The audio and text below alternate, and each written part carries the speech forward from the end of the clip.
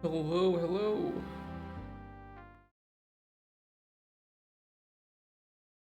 Everyone. If it looks like I was crying, it's because I was. No, actually, I have some in my eye. I was trying to get it out with some eye drops. I don't think it came out. Who cares? It'll come out eventually. Hey guys, how was your weekend? Do anything fun? Me neither. Actually, no, I did do some fun shit. I got a mod pack for Fallout 4. I was playing a bit of that. Pretty fun. Pretty fun. Add some stuff from vanilla, but it also just makes the balance more enjoyable, makes everything more lethal, both for you and for enemies. So it feels good. It feels pretty nice. What else happened?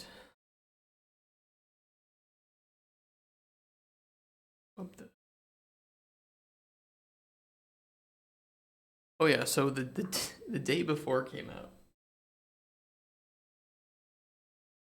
Let's just put it that way. The day before came out. And if you want to know how it's doing, well, let's open up Steam.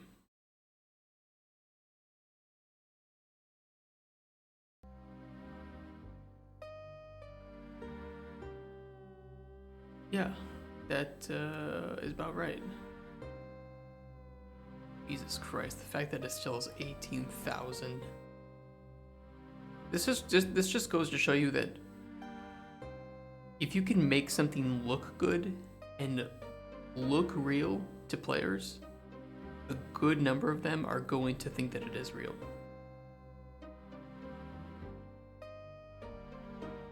Guys, it is painfully easy to buy a bunch of asset packs from the store and make something look real.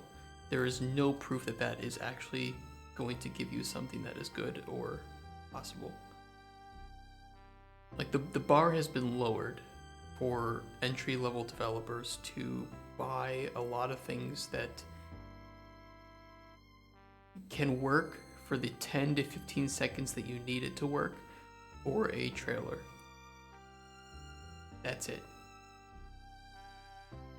Put it that way.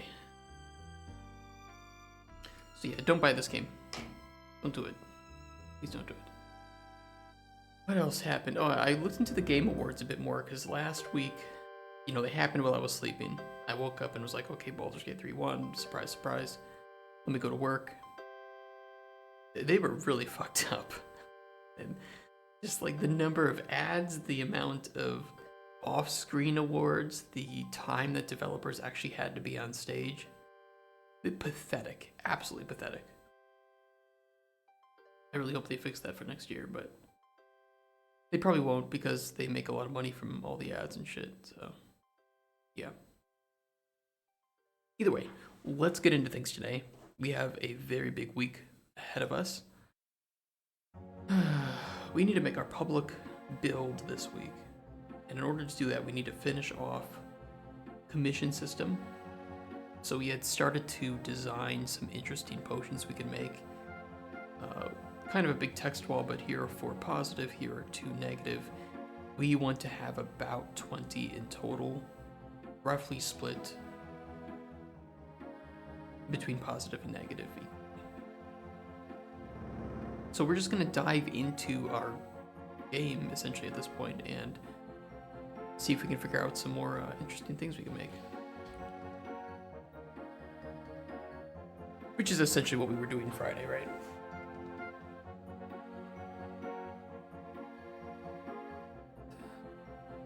Oh, if you guys didn't notice either, I can show you something. Just to make it a little bit easier if you're catching up on YouTube. In which case, if you're on YouTube, you probably already noticed. Where are my playlists?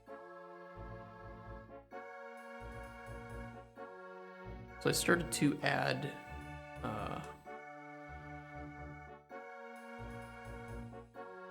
thumbnails to each of them. So I will continue to do that. And I think they look generally okay. I kind of wish that our logo wasn't blocked by the time. It is what it is. Maybe I'll fix it. I don't know. It'll look a little bit different when you're searching the video on YouTube, right? So probably isn't blocked entirely by that. Okay, what do we have? We have a Fear and Frenzy. We have Damage, Health 3, Paralysis 1, Slow 1. What other negative effects do we have that we can utilize? Like damage mana regen. Try to make something pretty interesting here. Honor Caterpillar. Damage mana. We could do.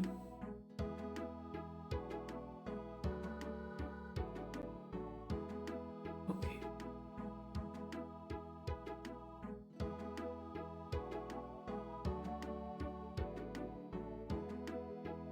What can we do with these?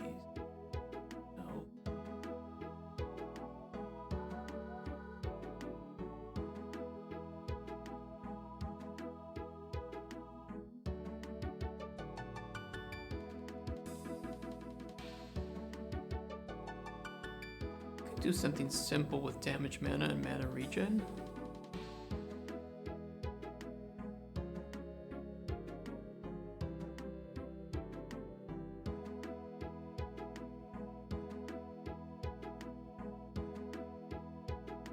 Let's try that. Damage mana.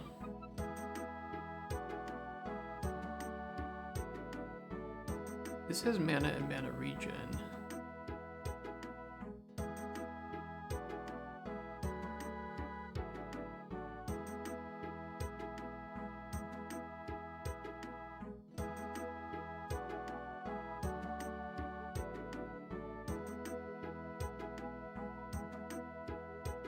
The thing is, we could get it pretty easily with some of the stuff we have here.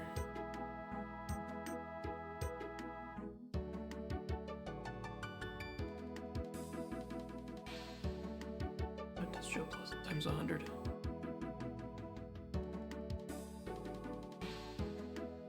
Kind of squeezes it a bit, doesn't it? Oh well.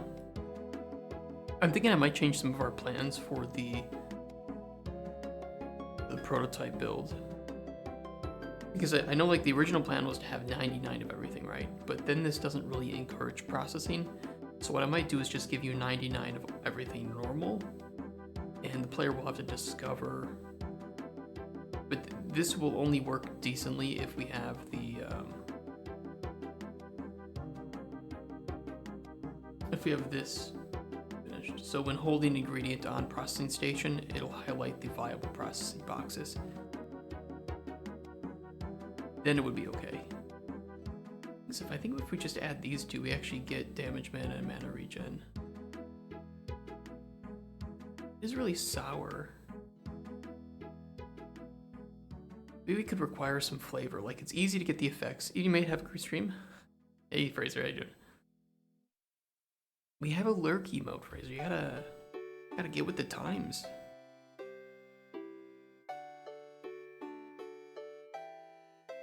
Sweetness, bitterness. What if we make it?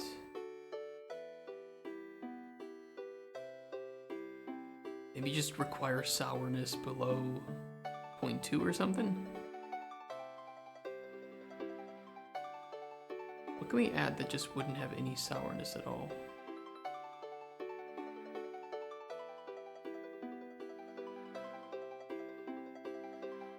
Oh, hospital prep tonight? Oh boy. I'm kind of curious what goes on for that, but at the same time I'm a little scared what might go on for prepping that.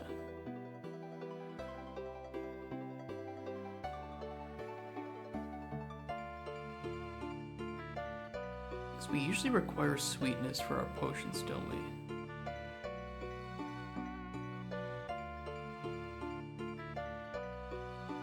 Guess not. We could require that all, like similarly to no flavor requirement, sourness. Yeah, all like we could try to do the all flavors below 0.3 for this one as well.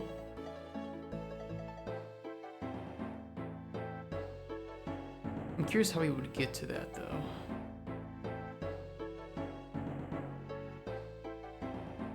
That'd actually be pretty good. Oh, this would lower it. Let's add a caterpillar into our potion. Yummy, yummy.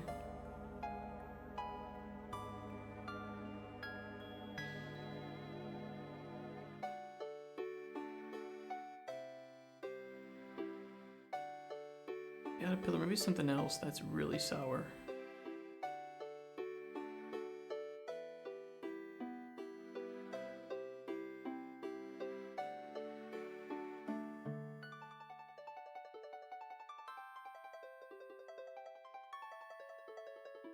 Cooked snail is pretty mild.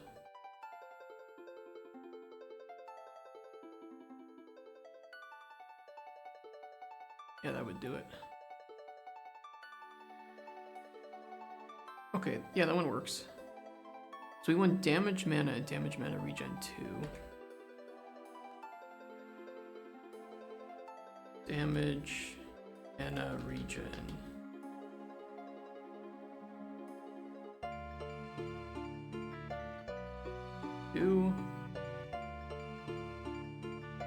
All flavors below 0.3. No positive effects allowed. Okay. That one's pretty good. Let's get rid of that potion. Let's see if we can make something else negative. Maybe one with damage health, damage mana, and damage stamina. I think there's anything like that.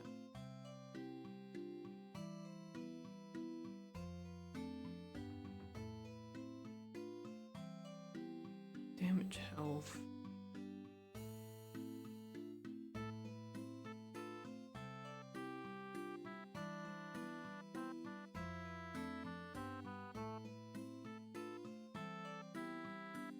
We would need at least, we would just need one with both. Damage mana.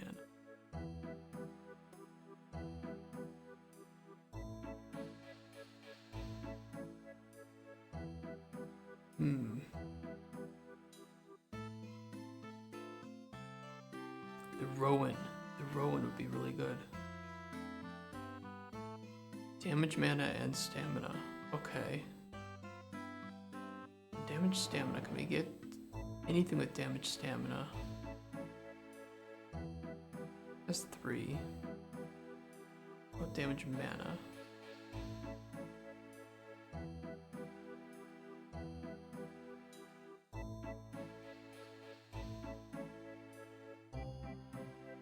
Okay, now we need damage health.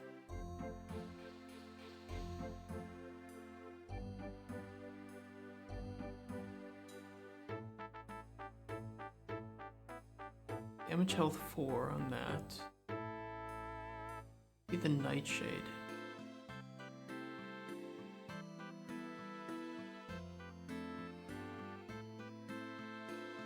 Ooh, I think this is gonna add invisibility though, isn't it?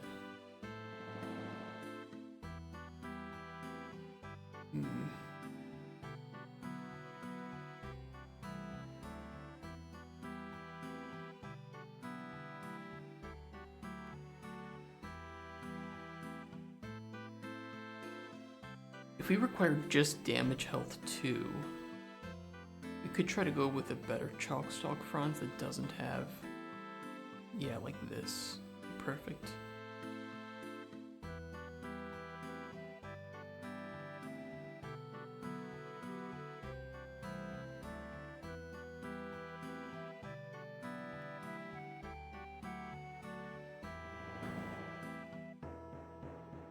That one works. That one works. Okay, let's write it down.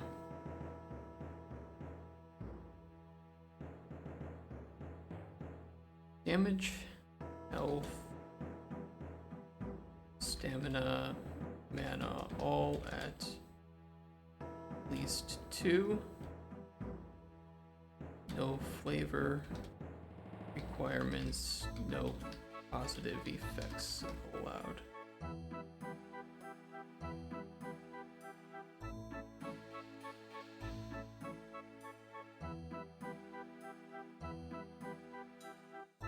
Alright.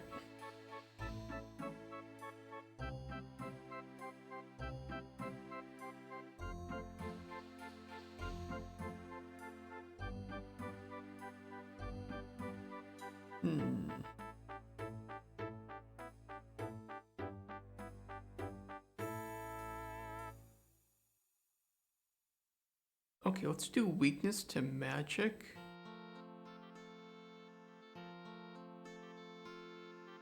And paralysis, maybe?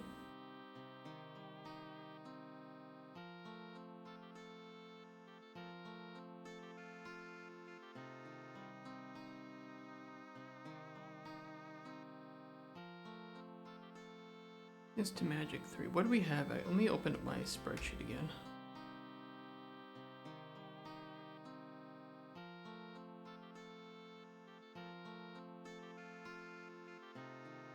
We do have 3 things with weakness to magic 3, so we could do weakness to magic 3 and at least paralysis 1.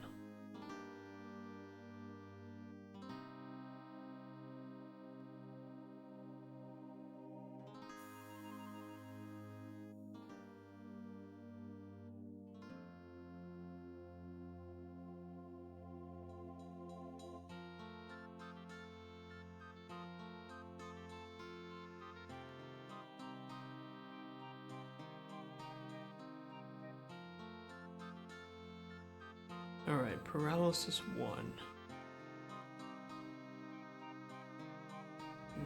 It's got 2 positives on it, but we can try it. Nightshade would be pretty good.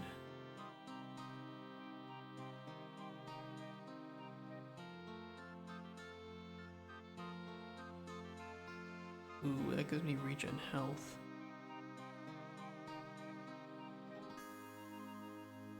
Did not notice that. Yeah, let's see if there's a better dark cap without regen.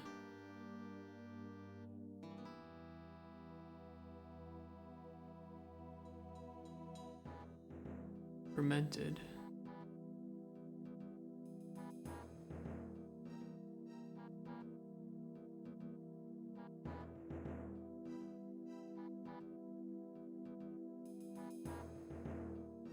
Yeah, that looks good. I like that. Weakness to magic 3.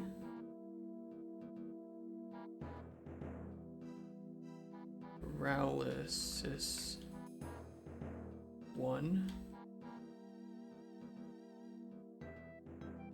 No flavor requirements. No positive effects allowed.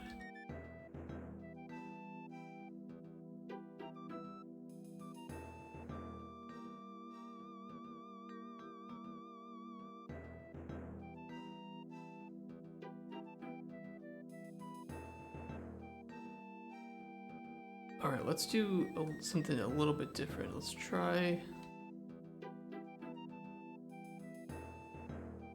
maybe just a very sweet Fortify Health potion. Like really strong, really sweet.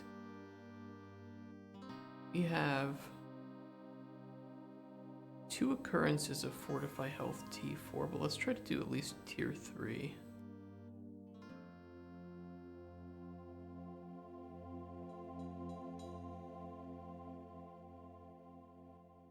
The thing is, none of these are super sweet. Well, I guess the hazelnut is, isn't it? I don't think hazelnuts are that sweet, but okay.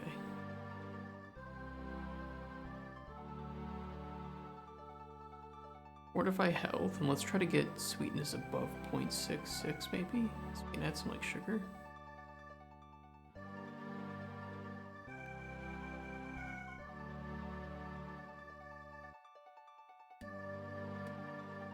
Sugar and honey.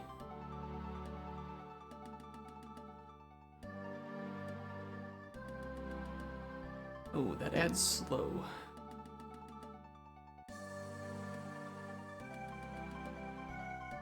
we have anything else sweet?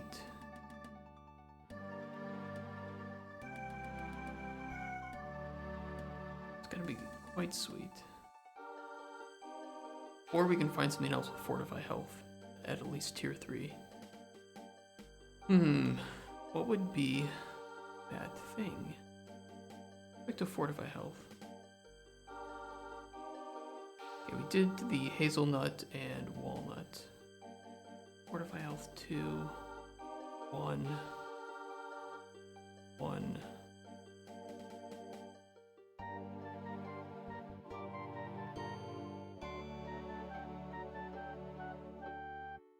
It's pretty good though. That's going to knock our sweetness down if we switch that out.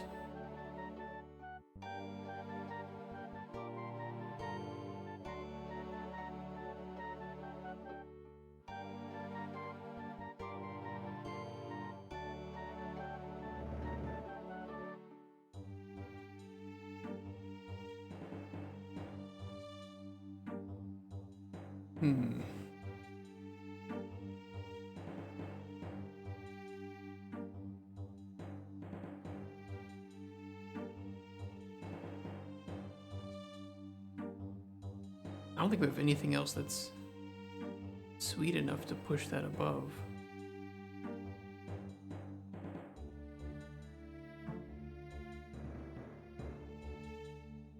I don't think pearls are going to be that.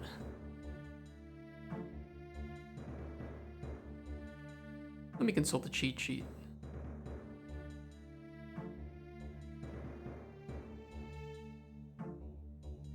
This.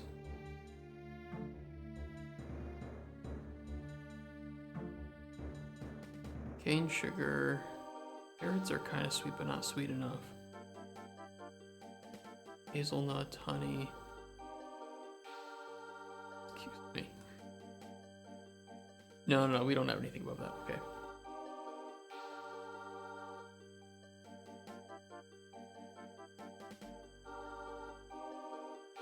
Yeah, so we could do cooked mushroom. Fortify Health 3 and sweetness of 0.6 or higher. So the thing is, if I do 0.5, well, I mean...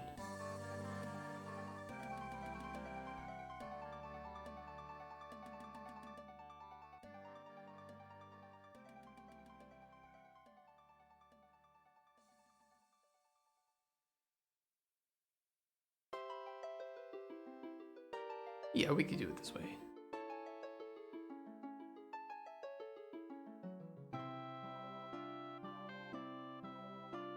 All right. Fortify Health, T2.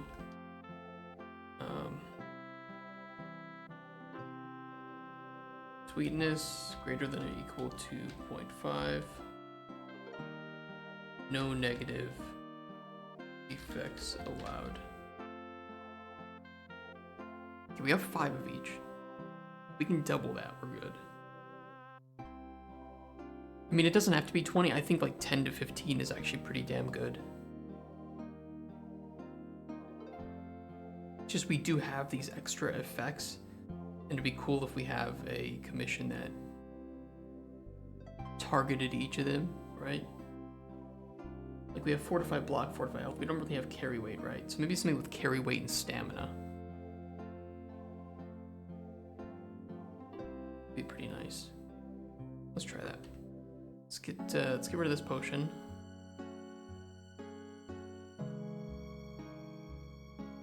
All right, Carry Weight.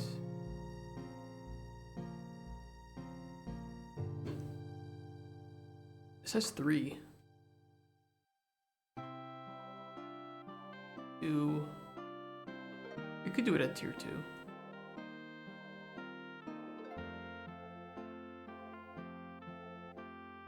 Let's go damage stamina and damage stamina regen. We do not want that. The mint doesn't really give us anything. Got damage stamina regen. This could work. We'll put that on the table. paralysis. You can carry a lot of shit, but you'll be paralyzed.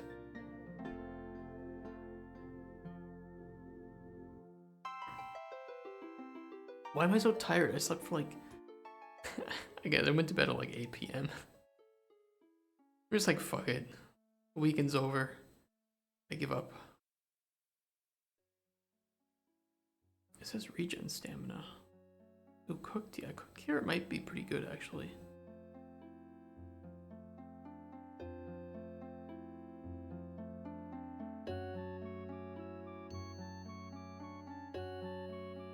Regen stamina.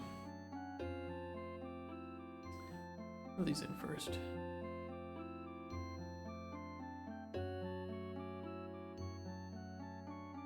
Fortify carry. Resist magic. Okay, I guess. Have that.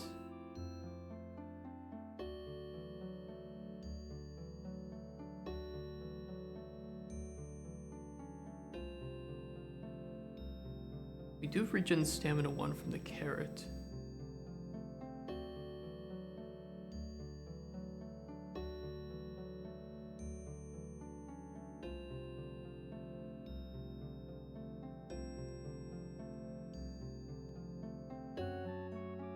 Would work.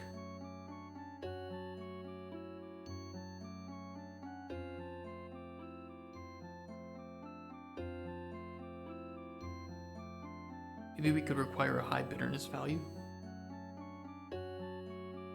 Bitterness and sourness.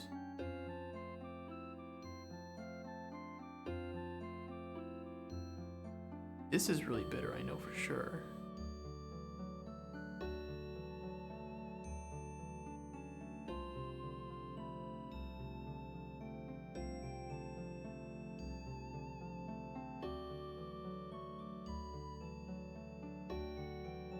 Hey, Floofy Dragons.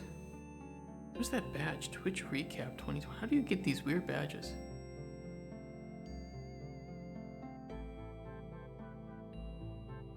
Bitterness. Try the ground pearls. Okay, that would push bitterness up a bit. Yeah, we could require bitterness to be above 0.33. Let's do that. Fortify carry weight 2. Regen stamina 1. Bitterness greater than or equal to 0.33. And no negative effects allowed.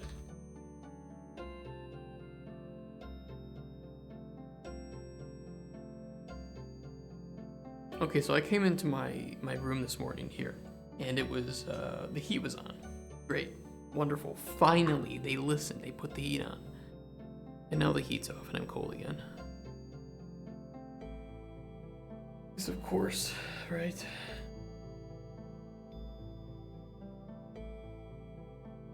That's why I always have this jacket. Temperature regulation. The most important thing as an adult. It's having the right things in your pockets and being able to regulate your own temperature.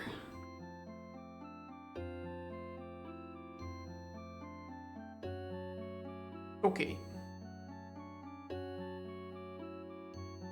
Yeah, this looks good. Brew potion, let's get rid of it. Okay, so we have somebody with cure poison, cure disease, block, carry weight, and health. I'm pretty sure we have all of those.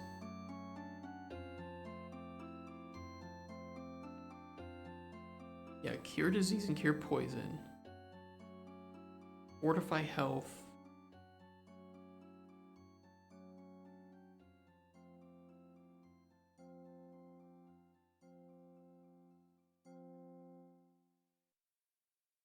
Fortify carry weight. Missing. I don't think we have regen mana anywhere.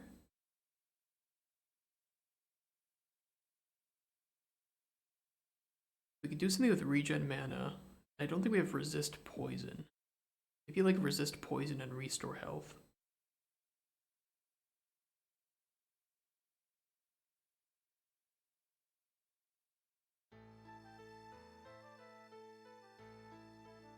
Let's do that.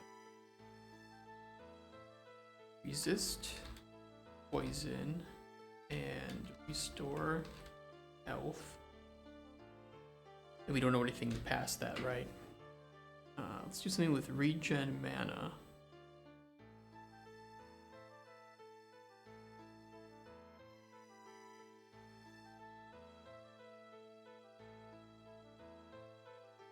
I'd like to do some potions that don't care if there are negative effects though.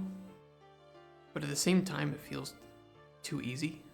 Like just find two things with the right tier, throw them in, and boom, problem solved, right?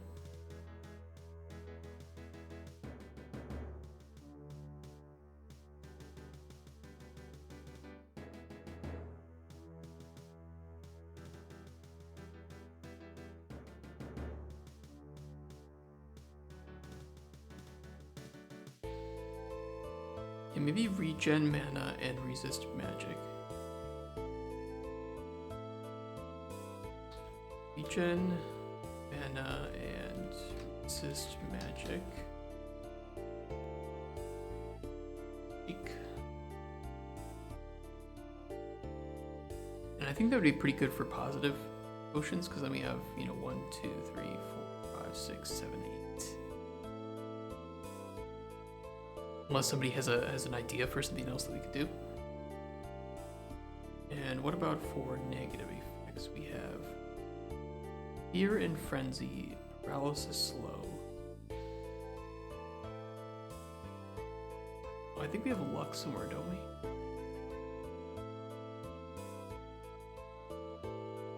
Yeah, we do have luck in there.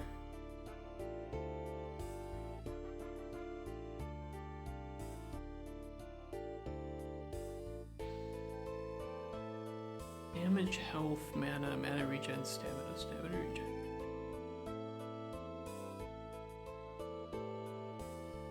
We don't have any damage, stamina regen.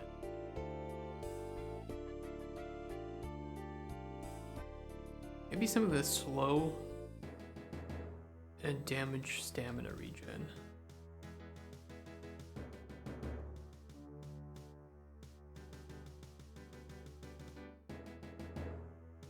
That could be pretty good. Alright, let's do resist poison and restore health. We only have 4 things with resist poison.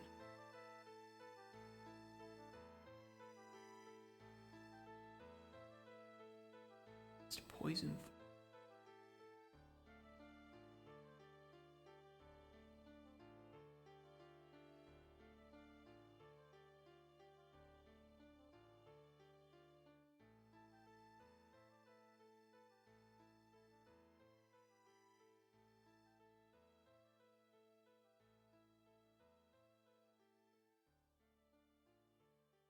This resist poison and restore health. Be pretty useful.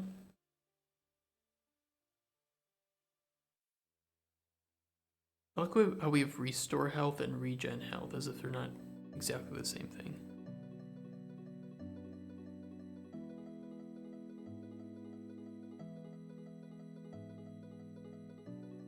Oh well.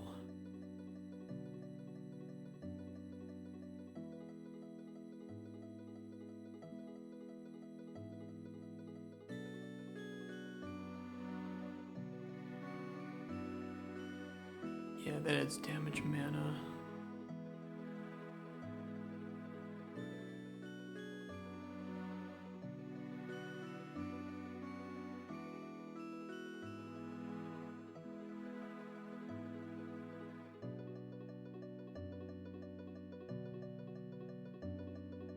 What if we require a high sourness level? What do we have that's really sour? Pretty sure the deep sea sucker is really sour. Oh, it's these dew blizzard pustule.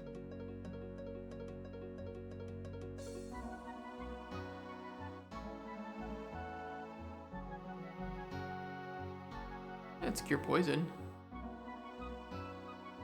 Let's make it more sour.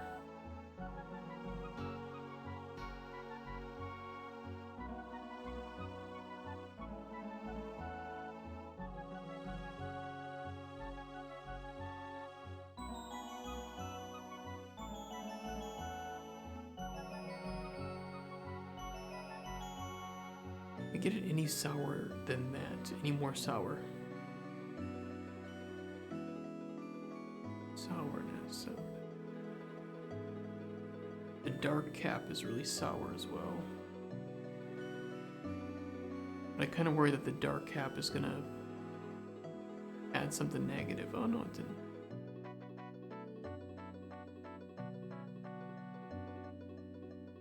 Boosts our resist poison up a tier.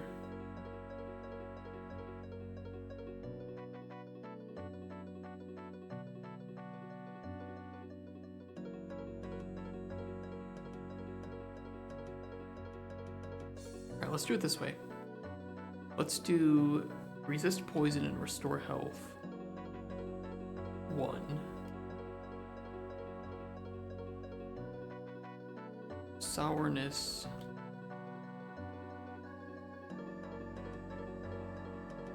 Between 0.4 and 0.6.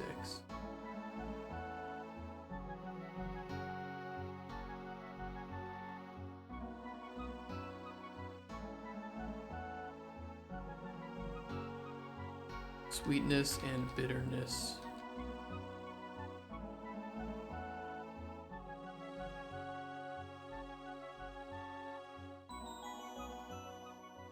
Sweetness and bitterness below 0.25. No negative effects allowed.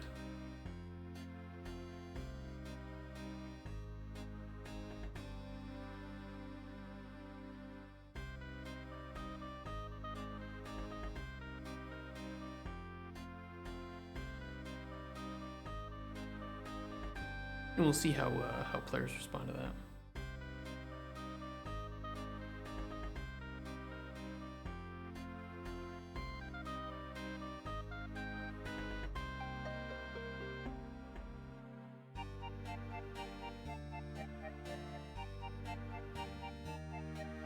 Alright, next one is regen mana and resist magic.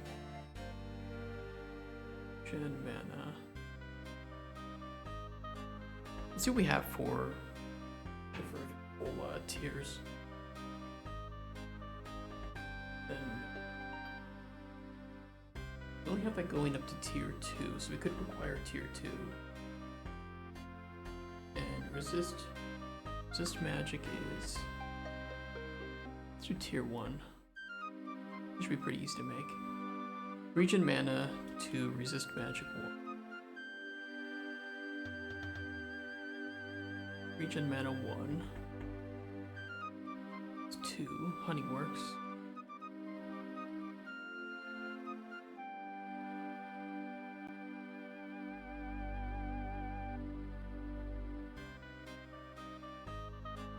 Oh, yeah, mint is perfect.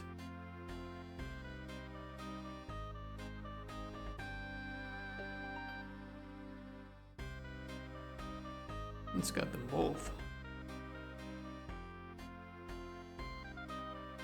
And mana.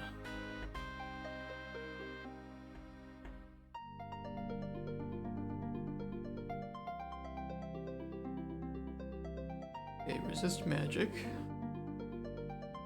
I think we're gonna require a low sweetness value on this, which should help a lot because carrots and hazelnut do have some sweetness to them.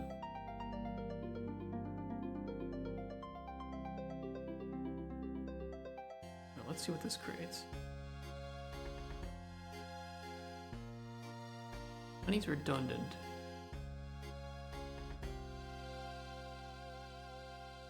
Except that we don't get the resist, or the, we need regen mana too.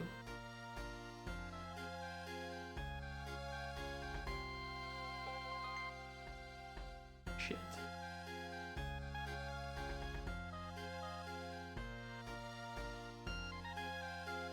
Regen mana 1.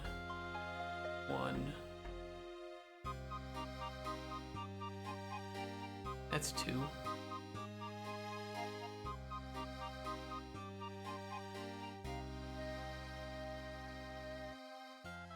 I thought we had more than that with regen mana 2.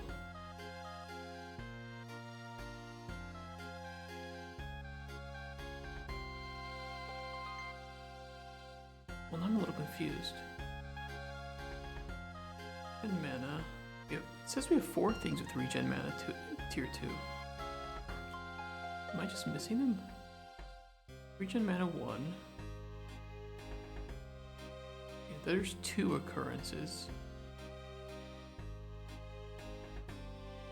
Another one.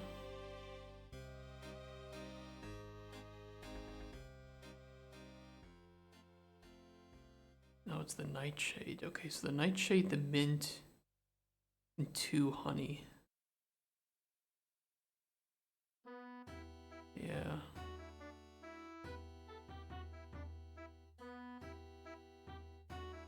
Oh, we put in normal mint because it had the resist magic too.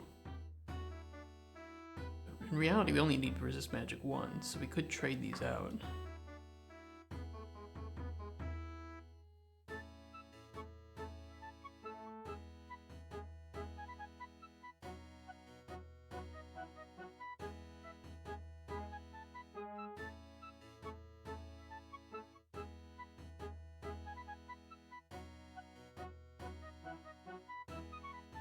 Oh, Evil Bob wants me. The cubes go in a circle. Yeah, it's like it's a really bad training tool for kids. But I thought, should I make the hole a cube as well? That'd be pretty funny.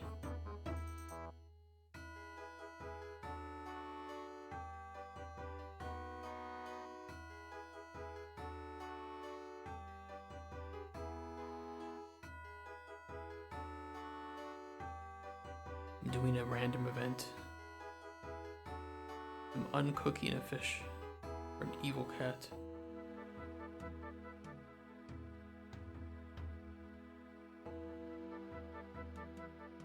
I did it. I got 10,000 magic XP. Okay, so what can we do to this to make it more interesting? There's something with flavor, right? Like regen mana 2, resist magic 1. We do ask for a lot of sweetness at times. Sweetness, sweetness, sweetness. 12.5. 0.5. I mean, the thing is, if we require sweetness again, the player is just gonna go. They're gonna grab fucking sugar, and it'll be over. Right.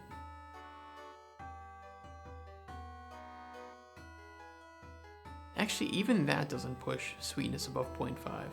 They probably have to go for like some of the Rowan berry or something. Well, that's not above 0.5.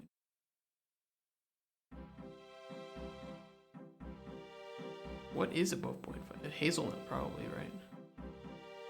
Yeah, cooked hazelnut. Ooh, but that adds slow. Oof.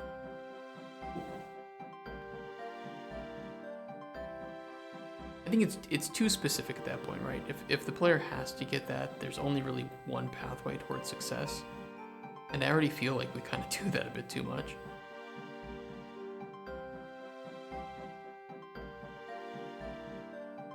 We could always say like low sweetness or something.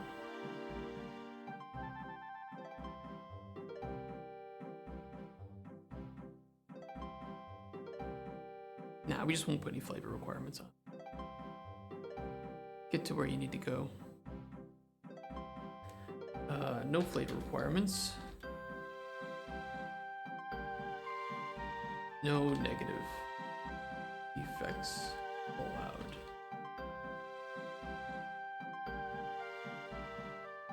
Alright, the last one we want to do is slow and damage stamina regen. Oh, we also have all this shit.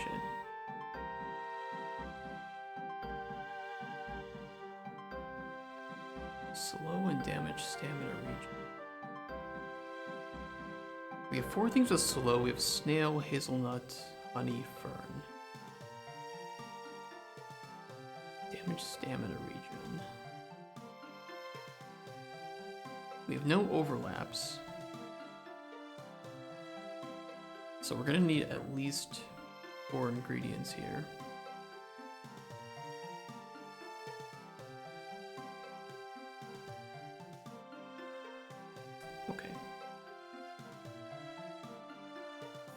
Yeah, the snail would be pretty good.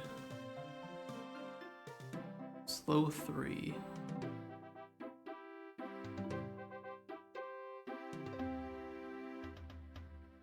Add honey. Damage stamina read.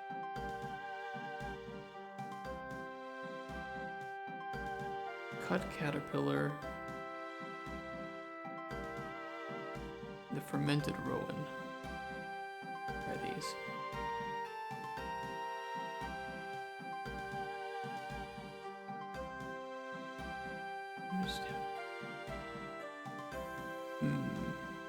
Can we get a higher tier of damage stamina regen? Need something with T2.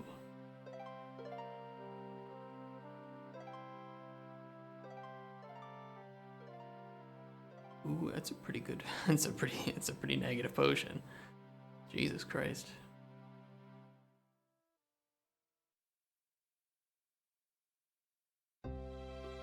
Fucks over someone's stamina and their regen, and then damages their stamina and slows them too. It's pretty good. Let's do all flavors less than or equal to 0.33. No positive effects allowed. Should be pretty easy to make, honestly. Look at the poisons I make in Elder Scrolls Online. I played Elder Scrolls Online for a bit. I think I played it for like 200 hours or something.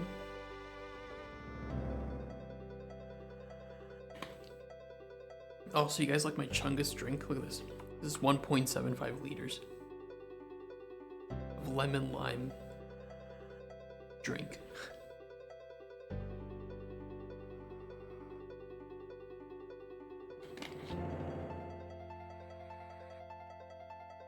I think the most positive parts of ESO for me were the lore.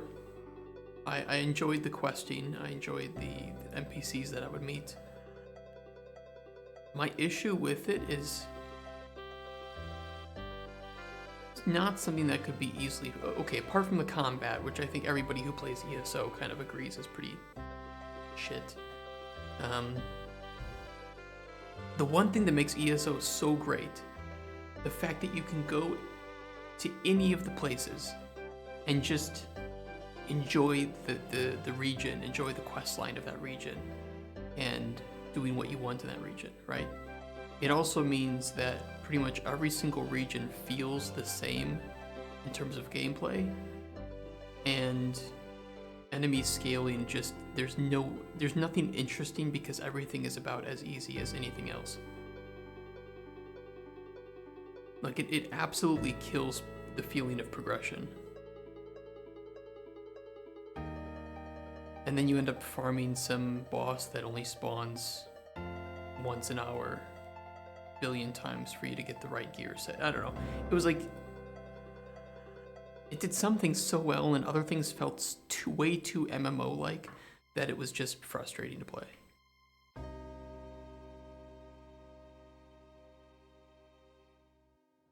I had fun with it though. It was fun. It was a good game. Let me... Okay, we gotta get these into our... Alright, I'm gonna put this over here. Not that. Data, commissions, commission. Cool.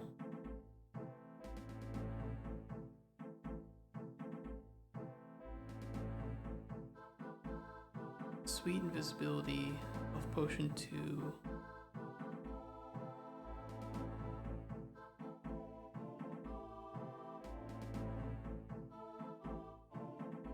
What's this one? Restore health, regenerate health, fortify health. It's kind of better about the grind, but the remove levels, everything everywhere is just the same. Yeah, I mean, okay, I'm glad that they fixed some of the grinding issues, but yeah, for me, it was so weird. You were fighting things that in other Elder Scrolls games would be the toughest enemies, right? The toughest of the tough, like some Dremora or something. And you're fighting it at like level 5, and it just dies. It's like, okay. I mean, okay, I think there are a lot of positives to this system, though. Number one, it means that you can just, like I said, go anywhere and do anything you want. Number two, you can play with your friends at any level, and their scaling system makes it so that, you know, you can just enjoy the game in the same way, right? And you kind of can, sure, but you know what the premise is, right? The scaled world versus the unscaled world. It's one of the single biggest decisions you can make when making an open world game like that. And there are positives and negatives to each. If you make your game a scaled world, you have the ability to just allow the player to have ultimate freedom, and it makes it even better for playing with friends. If you have an unscaled world, it does mean that the player is pushed into certain areas before others, and especially with ESO having these massive continents and then a massive world of those massive continents. If you had, you know, Morrowind being levels 1 to 10, not only would leveling be slow as shit, but then players would be like, okay, I have to do Morrowind because that's level 1 to 10. I can't go to somewhere else that's, you know, level 40 to 50. I don't think they had any other choice than to do what they did, but it does come with negative side effects.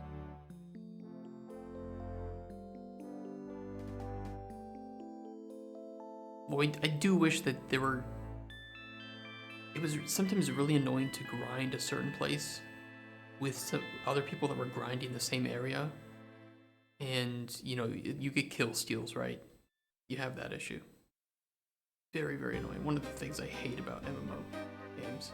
And this is not just an ESO problem, right? But I do appreciate yeah, I think that's when I played. It was with the release of Morrowind. And I got to level 50 in Morrowind and started to get my champion points.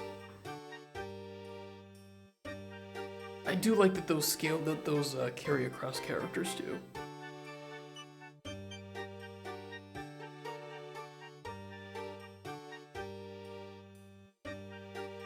I broke the class that released with Morrowind.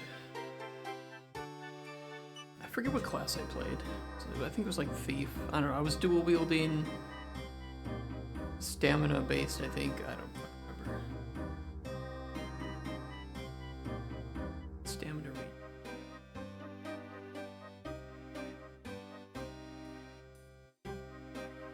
Do we want to include this one in here? This restore, this health potion too? Why is that not here? Hydrate. Alright, I'm gonna drink. And stretch.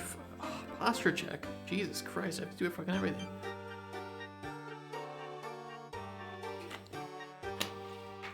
Alright, there's my hydrate. Let me stretch. Oh, okay, you guys keep it. Oh, my crotch and boot.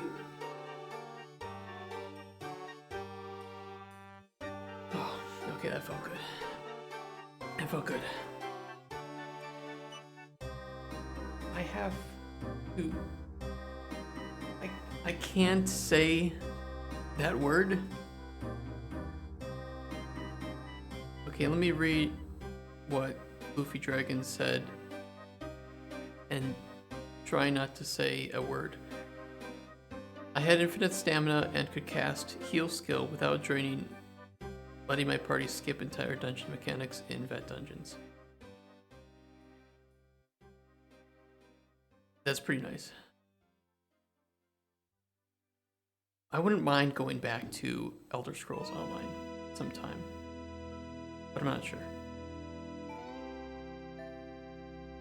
How am I going to track when I can say a certain word again? I think it's 10 minutes, right? Jesus. How do I do this?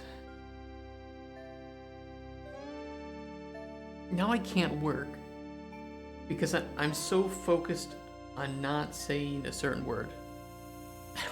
I don't have time to play Elder Scrolls Online.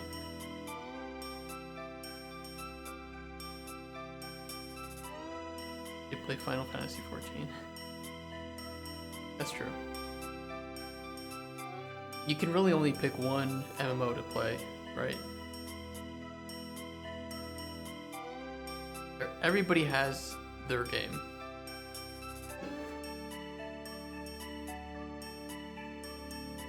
Alright, let's put this in database.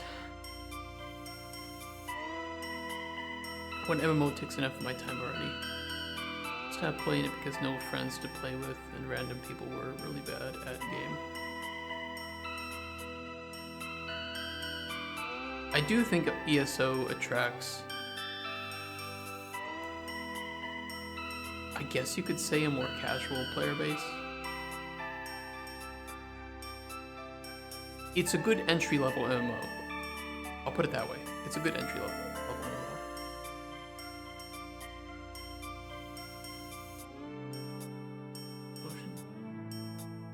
On average, when DPS and triple damage of other DPS in group.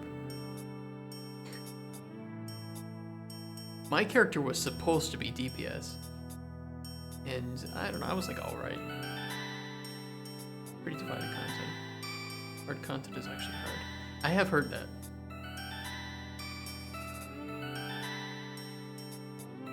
I watched a little bit of Asmongold playing it. Can we just keep health potion too? I'm gonna keep it.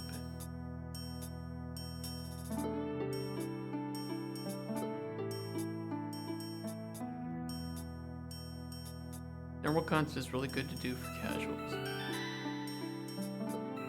That's really nice.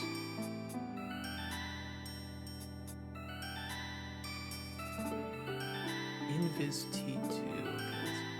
We have that. That is this.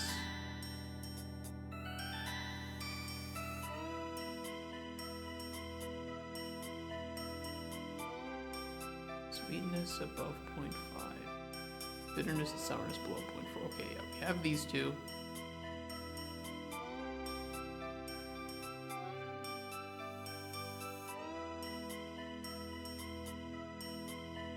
Cure disease and cure poison. Purposely left hard dungeons locked in Final Fantasy 14, so I didn't get them in dungeon roulettes. Healer level 90 white mage. I also love it on my crafters and gatherers.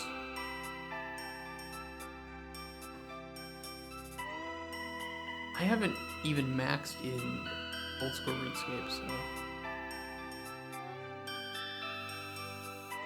And even then, once I do, there's quite a lot of content to get to. Alright. See here.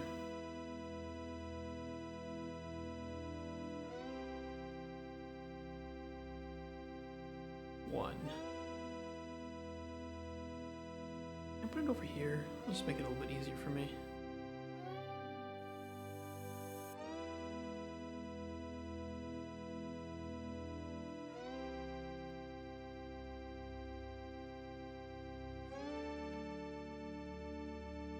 Alright, required effects, cure disease, cure poison.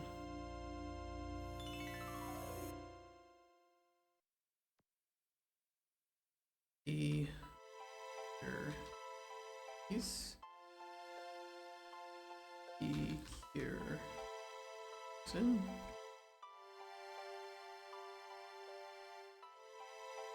I think that's the name. Yeah.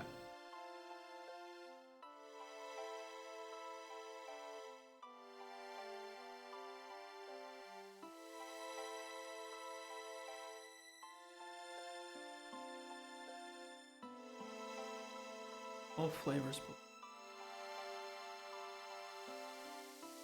Flavor required. Sweetness value 0.3. Wobble.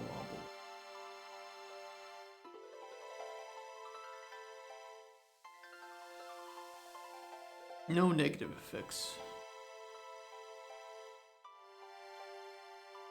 Okay, that one's done.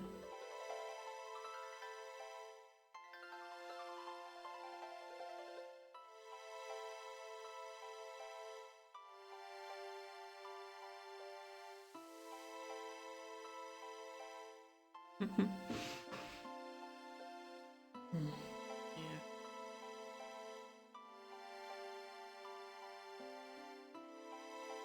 I do play like healer classes quite a bit. Primarily though in like Battlefield. I play a lot of medic in Battlefield. Because you can make a stupid amount of points. As an example, in like Battlefield, I remember Battlefield 1 was really tipped in favor of healers.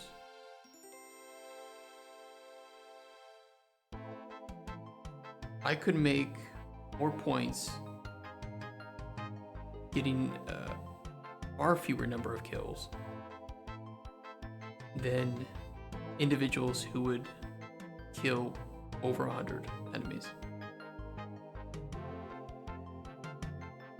I could get within top 1 to 3 players every single game just by being a good healer.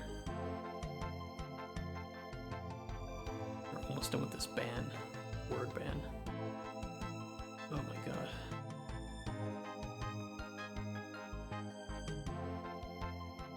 Block 2 and fortify block 2.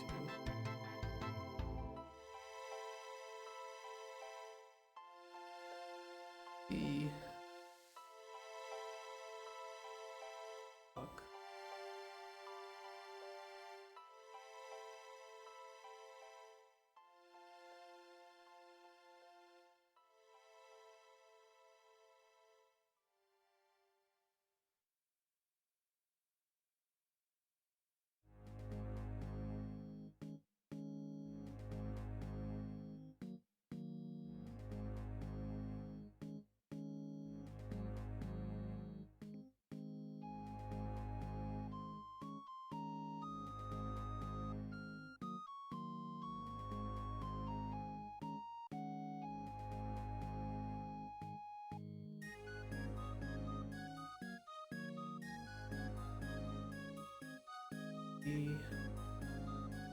Block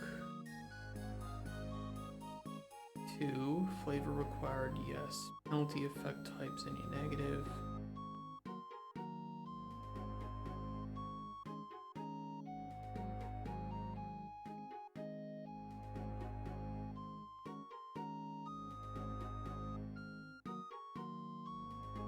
This just requires sourness greater than or equal to.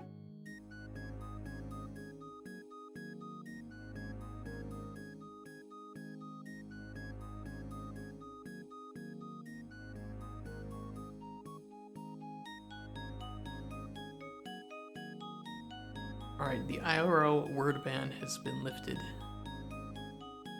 Thank the Lord. I always liked OSRS's system of mix and match gear and weapons for the, just like a classless system, right? Based more on what you're wearing and what you're fighting than anything else.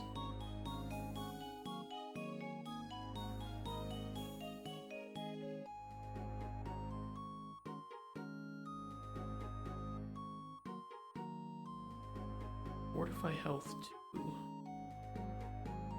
Sweetness greater than or equal to 0.5.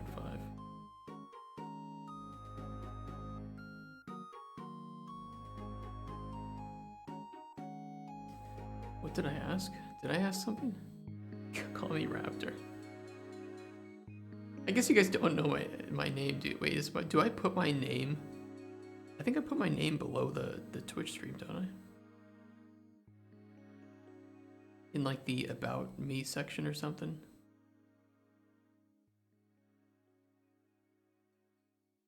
CEO.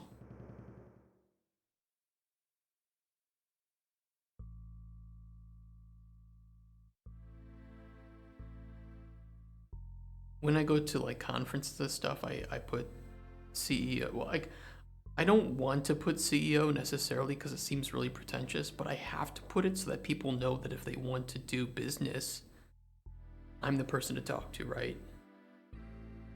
But I also put developer, so I put CEO and developer.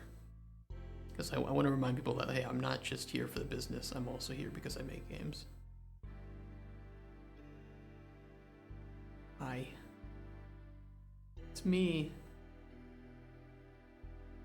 How you doing? Both do. Micro CEO. But that's what I'll ask people to call me. Any negative fortify L2 weakness greater than or equal to 0.5.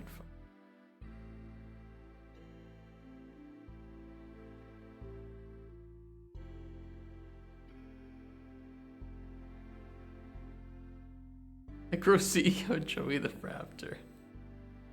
Yep.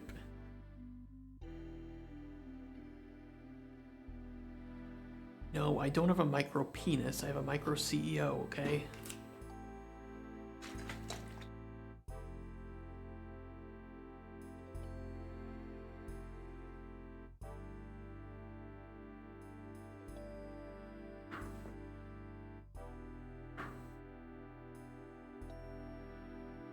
Ground is so cold.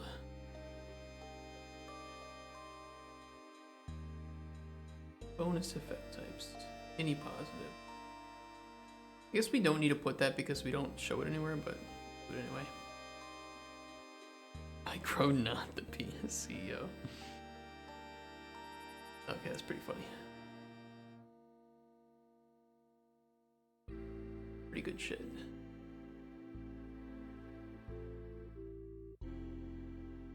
Fortify carry weight 2, regen stamina 1.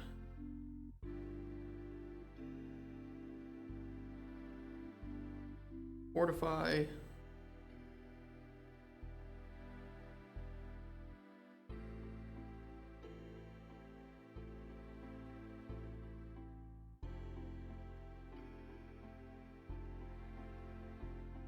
Carry weight. Stamina.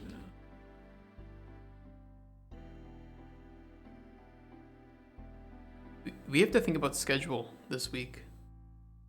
Because we're getting pretty close to Christmas shit. I mean, I don't mean that in a bad way. Like, I enjoy the time. But I also, next week is going to be a special day for a special someone. It's my birthday next week. I'm probably going to take that day off. Well, it depends. My fiance has work that she's doing anyway. It's not going to really do anything. I'll think about that. Fucking cat. This week is my last week before my winter break. Yeah, I'm gonna do a winter break too. For sure I'm gonna do the 25th or 29th, right? We might do a birthday stream, and then I'll take off from the 20th until essentially the 1st. 3 weeks, lucky. Which I know is quite long for streaming, but at the same time, I'd like to... I haven't taken any vacation this year, really. Okay, I kind of have, but... technically, after starting my company streams, I haven't taken any vacation.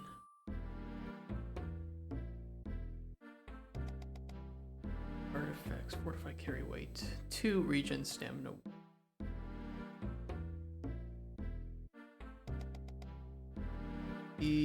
Fortify carry.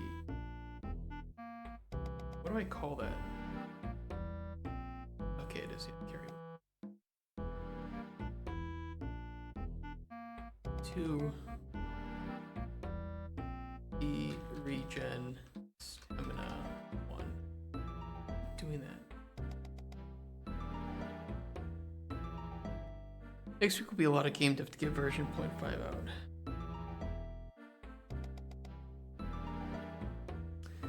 Linked 5, 0.5.0. I have to start doing numbering systems at some point. We'll do that in production. Pre-production, no point, right? A bitterness greater than or equal to 0.3.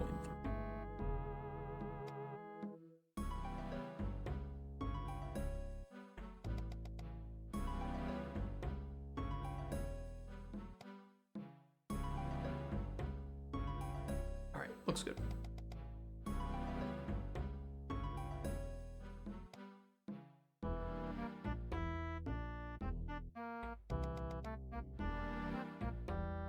Very boring update though, lots of QL. Hey, quality of life is great. Anything to reduce those pain points, right?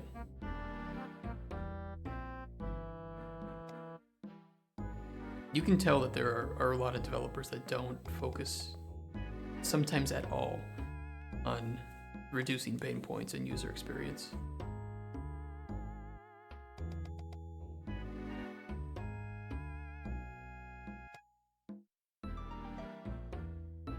In fact, we covered a lot of those games on the Kickstarter reviews.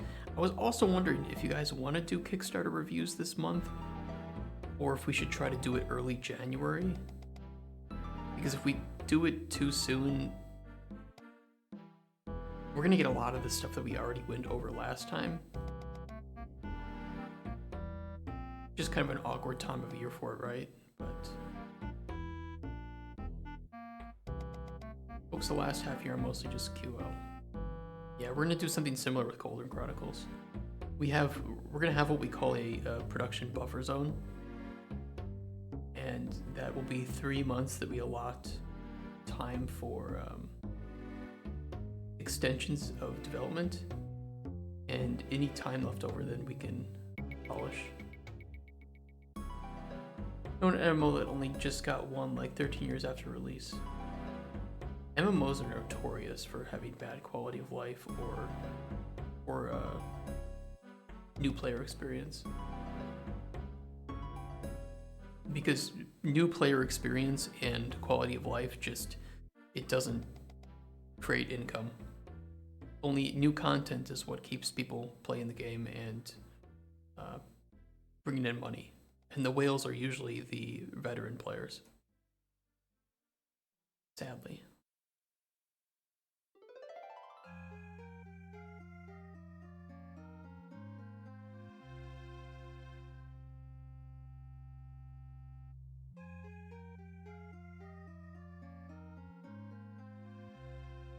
They resist poison, 1 restore health.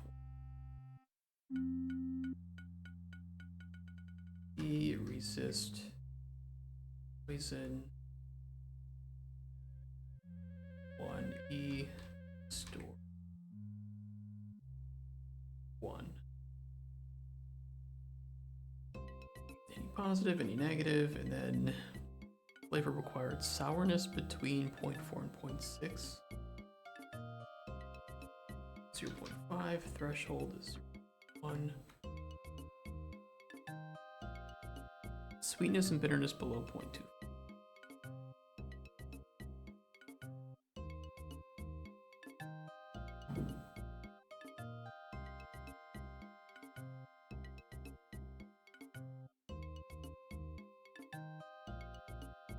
Nexon game, what was it, Maple Story? Not sure if I can call everything quality of life though. Some are just options and stuff, it's definitely not content. 0.6 already being planned up, it's actually focusing on content. Oh, Mabinogi, I feel like I've heard of that, but I don't know anything about it. I know for sure Maple Story though is very similar. You know, I actually played that recently too. Because I have a lot of nostalgia with like hunting the snails and shit. You know, getting good weapon drops, right? Just from when I was a kid. And I went back and it's not bad, it's just like there's nothing for new players to do. They even made it so you can pretty much just skip all the leveling and get to the end game, which it's like, well, I kind of enjoyed the early questing and early leveling. I don't want to play an MMO that I just can't enjoy. Dude, controller support would be very helpful because their control scheme is absolute trash.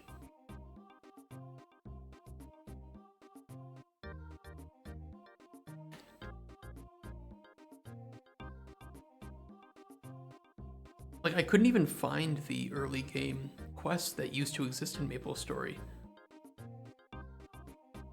I was just trying to, like, I didn't want to skip, I didn't want XP boost, I just wanted to play the game as it was originally intended.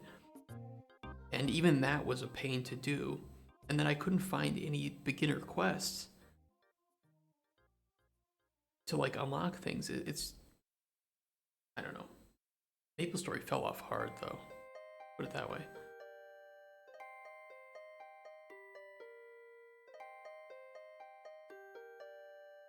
This one looks pretty good.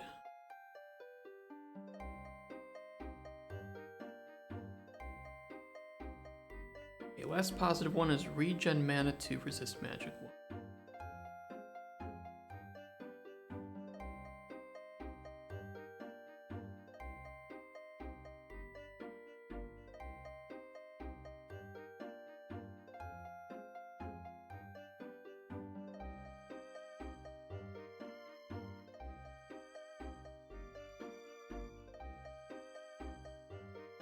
Yeah, I mean, I'll say this. I appreciate having a UI that supports different controller layouts because I use my PS5 controller, and there are so many games that just will show you Xbox prompts, which for me is fine, right? Because I just play so many games that I intuitively know what these are.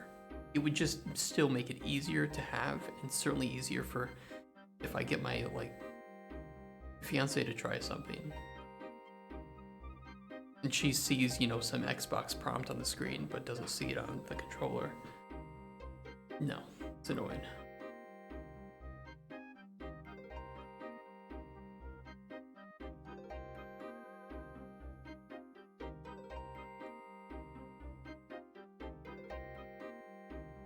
Generate mana. Do I call regenerate mana or regen mana? Regenerate. Regenerate mana to resist magic 1.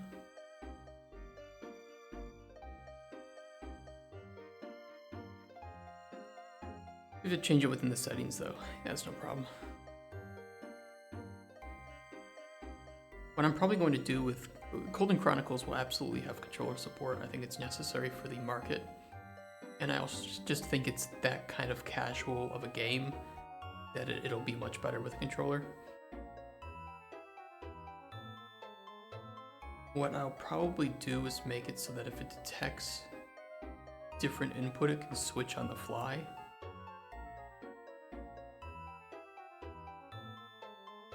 That's just a thought, though. I think Unreal has native support for doing that. I was getting confused with controller buttons. All the consoles I played while growing up always moved the X button. This is true. No flavor requirements, no negative effects. Okay, so that's pretty.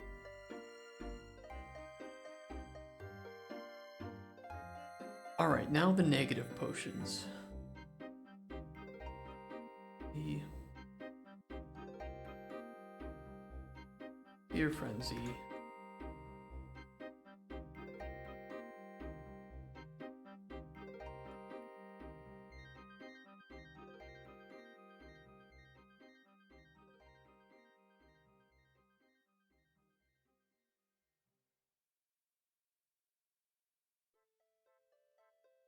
Yeah, that's true.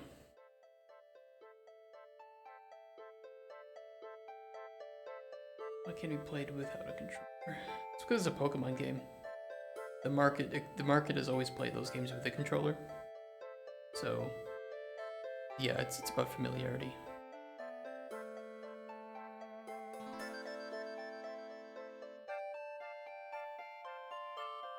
It's also just a game that works a lot, I think, a lot better on controller. Temtem is 3D.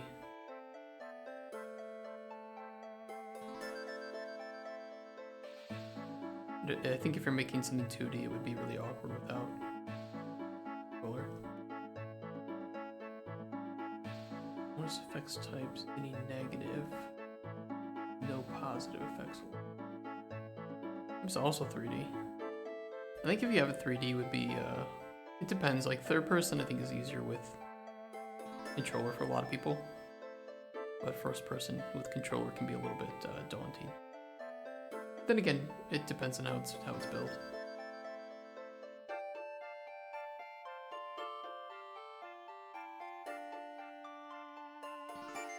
Controller support for most engines, though, is so easy to do that it's weird not to have it these days.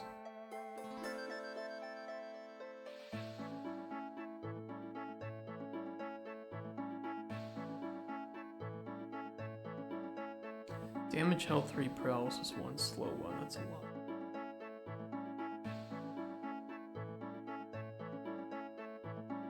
Damage, health.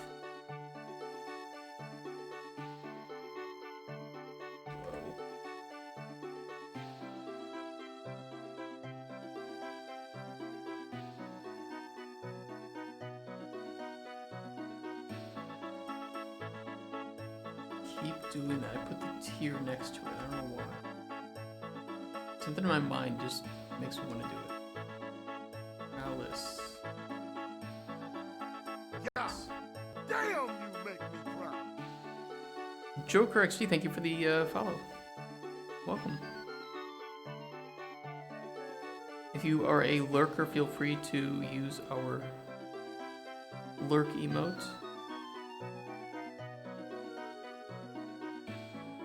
And if you feel angry, you can use channel points and unlock our rage emote.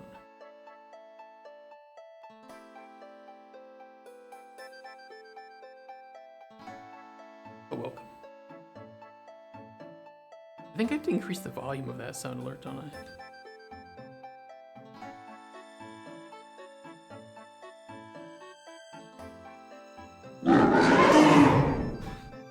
Jesus Christ. That scared the shit out of me. I was looking at my other screen. I was looking at something else entirely. Thank you so much for the subscription, man. I had to claim founder badge when I see you. Oh my gosh. You do have that founder badge. It looks good. Oh. Well, I know my sound alerts for subscriptions work. Jesus Christ. Thank you so much. That was really loud.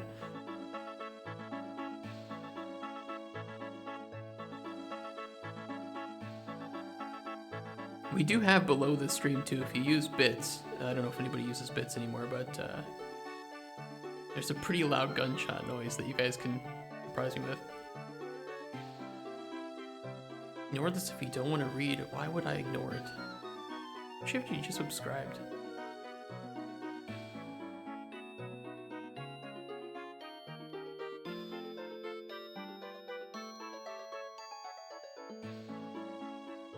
I'm looking to get in game dev. I started with a C# fundamental course and then just recently bought into an advanced fundamental course for C# to learn it for Unity.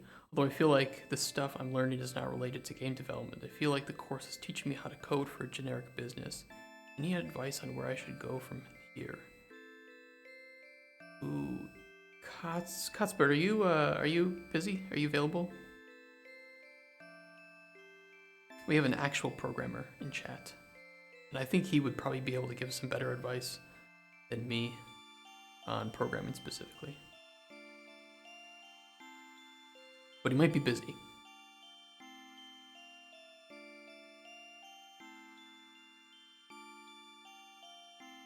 Where are you taking the C# courses actually? I'm curious because maybe it's just it's a case of where you're learning it and maybe there's a better site or something that would teach it specifically for game dev.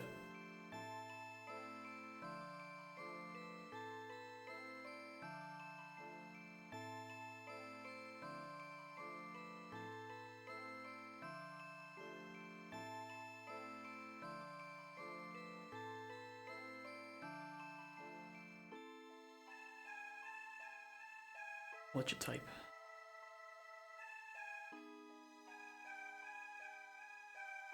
I'm really good with it.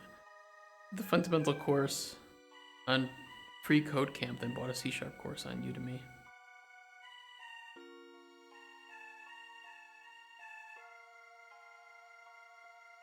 Do you feel like you're stronger at coding, or do you feel like I'm just curious, like what kind of what parts of game dev are you most interested in?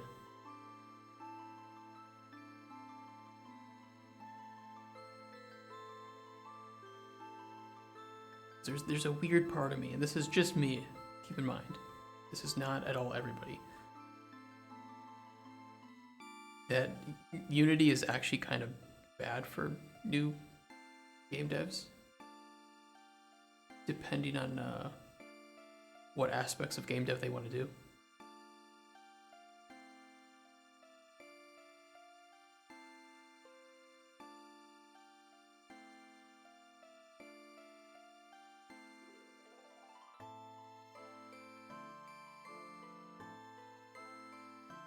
Damage health, no flavor requirements. Okay, that looks good. Damage mana 2 and damage mana regen.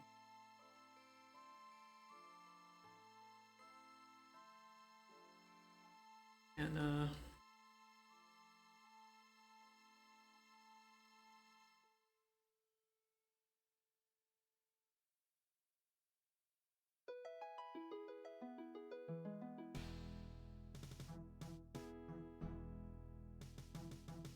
damage mana.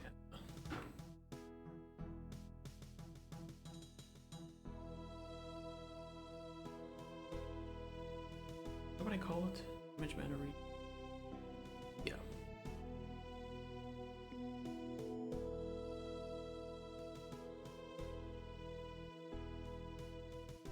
I just have a very creative mind. I feel like I can think of unique and new games very easily, but I don't have the skills to make them a reality. I'm trying to learn so I can actually make them. I was going to switch to UE5 because I heard it's a lot more advanced and the blueprints make it a lot easier, but I'd be at the same problem trying to find a course that suits me for C++. Well, the thing is, you don't need to learn like how to write code to work with blueprints in Unreal. You just need to learn, I guess, the basics of programming, of how to, think logically, like code logic, right? So knowing some C will help for sure, but it isn't a requirement for Unreal. But for Unity, it kind of is a requirement. And this is, neither choice is bad, right? There are just two forks, right? Or two prongs to the fork. So if you feel like you're more creative and you can think of new games, you probably want to start, or you're probably interested in going into like game design or even production. In which case there are, design is a lot like, you just learn as much as you can about everything. So learning a bit of programming is great, learning a bit about art, about modeling, texturing, animation, like all this is really good to know the basics of. But if you're trying to make something just to test your ideas, I would actually even go into like Godot, although Godot does still require programming. You could do Game Maker, things like that. You can try modding existing games, working with, frameworks like that with like Roblox or even Fortnite to some extent, oddly enough. Yeah, programming is more of a way of thinking.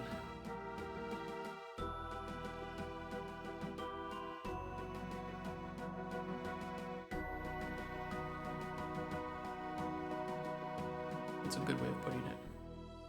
All flavors below point.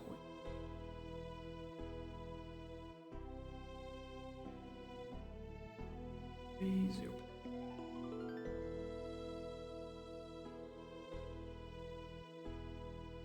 No positive effect.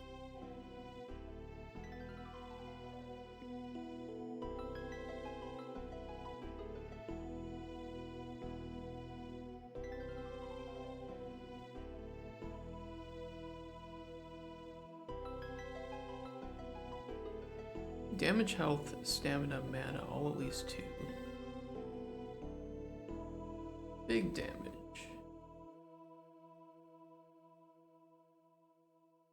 I mean, what we name these doesn't really matter.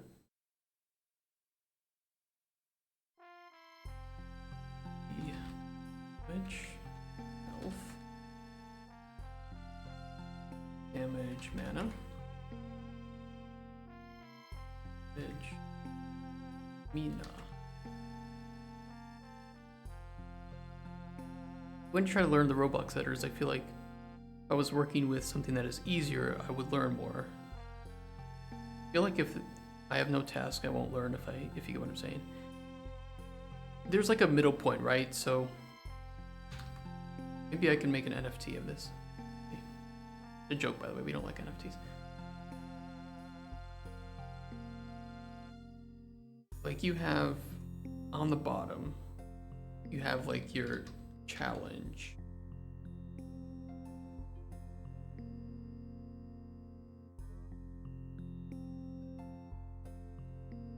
And over here you have amount you learn, right? And this is 100% a bell curve, right? So you want to find that optimal point. If you just like jump into going crazy with coding, you're gonna get stuck, you're gonna hit walls way too quickly, and you won't learn. And likewise, if you're just doing what you already know, it's good practice, but it doesn't allow you to learn anything new. So you need to find that middle spot. People don't understand the logical thinking of programming have to relearn every language from scratch. It's true. Well, if you understand the way of thinking, you just have to search for the syntax. Yeah, that's a good way of putting it.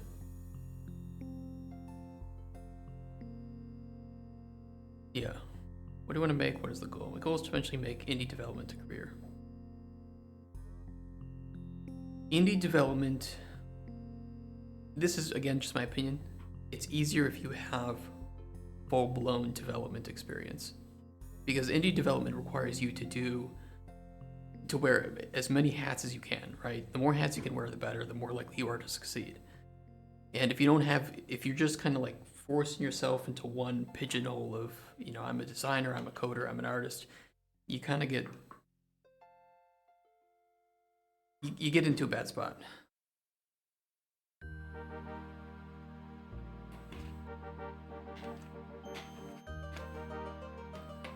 Yeah, indie dev is unclear, kind of. Yeah, like what games are you trying to make? Or what give us one of your ideas. We won't steal it.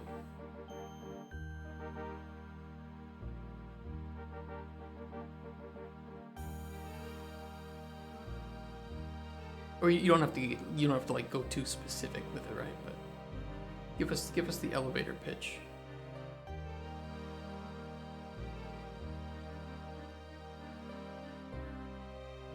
Yeah. Most of the work that goes into into making a game is the work itself. So people get really worried that ideas are going to get stolen, but it's like an idea is worthless. It's the actual work into the idea that means the difference between it being made or not, right? No flavor requirements, no positive effects. These not have any flavor requirements on these? And frenzy and paralysis. No, it did. Damage, health, paralysis, no flavor requirement. True.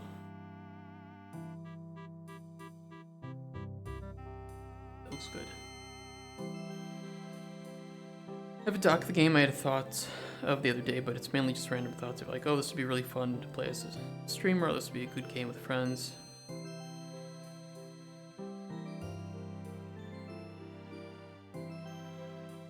But DC? Like Discord?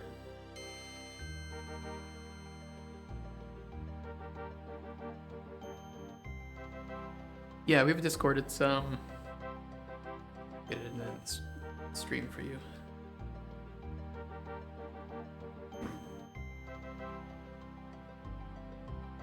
PC blue screen. Uh-oh.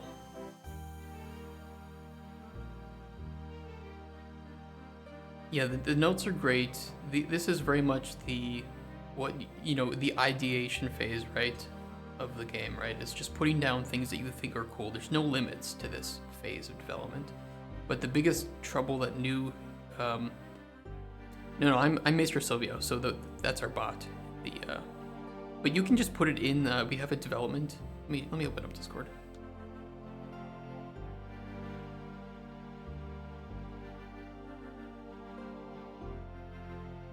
Okay, don't dox me.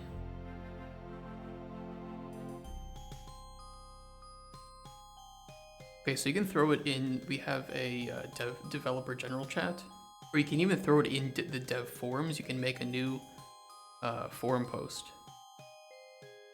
and you can put something in there and ask people for their thoughts or to help you work on something.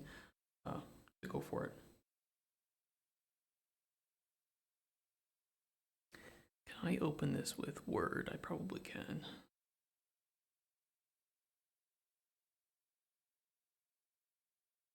Okay, yeah, this looks pretty good. Hunt or be hunted. Let me. Actually, do you want me to open this on the stream? Let me just ask, just because I know that it might be something that's a little bit more personal, and you don't want. Okay, you can show it. Okay. I won't. What kind of feedback do you want from this? Do you want me to judge the idea? Do you want me to judge the layout? Do you want me to tell you if there are some things missing that would normally be criticism? Okay. All right. I'm not going to be like mean about it because you're not being a rude person, but okay. Keep playing YouTube. I didn't tell you to stop. Hunter Be Hunted is a co-op escape room game that adds an intense twist by introducing a hidden murderer element. Players find themselves trapped in a mansion of a killer, the killer being among them, posing as an ally while secretly working to eliminate the rest of the team. The goal is for the innocent players to escape the mansion while the murderer aims to sabotage their efforts and take them out one by one. You can be mean. I'm not gonna be mean. Okay, so it's like, it's like escape room plus Among Us or Town of Salem or something, right? That kind of game, right? And it's if you're putting this here, it's okay to put something like that. It's not like cringy or wrong to say it's like game plus game had a baby. That can help a lot of publishers or readers just say like, okay, I get it. So like one of the things I always do is I put like inspiration on there. And inspiration can be games, movies, music, pictures, whatever, right? Whatever has inspired you to make this to help clarify the vision. Character roles. Each player is assigned a specific role with unique abilities or skills. Okay, so that's more like the Town of Salem kind of thing, less so Among Us, which I like personally, because I always thought Among Us was kind of bland. For example, one may be skilled in lockpicking, another in deciphering cryptic messages, and another in identifying traps. The murderer has a role that allows them to set traps and hinder the progress of the team. Okay. Shared goals and individual agendas. The overall goal is for the entire team to escape the mansion. However, each player also has a personal agenda or objective related to their role. Okay. The murderer's goal is to eliminate the team either by directly attacking them or by orchestrating fatal traps. Okay. Yeah, it's because I just made the doc for me so I can look back. Yeah, no worries.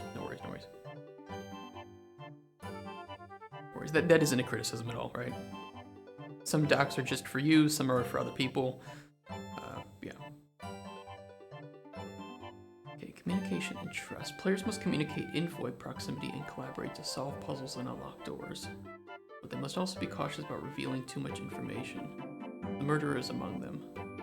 One thing that worries, it's always difficult for these types of games, especially if you play in smaller groups, is that eventually people are going to use like Discord or something to chat.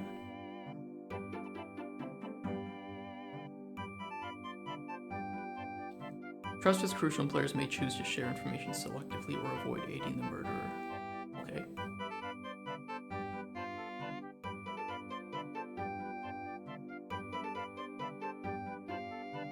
Well, we're almost done with this, and then I can add some stuff to the general premise.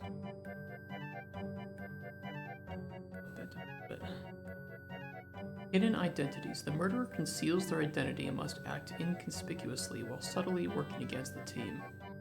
Players can gather clues and observe suspicious behavior to deduce who the murderer might be, adding an element of deduction and strategy.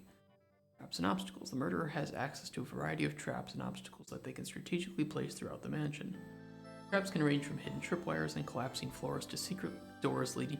So it's also kind of gives me Trouble in Terrorist Town vibes too. I don't know if you're familiar with that Gmod game.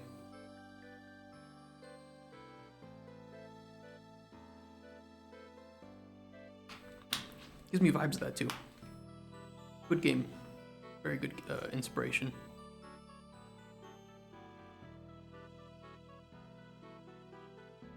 To add tension, players have limited resources such as flashlight, batteries, or tools. The murderer can use these limitations to their advantage by strategically setting traps in areas where resources are scarce.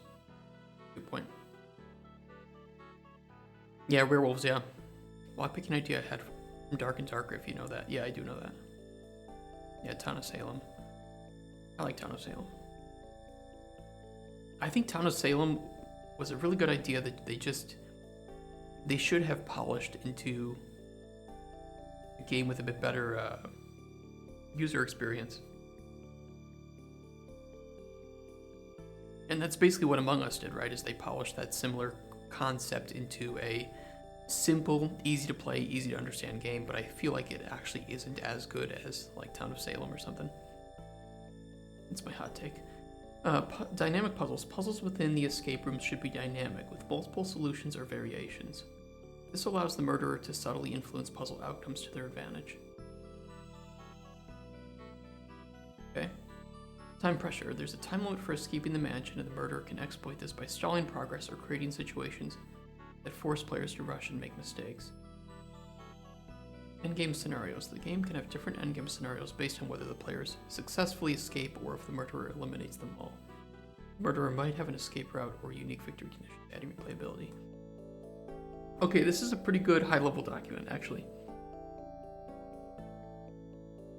I don't really have anything to it's hard to criticize high-level unless there's something just blatantly obvious, and I don't notice anything in here that is blatantly, obviously bad or hinders what you're trying to make.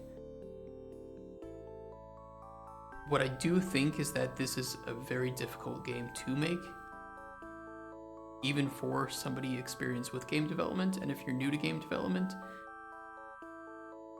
this is pretty tough. Like anything with networking and multiplayer is already going to add a significant amount of challenges. But it's also a game with a lot of systems at play here, right? You have all these different puzzle types, which each require a different way of creating them and making them enjoyable. Then you have the systems of sabotage. Yeah, I thought that I know multiplayer is very difficult. Mechanics would also be very hard. Yeah, networking is just it's a challenge. It's pretty bad. And unfortunately, especially if you go the Unity route, because Unity networking is, I would say, significantly more challenging than trying to get it working with Unreal. Unreal networking, it's built in, right? And it's constantly polished and worked on by Epic because they make Fortnite. So, but Unity, it's like it's either outdated or it's not going to work. Or you have to code a lot of it yourself. And it could be pretty nasty. You could probably get it working locally to test it, right? To test the idea is to have just two machines on the same network. Yeah, every year Unity it's good.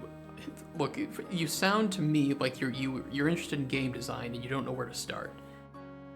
And I don't mean that as an insult, because I was exactly in the same place many years ago. It's like you either pay a shit ton of money to go to a university for game design, where they just teach you how to use Unity and Unreal or other engines.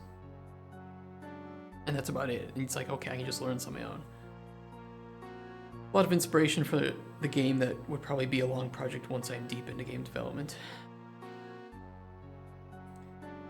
This is a good, I will say this, I think this is a really good idea. It's also very marketable. It's a very popular type of game right now, and I could see it staying a popular game genre within the next few years. The issue, though, is scope and the difficulty in getting a demo. If you can get a demo out, you can, like on early access, you can probably make some money. You can try to hire some people to help out with that, but you would still need something playable. And to make something playable in this genre, you need to have multiplayer. Your multiplayer needs to be supported via network. So I actually think Unreal, if you want to go this route, Unreal would probably have a lot of elements to help you get started, and you wouldn't need to dive into coding at all. You could do it all with blueprints. Potentially. It's still a risk. But worst case, I would say that I would just try to put this on the back burner and try to find something a little bit simpler to make in the meantime. I thought the marketing would be strong suit because it would be a really good game for content with. Yeah, it really would be. It absolutely would be. There's a lot of opportunities for natural, hilarious, or scary things to happen here. I know it can't be easy to hear just switch to Unreal, but it's like networking out of the box is so much simpler, and you have you just have out of the box working asset packs and packs of game systems that would really benefit you, and potentially even something if you're willing to spend the money on that kind of game. Like, I don't even know I know I'm not going to get it if I search multiplayer, but there's some multiplayer systems, some toolkits that help with that.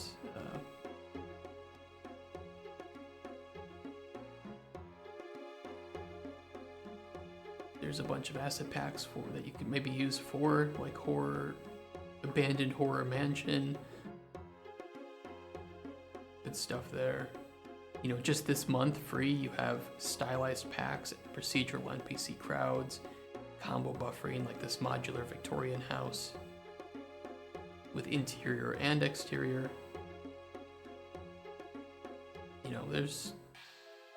There's a lot in this store.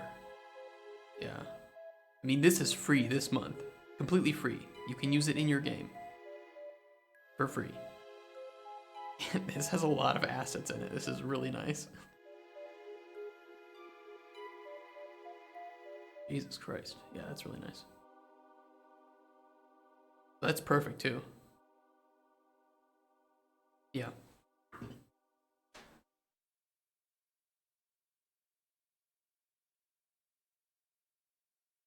Yeah, and if you're trying to learn some blueprints, just feel free to watch our streams.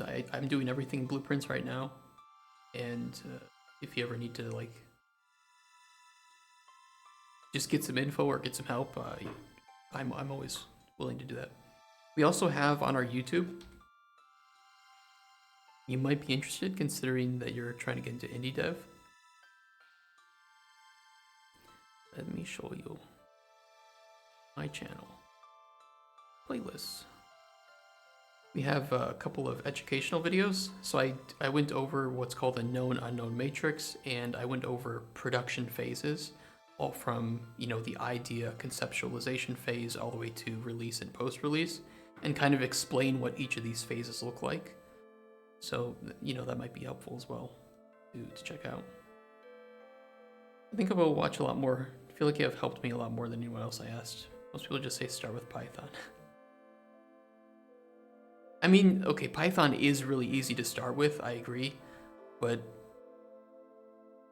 if you're trying to make something that you could prototype in with blueprints or something faster than learning a complete programming language, just get to your end goal the quickest, utilizing the method that is probably the most likely to bear success, because you will inevitably still face challenges, you will inevitably still learn things, and knowing anything is better than getting stuck and not moving forward at all, right? And I think blueprints are just a really good way of getting the basic idea of programming down. It's very easy to create and to fail and to discover things. Like one of the first things we did was we just made this universal interaction system where I can just, have these things in the world that I can just interact with, and they do things when I do that. So I think I'll sit down and think of a simple single-player game around the same theme, something a lot easier, because, if I could give some advice for that, if I do think that this game idea, Hunter Be Hunted, this, working title idea, is a really cool idea. Like I said, for my years of game design, I don't see anything in here that is a big red flag for the idea. So maybe try to work on some simple creating these puzzles, right? These are a small little section of this game that you can make. You could prototype in separate projects, and when you have one working and it feels good, you can move on to the next one, or you can iterate on it, and eventually you'll have enough knowledge to put all of these together into a prototype of your escape room. And then you can start to iterate on that, and then add in the idea of multiplayer and see how it works. And it's like, just take it in smaller pieces. Like Kotspur says, he's a programmer, just split this into smaller pieces that you can make much simpler. Yeah, I think that idea would work. And it would be, it'd be much easier to if you needed to spend a month or so on a puzzle, because you're just starting out. You're going to take a lot of time to make these things. You can share them with us in our Discord, and we can play them on stream if you want. And I can give you some feedback and some ideas for it. And then eventually you'll be able to put it all into one project, and you can have all of your puzzle games in one.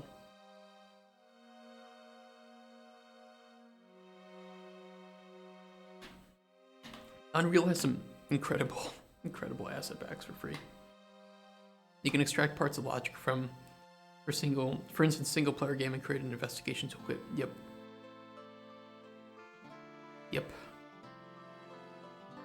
That's exactly the idea. Yeah, every month Unreal just gives you some insane stuff. Most of the stuff I have here was free from Unreal at some point. Ultimate FPS Puzzle Kit was at some point free.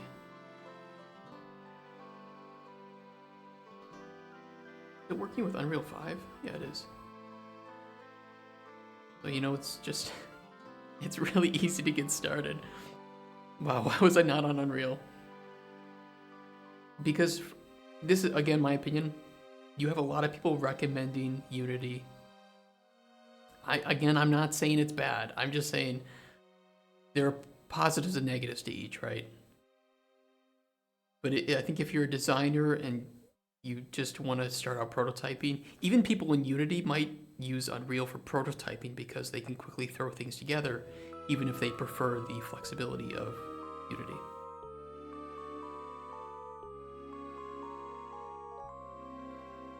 There are a lot of people that prototype just in Unreal, but then use their own engine. Yeah, there's some good stuff. There's Horror Engine free plugin. Can you link that, Kotspur?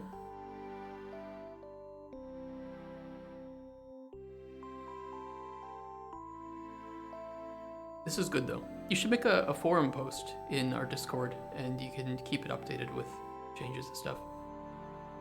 Horror Engine. What's the why am I not signed in here? Annoying. What's the price? You said it was free, right? Yeah, it's free plugin. Global connection system.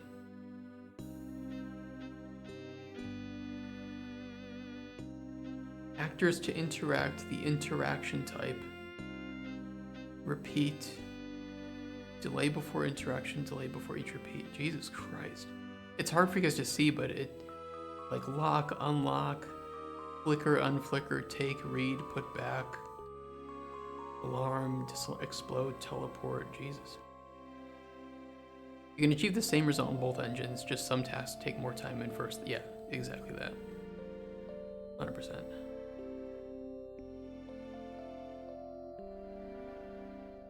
Oh, it's got a main menu system, locomotion, and player camera system. Footstep system, that's really nice actually. Health system, subtitle system, physics system, Jesus Christ. Puzzle system. Inspection, inventory, diary. Holy shit. This is better. This is not just specifically for horror, but it's for a lot of things actually.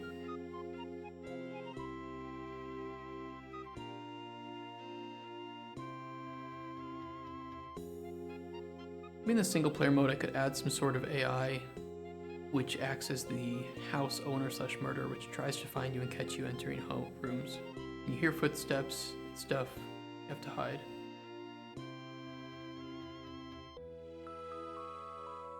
Yeah, Cuthbert is focusing on learning some AI stuff. He'd be a good person to keep in touch with. It's a preference. Besides, Unity exists longer, so there's more tutorials, although that difference is disappearing. There are more tutorials for Unity, but I think the Unity tutorials age quicker. Because they often teach about modules that just aren't kept up to date, unfortunately. I think the one thing that Epic did that really sets them apart, that Unity should have done, is they made a game with their own engine, right? And I think it's allowed Unreal to just rocket off with development.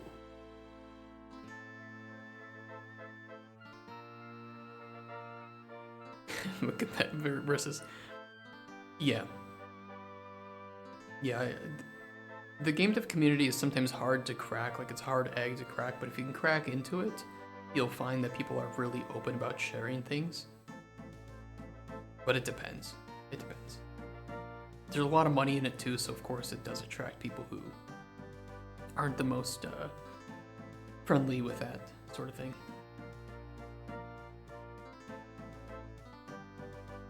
But yeah, I like the idea. You have to share more of those in our community.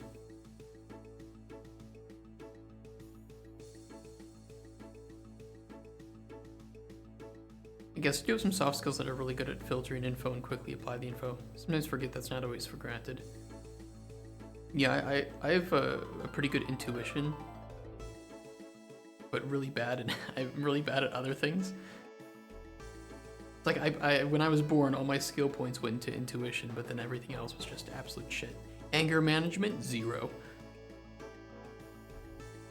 Filter, 0.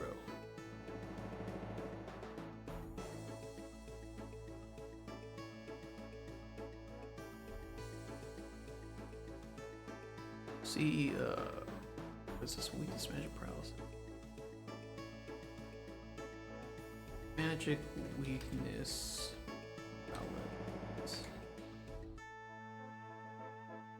Thank you for the advice. Gonna install UE stuff now. Make sure you have enough space for it, and it's a pretty it's not the most performance friendly engine at times. Let's put it that way. Yeah, you need good. Yeah, exactly. You need a pretty good PC. It is a pretty big downside. Oh yeah, Unreal does have Quixel now, which is insane. So if you go to, where is it? Shit, I always forget. Oh wait, Quixel Bridge.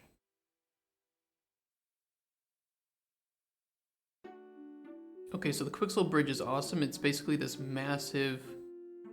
Can I just not open that right now? It's this massive library of absolutely free to download and free to use assets and materials, and you can download them at pretty much any quality. Let's see, collections. Canyons of Utah. and you can just download them at, it's kind of hard to see, I'll show you guys here. You can download them at low quality up all the way up to nanite, including the materials too. Arctic ice and snow industrial, there's entire like abandoned factory environment, all the stuff. And you look for cartoony.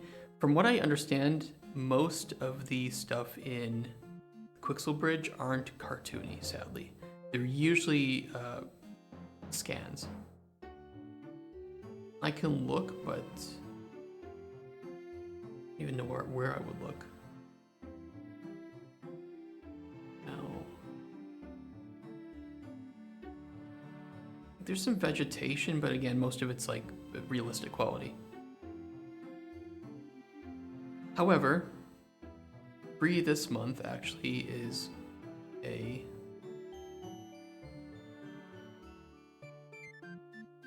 the second downside of Unreal Engine is that the Epic launcher is absolutely terrible. It's really bad. There is this stylized environment set that was that's free this month, and it's all right. I think it just doesn't have that many assets, but it's free, I'm not gonna complain. I know I have some other, I think if I look up stylized, there's something else that I've downloaded. Oh yeah, stylized, I know this was free 1 month. There was a stylized desert environment, which looks pretty nice.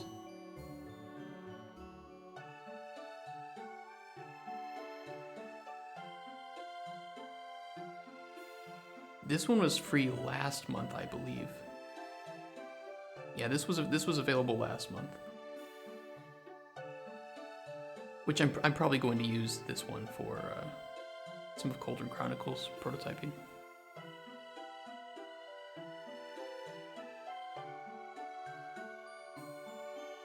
And like more GTA 6. That's pretty funny.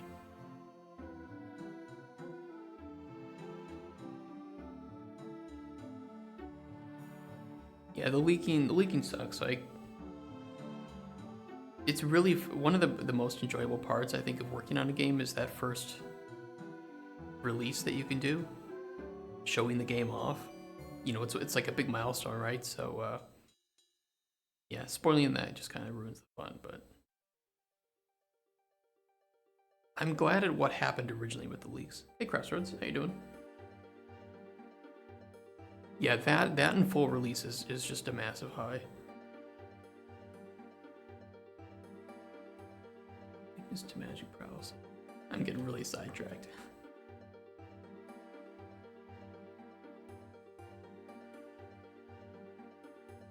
Wait, what do I call it? Weakness to magic, okay. Weakness to magic. 3, paralysis 1.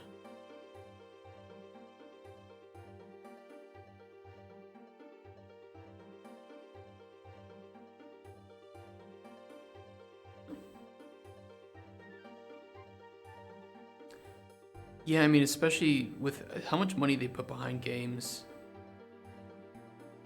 it's got to cause a lot of trouble for their legal departments and their marketing departments, because they specifically choose times and dates to maximize that viewership.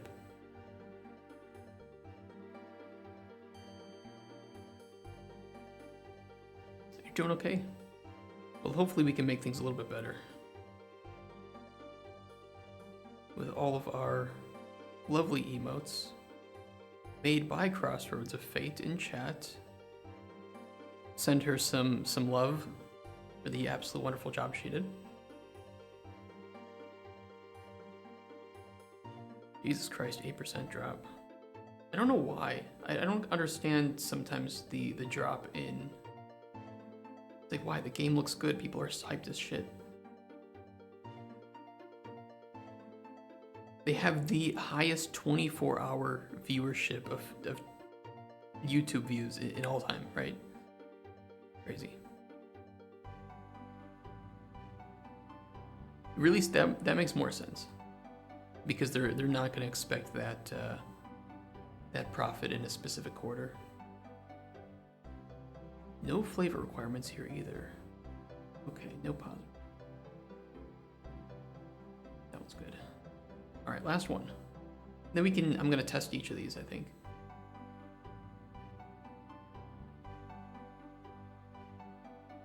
I'm going to play so much of this our own game. I'm going to get tired of it.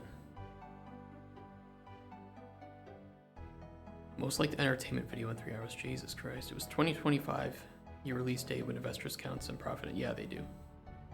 Yeah, but it's like you still have profit in from GTA Online, right? Which is still my biggest question about it. I still don't know what they're going to do about GTA Online. If it's not a shared universe, I think it's going to be quite upsetting for players. Be slow. Damage, stamina. Good enough.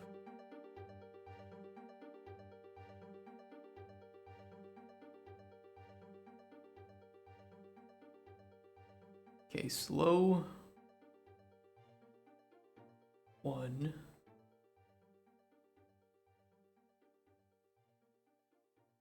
Stamina region. Fresh wipe. Think of it like a rust wipe on a server. Imagine a 10-year-old rust server, you would get bored, you have no everything, you'd be begging for a reset. Yeah, but then you have all the money people spent.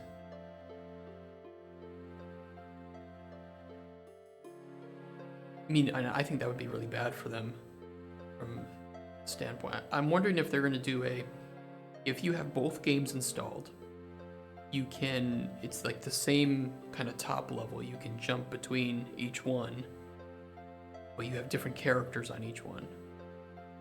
So that way you can kind of just quickly go into each back and forth.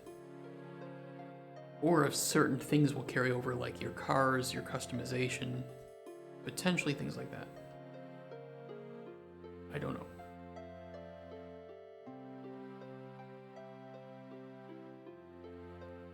Video was a good watch. You can add that to the there's a React content channel. You can throw it in there and I can check it out.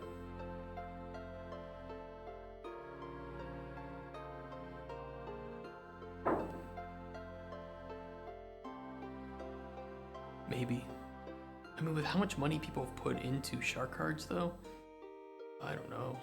All flavors less than or equal. All below.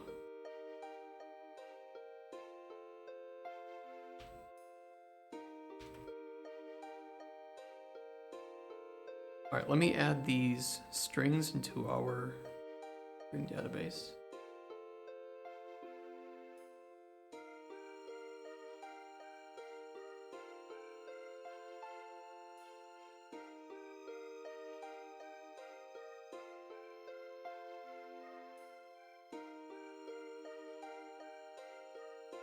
One, 2, 3, 4.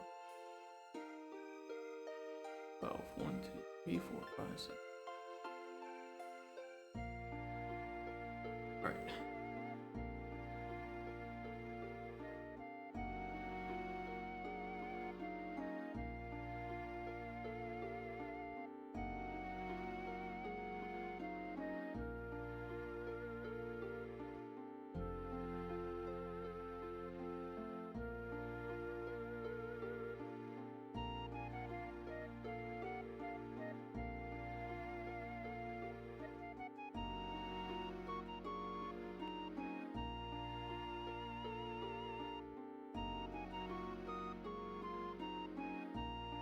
I don't think I've ever met someone in past 8 years that bought a shark card.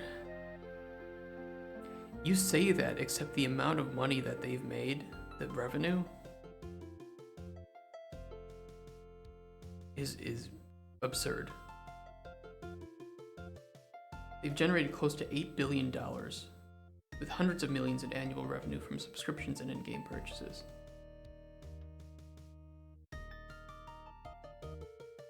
Insane.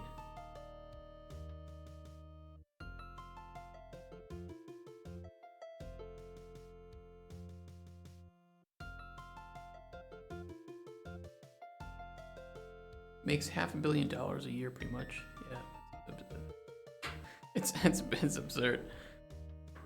Yeah, there's some of that too.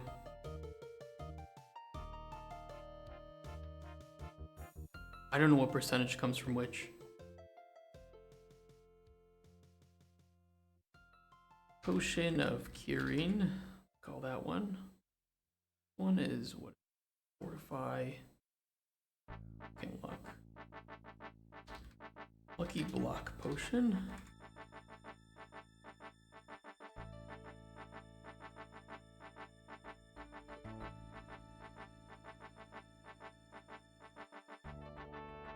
Fortify health.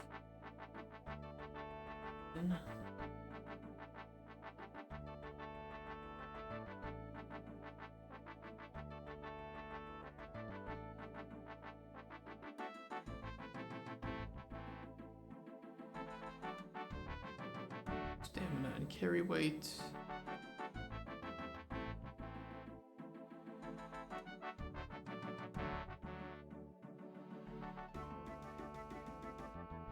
Restore. I have to fix some of the UI for this because I know that it's gonna bleed over.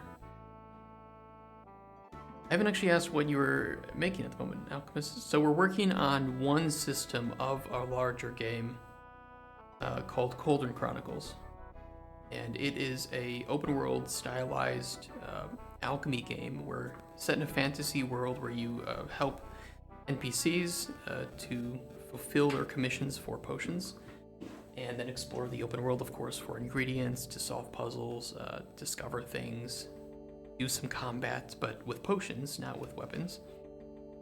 And the first step of that is dealing with the alchemy system.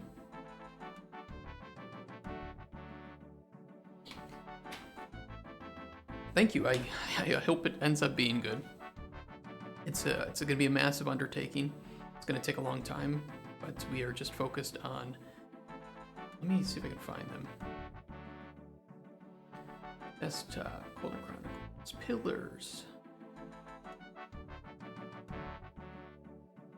Pillars and our gameplay loop. Gameplay loop is pretty simple. You interact with NPCs, get a commission, explore open world, collect ingredients, make potions, complete commission, obtain reward. Right? Simple loop. And our pillars, of course, are these three in specific. So we have our alchemy system, our open world, and our NPCs. How much the guy who made Lethal Company has made this month? Probably a fuck ton. And deserved too. So we're just working on essentially this pillar right over here first is this alchemy system. The next one we'll do is open world, and then we'll go to NPCs. And we're just working on prototypes, so all of this is actually going to be scrapped once we start on the full production of the game. But we need to test this gameplay loop. Amazing game, yeah, it is. It is a really good game. Looks really good, thank you. And we have all of this available too on our Discord, so if there's anything you want to see further or criticize, same thing we did for your document, you can do for ours as well. And we haven't mostly made right now. We're just putting in some data, and we're gonna have a publicly available build for this prototype available today or tomorrow. It depends. So I learned the guy who made it came out from Roblox development. Not Roblox game, just Roblox game model modes and mods. Yeah. Yeah, he did it right. I'll put it that way. Did it all right.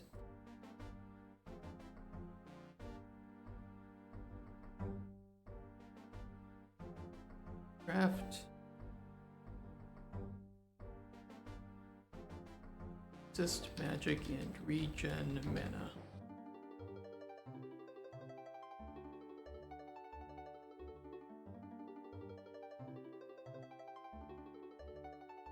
Potion of fear and frenzy.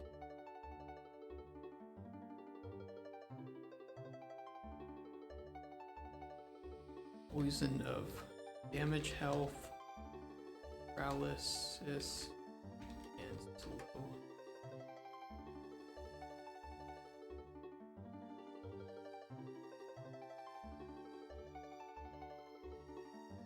Poison of Stream mana damage. 125,000 positive reviews. It's gotta be like at least 20 mil. Let's see what SteamDB gives for the abilities. They're estimating about between 3, I would say 3 and 5 mil is probably quite likely. Probably closer to the 5 mil to 6 mil mark though, if I had to guess.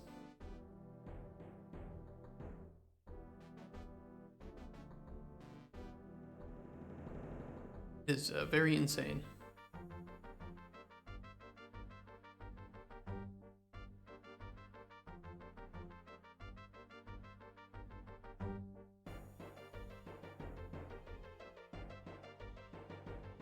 Weird.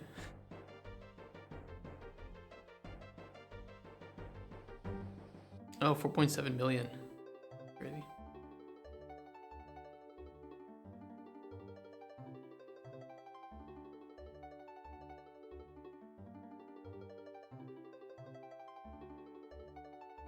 Big damage potion.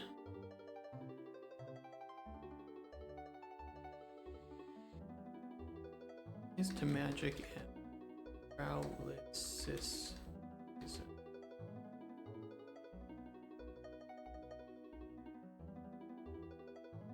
Yeah, I was just looking at I was just trying to look at the units sold, not revenue. Because they you know, you do sales and stuff, right? So revenue is really hard to measure just from looking at units.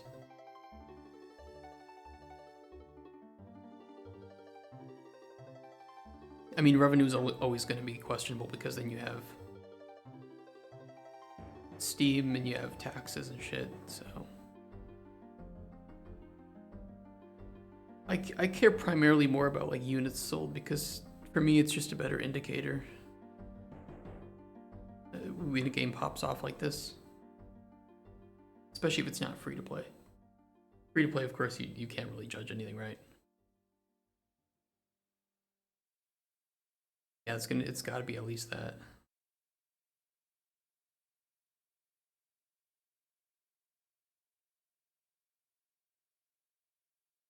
Low end damage, stamina, reach. Okay, I know something I have to fix, and that's just the text wrapping on that commission.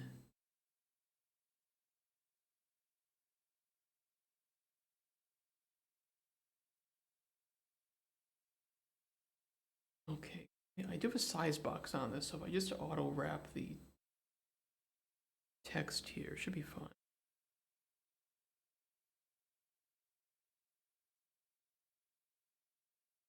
Let's see. Healing potion.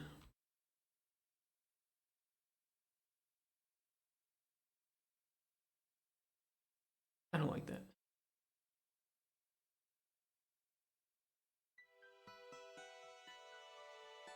Set for life in a month. Not as bad as I thought it would be. Yeah. 30's pretty bad though. I mean, you can see why developers are moving to the Epic launcher. When I think at most they only have to pay 12%, right?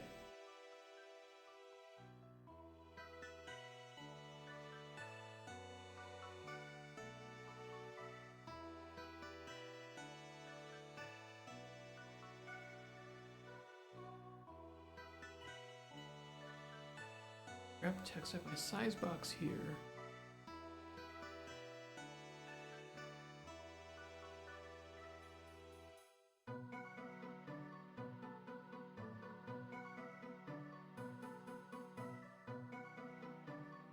Yeah, Steam is just a huge platform. I don't think they'll lose the leverage very easily. Tell us to wrap then at 320.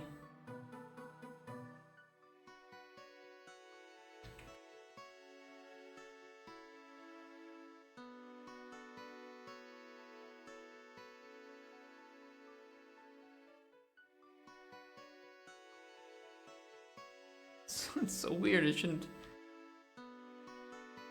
wrap there.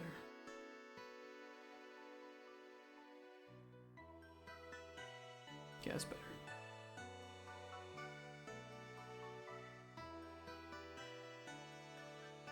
And I won't do it this way. I'm going to do it this way and then...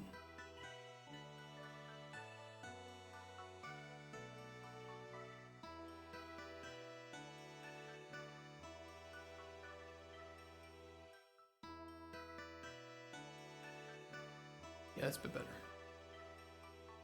No string wear.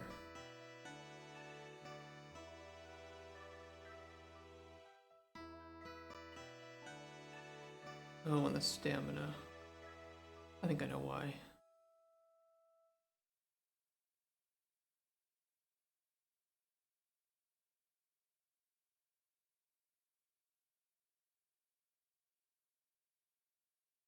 Regen stamina needs to be regenerate stamina. Perfect. Well, I think if, you know, the thing is if I were to take a deal from Epic, right, to have a timed release on the Epic Game Store for a year, not only would they give me a significantly decent amount of money, but they would only take, Casper, correct me if I'm wrong, I think they take, what, 5%? They don't take anything extra, but you would only have that 5% off of the top if you make over $1 million. So it's essentially I can have between 5 to 12% or 0 to 12% taken from me on Epic Game Store, or I would have 30% just from Steam.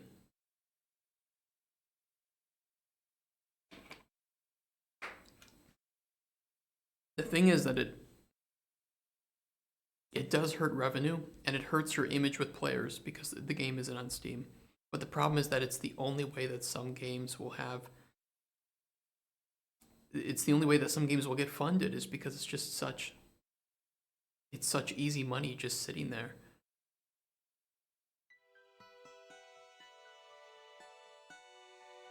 Oh my, hold on. More music.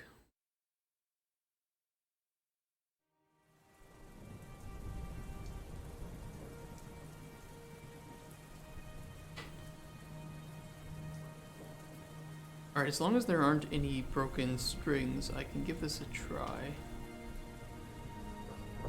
Just cycle through and see what we have.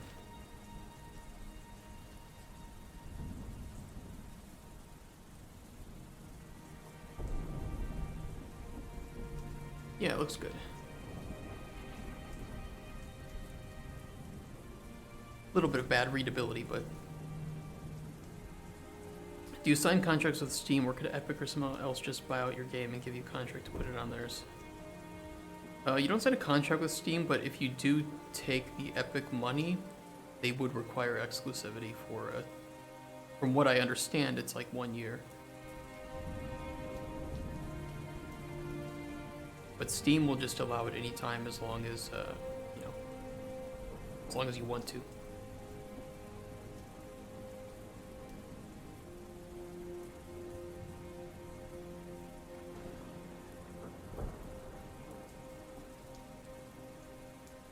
What was I gonna do? Okay, we have the commissions done. Let me check our demo system. Potions will be designer made and may have multiple effect requirements. Okay, looks pretty good. I want to do this bit of user experience buffing. When holding ingredient on processing station, highlight viable processing boxes. Okay, that's pretty easy. Just need to get the... Yeah.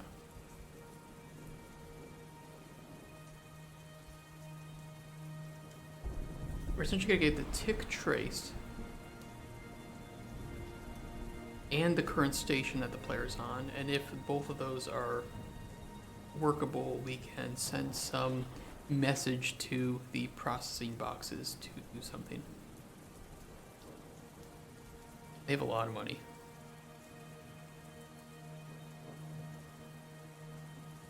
But Fortnite's just made them so much absurd amounts of cash, it's kind of crazy.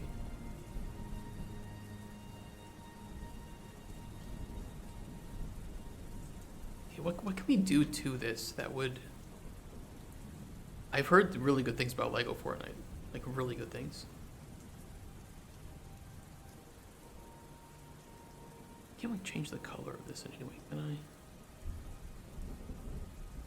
Maybe I could put a light above them.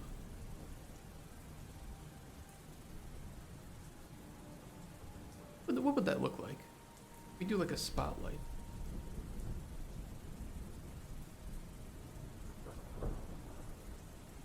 Really tiny little spotlight on this.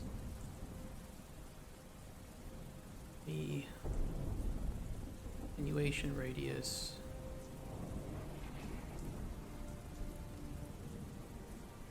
Oops.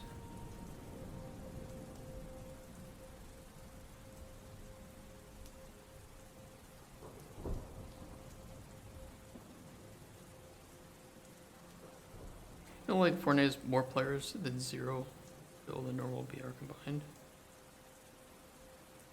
Jesus. I've heard it's essentially just a completely new game inside of Fortnite. Like, you wouldn't even know that it's Fortnite to some extent. It's insane.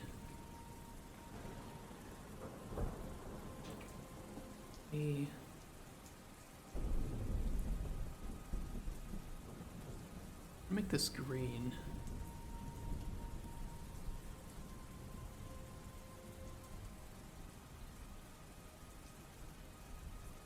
My only trouble is I don't think this is actually going to be very noticeable.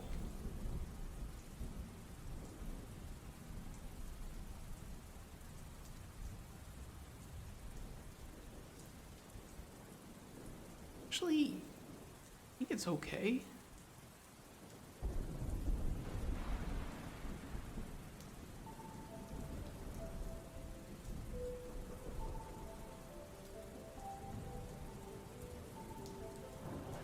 Pure virtual function being called while the application was running. What does that mean? I just crashed Unreal. I love it.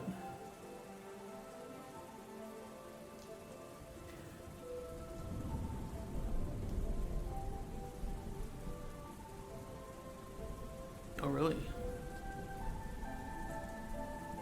If Lego released the game exactly how it is Fortnite now without the skins, it would be fine. They wouldn't even get a lawsuit.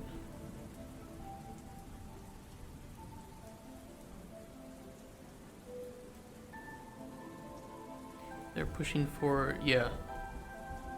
I've actually, yeah. There are people making entire games, and there's funding going into game development studios to make content inside Fortnite. It's already occurring.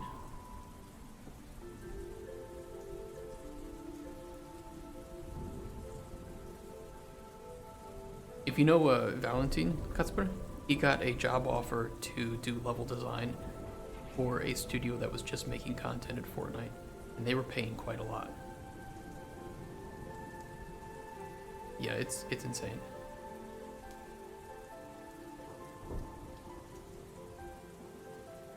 Why couldn't I reattach? There we go. Oh, you might have sent, yeah, if you did, I'm not trying to take, I just forgot that shit, yeah.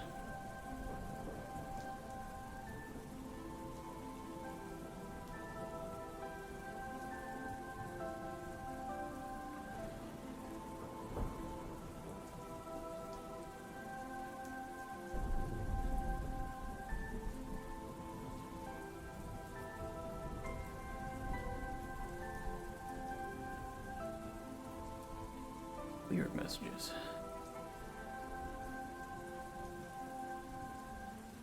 How long have I been doing game development? I started with modding for a game called Darkest Dungeon. And that was, I guess, I mean, I did a lot of, like, I tried to make a lot of small things before that, like level design stuff, but that was really my first kind of professionally treated thing, oddly enough. And I think that was like 2014, 2015. So ever since then, I've been more in it professionally rather than just a hobbyist. But if I'm counting hobbyist years, I've been doing it since I was a kid. Box. Okay, so I want to have this. We have a processing box BPI. I'm not sure. Yes, we do.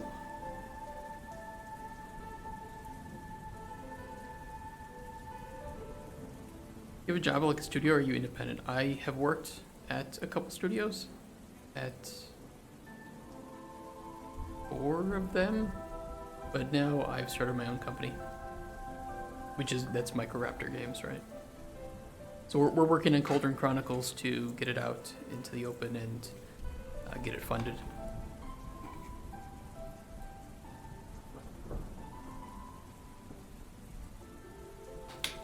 It can be, but it could not be. It just depends on who you work with. Some companies are really nice and some are absolute trash to work at. Some start out nice and then become trash.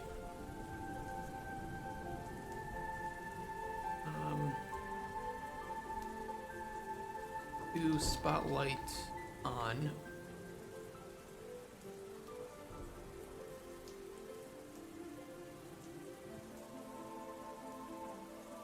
B is acceptable box. And then we'll do spotlight off. Message.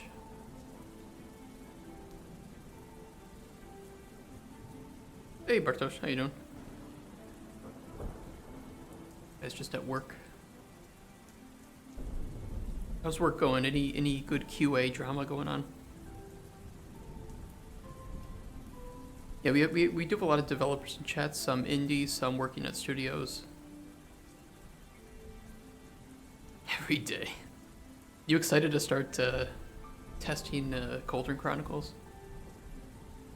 You just bitch at me for stupid things. My favorite. Bartosz, who, between you and me, when we've worked together, who complains more? Are you? Am I what?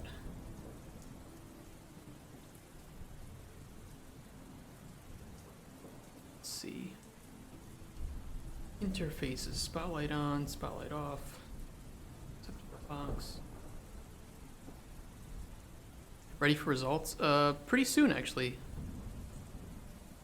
Never complains. That's where I want to be. I was a full-time content creator and left it behind because I didn't enjoy it. Make good money and looking for something more stable now. Okay, so the sad reality check is game designers don't make a lot of money.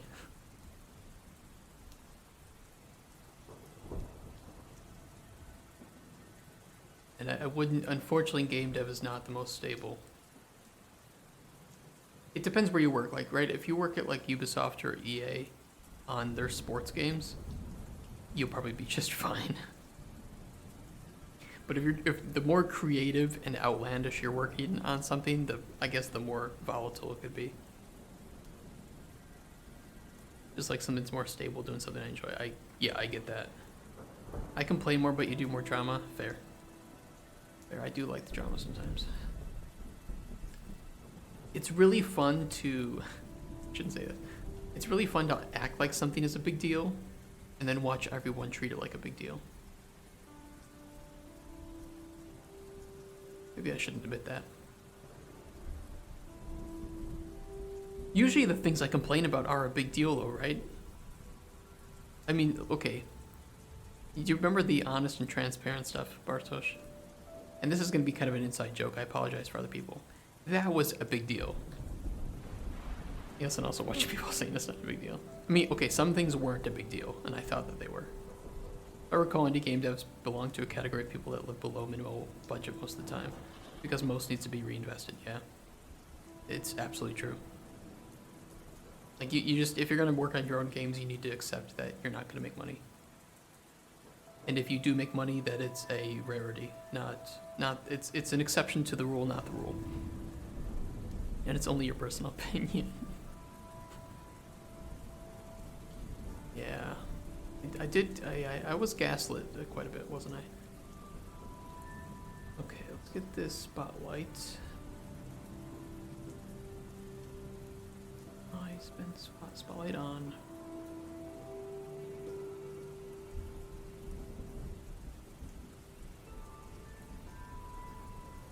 I change the color. Set light color. New light color.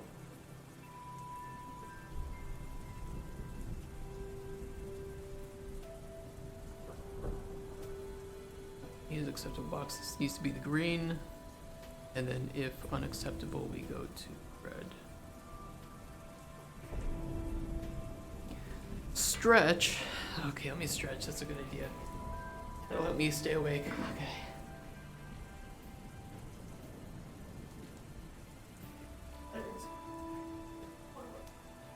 Oh. Currently waiting for a COVID test. Oh my god. I'd rather be on 1K a month doing something I enjoy than 5K a month putting on a persona to random people on the internet. Do you have to put on a persona when you create content though? In my opinion, anything was better than what I used to do. Shit.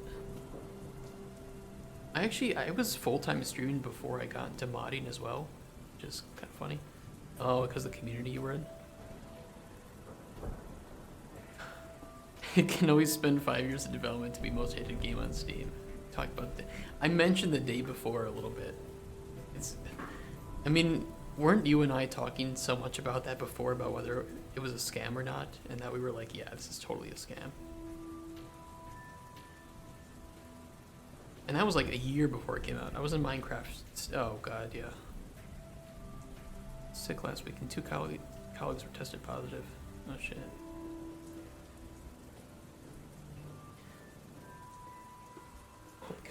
Hope it's negative. Well, I mean, it's better to know what you're sick with, right? So, maybe I hope it's negative, because otherwise it's just gonna be a big problem. I can understand being in that community, because when I was doing like full-time streaming, this was many years ago, right? This was like 8 years ago or something. I was just doing variety, and it was great. I didn't feel I had to put on a persona, but it was very draining energy. Oh boy. Good luck. For spotlight. Set visibility. On.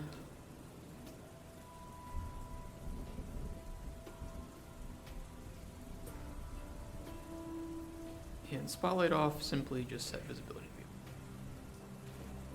Easy game. Right, default visibility is false. Now in the alchemy table, look what I just put in dev chat. I said the same thing about the day before. I said it would be a scam before it even came out. Yeah. Oh, and you got fucking receipts too. Yeah, it's... What the fuck? I thought this was a well-known thing, too. I thought everybody was on the same page. And yet it still has 18,000 reviews. I mean, most of these probably refunded it, right? Product refunded. Not even most of them, like half of them haven't refunded the game. What the fuck are they doing? Roleplay game was clearly a big scam. I can't remember the name. There are so many of those. What is this spaghetti? Jesus. That's spaghetti. Brew potion. We want to go to the camera graph. Actually, the tick graph, probably.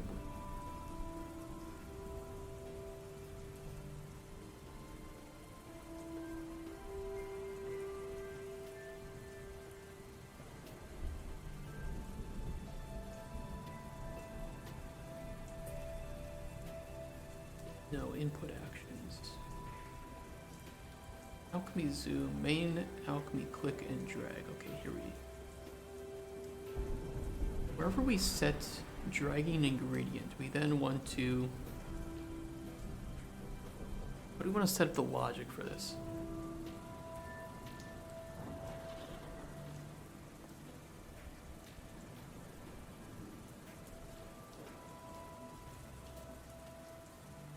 update the found?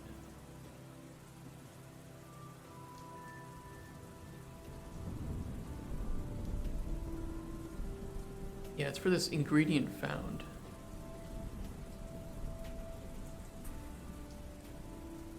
Okay, so here's what we'll do. Make a function, which will be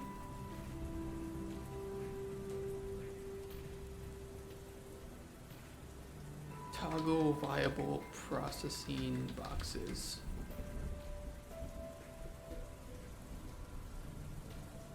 Check it out. We want to get ingredient found.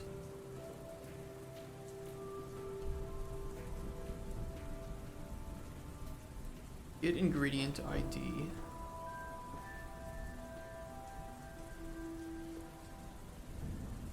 Get ingredient data.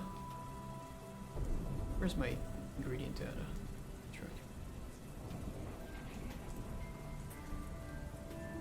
Wait, no, we want to do something different. It was called Identity. They got $1.6 million from Kickstarter campaign, didn't deliver anything for 7 years. Show me their, can you link me their Kickstarter page?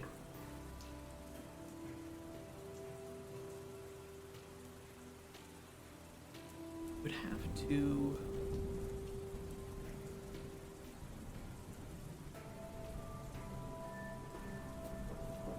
Okay, I think I know what we can do. Local variables. We'll do viable processing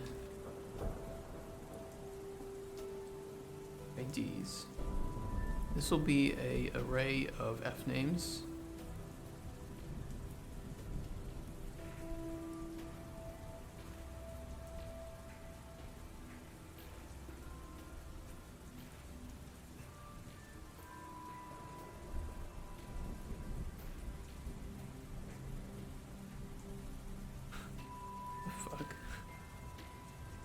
Massively multiplayer online role-playing when you have 6 pictures and none of them show any players or any activities going on.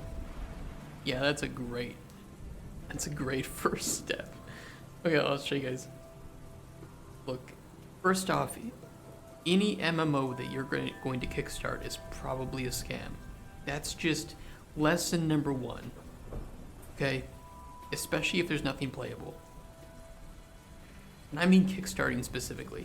Number 2, if you ever see this information about it, and you see no pictures of anyone,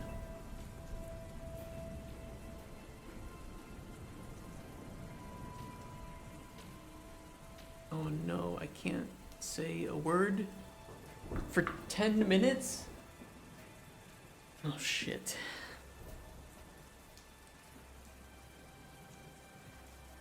This is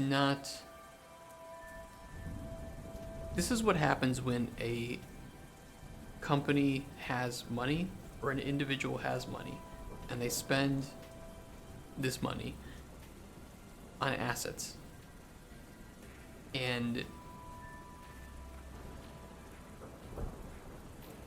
the specific action of they're doing. This is very difficult, Fraser. This is a very bad word to ban. Don't support this. Don't support this.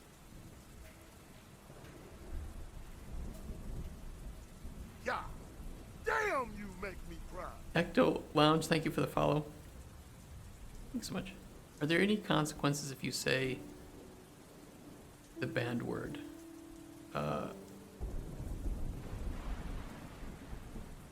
Yes, I will delete the repo of Cauldron Chronicles. That's what will happen. Shit! I just did it! I lost already. Damn it. What a tough word to ban. I think the only people that could pull off a huge game like it is some huge game company. But it's a contraction, isn't it? It's essentially 2 words put together. That's so I lost. Yeah. I lost. I have to delete Cauldron Chronicles now, okay. Alright guys, be right back, just gonna delete it. See ya. No, I'm just kidding, we're not gonna do that.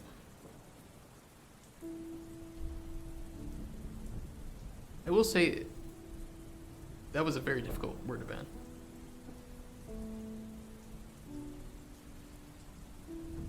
That was really tough. I say that too much, I guess. Oh, process. Okay, so what I'm going to do is I'm going to take the ID that we bring in. I'm going to trim off the last bit. And then I'm going to test every viable version of it to see if it exists as a data table row. Worst word to ban is thank, followed immediately by gifting a sub or something along those lines. I'll just change it. I'll be like, hey, fuck you for the follow. No cursing is a channel point option. I haven't heard you swear once. I can't do that. If you guys ban cursing, it'll be terrible. I curse all the time. I curse like a sailor. If we use our combined 24 words, we can have 12 words of block stream. I'll just be quiet. For the next 10 minutes, I'll just be absolutely quiet. You guys can't do that to me. Now let me change this to a string. Do string name. Okay, as a string, we will split at left from end in string underscore. We will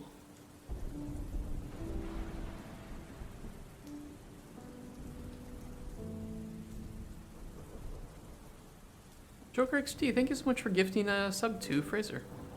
That was really nice of you. Fraser, you can now use our emotes. Thanks to Joker for that. That was really nice. What a nice person. You have the holiday spirit. Oh, and you have a badge too. What's your first sub emote going to be? Can add 7 more. You guys can't ban that many words. I'm gonna have to make that more expensive. You guys hate me. You guys just don't like me talking. Like, fuck you. I want to hear this Starbound soundtrack. Yeah, that was really nice of you. Thank you so much for the sub. Oh yeah, the rage. I love it. Yeah. Let's promote this to a local variable. We'll do ingredient ID trimmed. With ingredient ID trimmed, let's do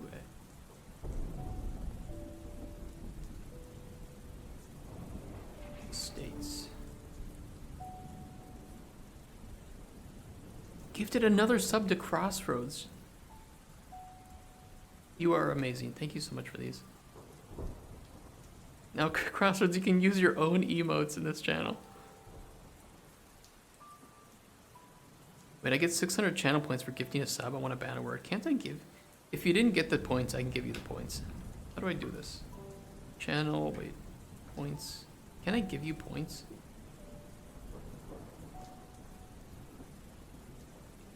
Let me do this. Mod prediction.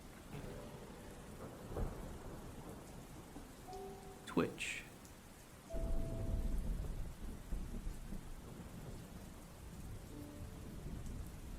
don't see it. I thought I could give channel points. I can announce orange. Oh my god, I can announce things with colors.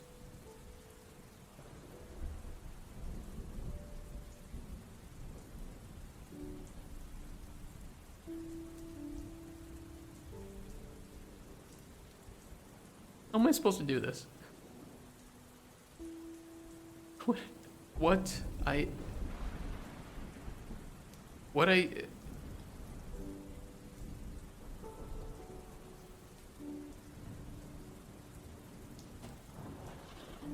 just can't speak.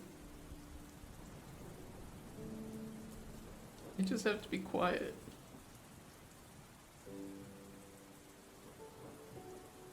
But I try to teach the blueprints while I'm streaming. And when... Damn it. Damn it.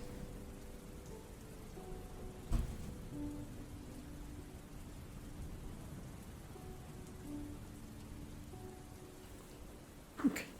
Guys suck. Guys hate me. Look at the blueprints. Look at the blueprints. This is your life now.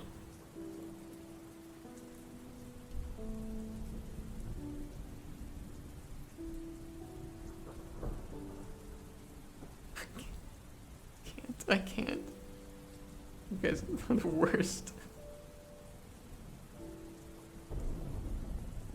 I forgot what I was doing.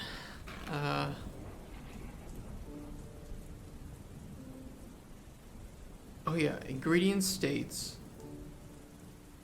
for each. Oh, okay. Hasn't started a time. I don't have a. I don't have a timer. One bad is.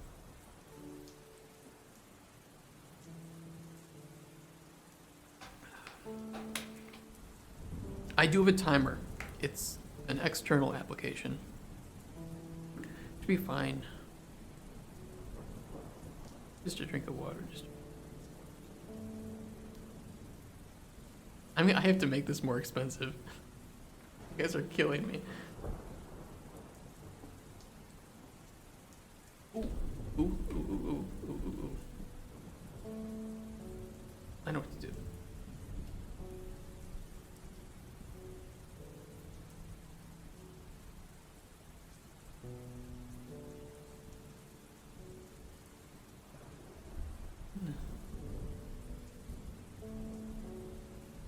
Switch.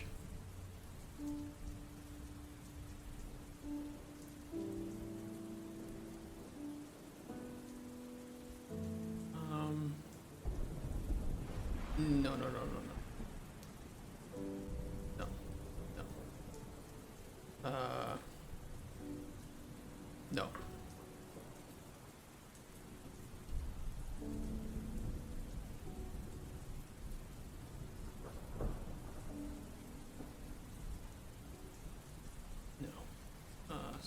Select.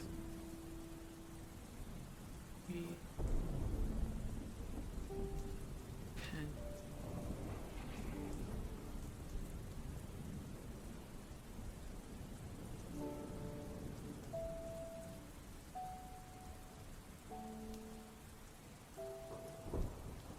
Over drink water. True. You can die of drowning by drinking water. Just ban 2 words and the brain goes into overdrive. It really does. You guys are absolutely... It's really bad. Okay, here's a cheat you can do. You can set a cooldown. I should do a cooldown. I really should. But here's a cheat. If I'm working on a data managing blueprint, just ban me being able to say for, just the word for. Because I will inevitably have to use so many for loops or for each loops, and I won't know what to do. Like, oh, maybe we can go into this for, oh wait. I could just say loop, I guess. So maybe there are ways around it.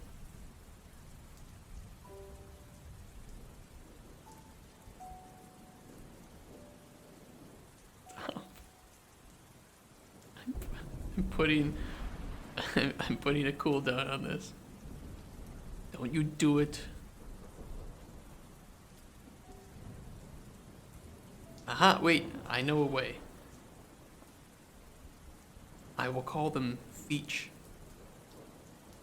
Features. And features with breaks. That sounds so dumb. There we go. Let it cool down.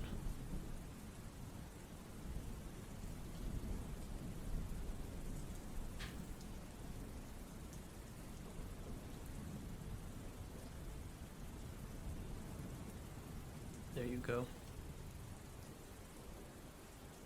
Why does Stephen Hawking do one-liners? Why?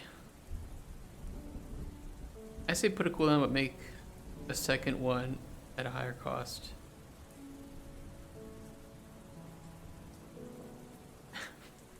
Damn it. Because you can't do... Oh my god, that's bad. That's funny. Shouldn't laugh. He probably would have laughed at that. Stephen was a cool guy.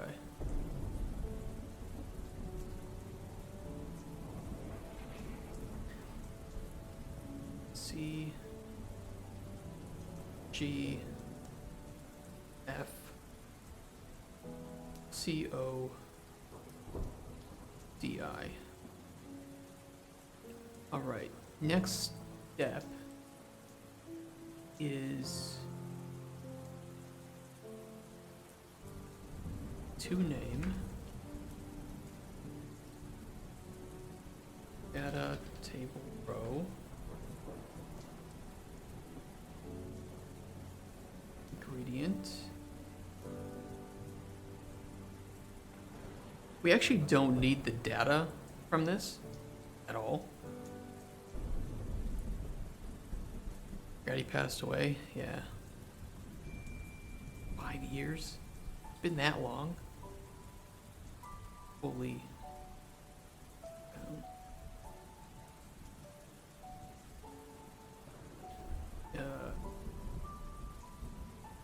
Git add unique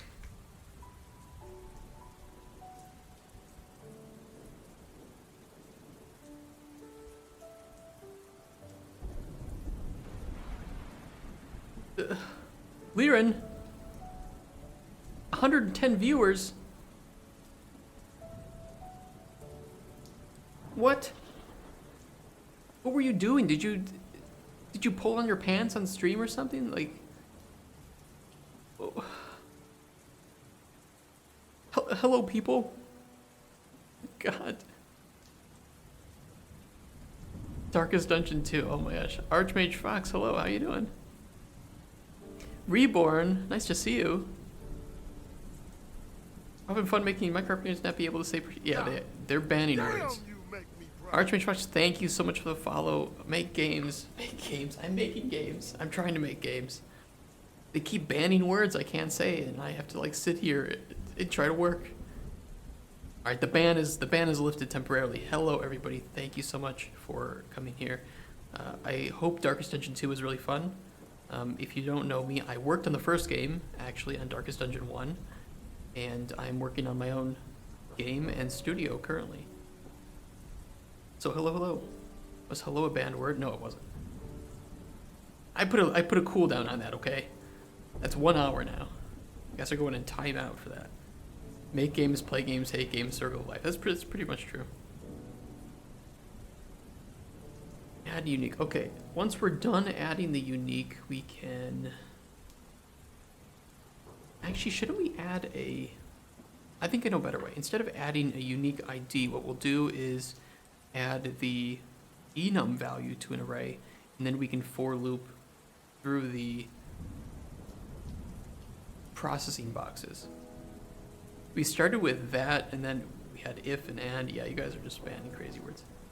I may just be a derg on the internet, but I'm a support good noodles. Liam, did you see the emotes we had done? Look how good they look. And that's just one of them. I know you can barely contain it.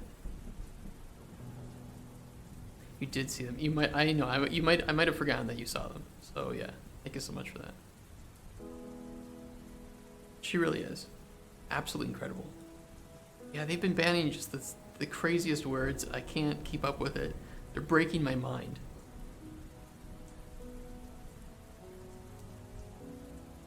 All right, let's not do it this way. We do need to see if it exists, but instead of adding it to a viable processing IDs, I'm going to change this to a ingredient state. Enum. Perfect. Get, add unique.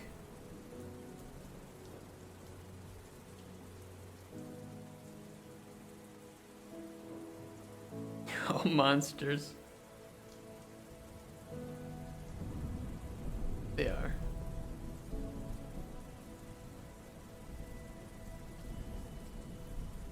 Don't you guys see this? You see this cute bird? Okay, you make him very sad. Even though it's cut off. Look, I'll open a better one. You make this bird very, very sad every time you ban a word. You don't want to do that. Adorable bird, thank you. Look, it's down there. It's unreal. Like there's a black box in the screen. Never banning a word ever. It's okay, I'll have some hot takes. You guys will absolutely ban certain words. If I go on another rant about how I don't think that Baldur's Gate 3 is my game of the year, you guys will just ban the word. I don't care about Microraptor, I care about Midraptor, and he loves when words are banned. Yeah, on our Discord we have a Midraptor emote. It's pretty funny. Looks really silly. That's what you can post when we make bad games. Do we potentially get Microraptor games to add an uwu routine? Oh no. We need Midraptor here too. Yeah, we do. We don't have that many emote slots though. I think we're about to get a big boost in emote slots. We have another animate. Oh, no, we have an emote slot. Okay, maybe we can add. We should add Microraptor and Midraptor. BG3 to me deserves the award. It deserves the award. Yeah. It's not my game of the year. I have issues with it, but I think it still deserves the game of the year. But there were some really good games this year that I think might have taken it. Liren, did you just gift 5 subs? You gifted a sub to my alt account.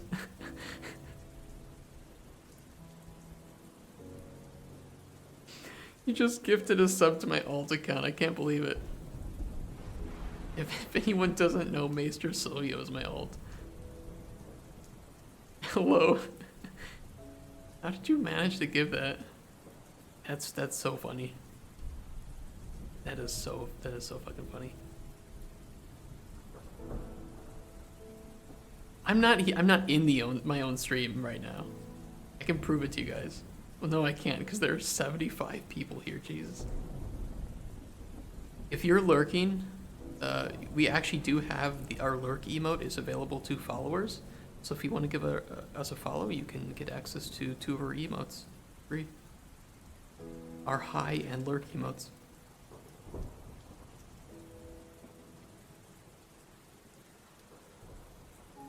And you can watch me awkwardly chug this 1.75 liter bottle of lemon lime drink.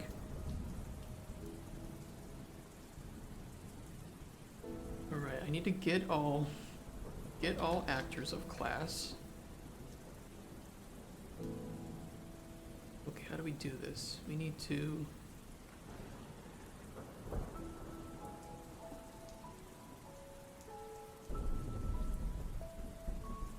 We want to do it this way? You have your own uwu. We'll get more. I mean, Jesus Christ, guys. Thank you so much for the gift subs today. The subs today have been amazing. Thank you so much, Liren, again, for raiding. Hello to all you new people. I'm sure you're probably pretty tired because of the time zones you're in. But just feel free to lurk. Listen to our Starbound soundtrack with...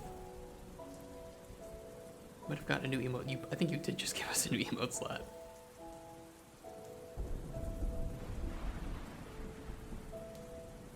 I don't think it's updated yet. Oh, I have a new free slot. Oh no, I have 2 free open slots for free. One for tier 1, another animated. 3 more sub points for 1 standard emote slot and 1 animated emote slot. Guys, have you heard of something amazing called Twitch Prime? Did you know that if you subscribe to Twitch Prime, you actually get 1 free sub every month that you can redeem by... Liren, you just... I'm trying to milk people and you just keep giving money. Thank you so much, Liren. You guys are amazing. Big love in the chat. Guys, everybody give Liren some big love. Let's give him a big shout out too. He's a variety streamer. He's amazing. He has played my mod way too many times.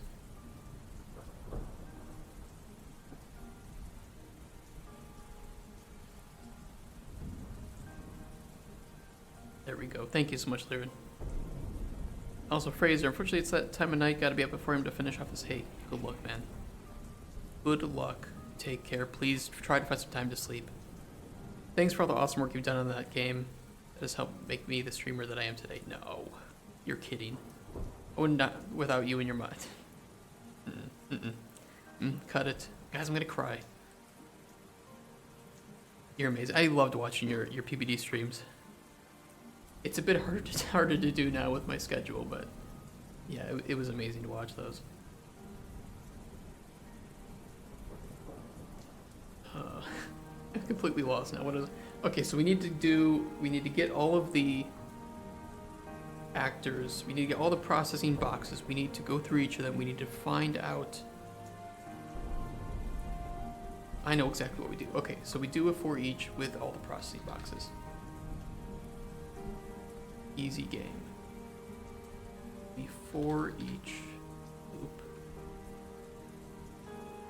What do? Where's my BPI for processing? Out of video memory. Wonderful. Thank you so much, you shitty computer. I'm so glad that you're out of video RAM. For no reason.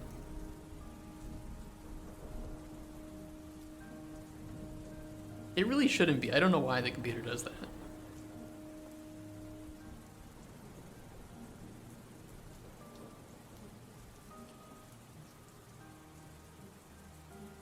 So what I did was I rebuilt my computer at home. I've got like some really good shit in there, but then I Frankenstein together this computer here with nothing good. It's got like a 10-year-old processor and a shitty AMD card in there. It just needs to be decent, right? Okay, BPI processing box. Let me grab processing state.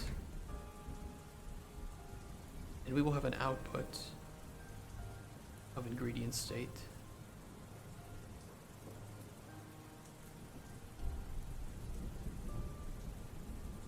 Processing box, I can output that. Perfect. Get item type. Oh yeah, okay, I know what that's for. That's fine. We need that. Okay, now in here what we can do is get processing. Grab processing state.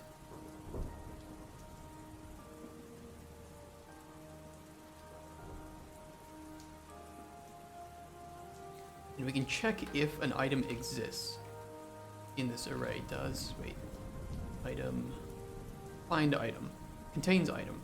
Here we go. That's what we need.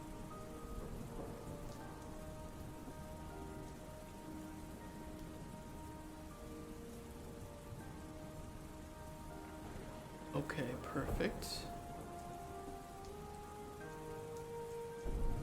If it contains the item, we can turn the spotlight on with the green color.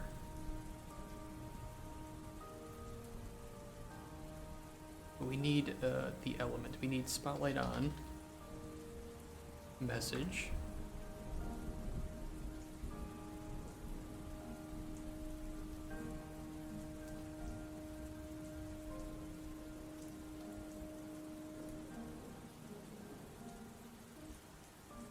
and it's an acceptable box if true. Kind of wonky, it's lines, but it is what it is.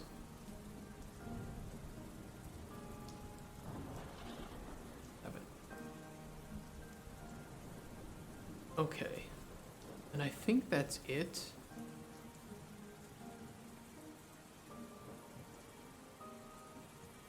We'll check. We'll check. Let's add a return node.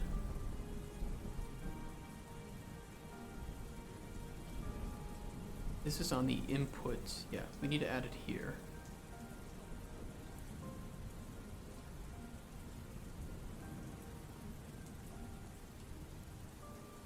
Toggle viable processing.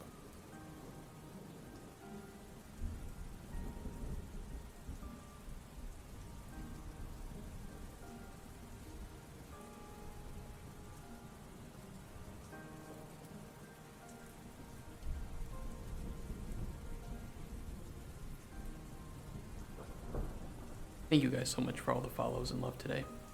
It really is amazing. I can't put into words. I'm trying, I want to thank you guys, but I'm also trying, I know you're here for the content, right? For me to make this game. So I don't want to stop working. We'll do something fun. We'll do I might do something for my birthday stream next week if I do a stream. I'm probably going to do a stream on my birthday next week on the 19th. And we can do some game giveaways and just chill.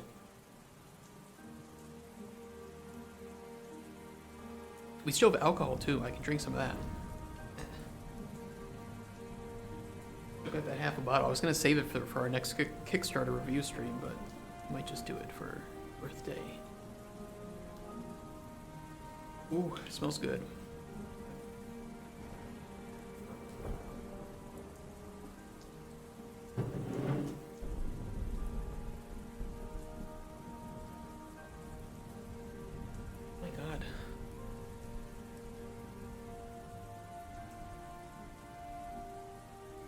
It just updated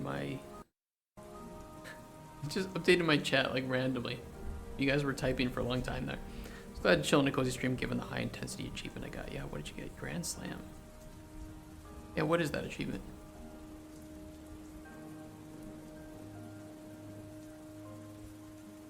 My chat was not updating for some reason, so I apologize for that. Oh, I shouldn't have that on. Clear all 5 acts with the same 4 heroes and 0 deaths. Jesus.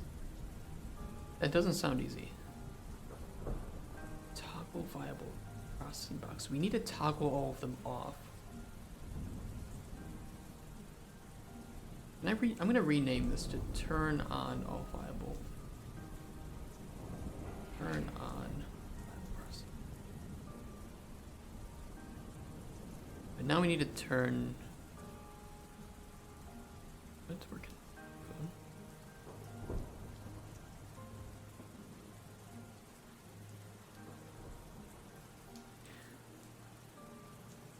About a 20-hour process, and given DD, all of it can at any point. I bet that's why you had so many viewers, right? Is that just, that's such a cool achievement to get.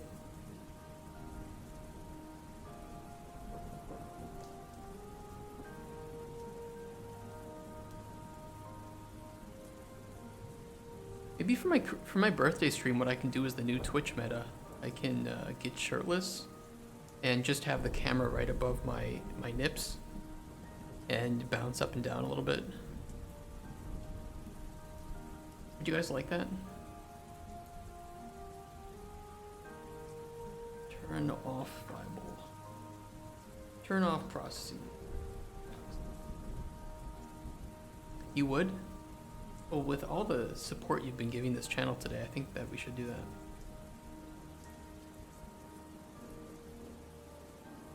What do those people even talk about while they're doing that? I can't just talk for like 8 hours about random stuff. It doesn't work that way. Get all actors, class. Processing box. This should be pretty easy. We're just going to for each through these. For each loop. Spotlight off. Message. Politics. I'll just shake my moobs around for 8 hours and talk politics.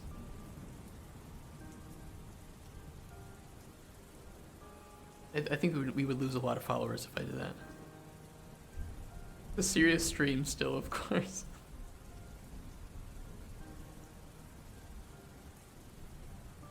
God. Okay, I need to turn these off now. Where am I gonna do that? Input apps. I think on the completed drag, right?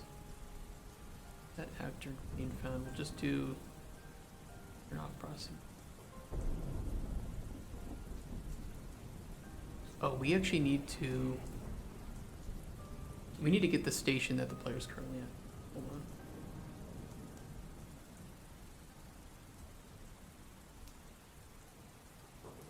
Actually, we can turn off all the spotlights regardless. I don't mind running this again, just in case there's an error.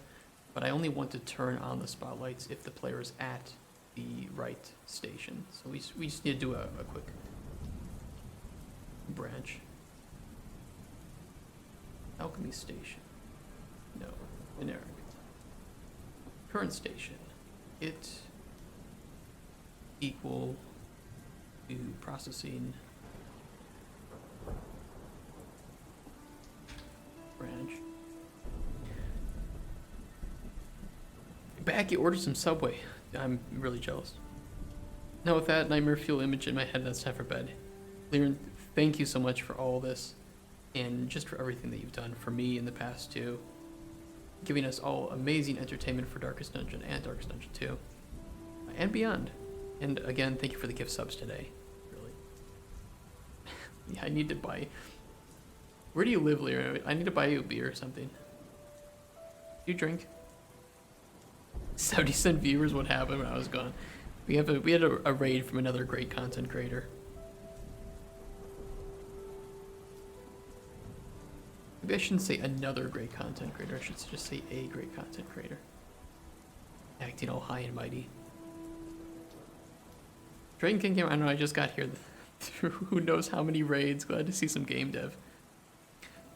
Is that like a thing? Can you just ride the raid train? It's like, ah, fuck it, I'm here now. Yeah, let's test this out. You do it all the time. Oh my god, I just ran out. Why does my computer do this? How am I running out of VRAM? The fuck is wrong with my computer? Give me a second, I'll backtrack to see how many I went through.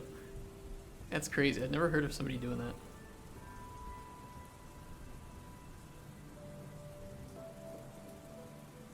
I think so many people here, it's making my... I'm just going to pretend that it makes my GPU run out of VRAM. Okay, let's send this over to processing. Holy shit, is that actually working?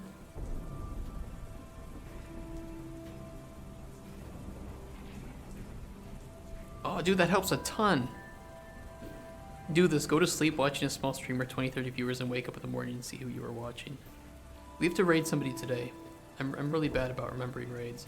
Yeah, this is actually just working. I expected a bug, but it doesn't look like there's any bug, actually.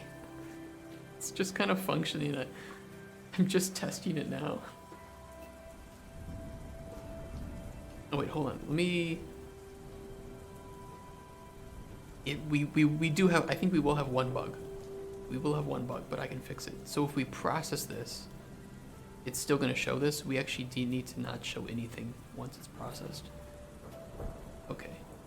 But that can be easily fixed.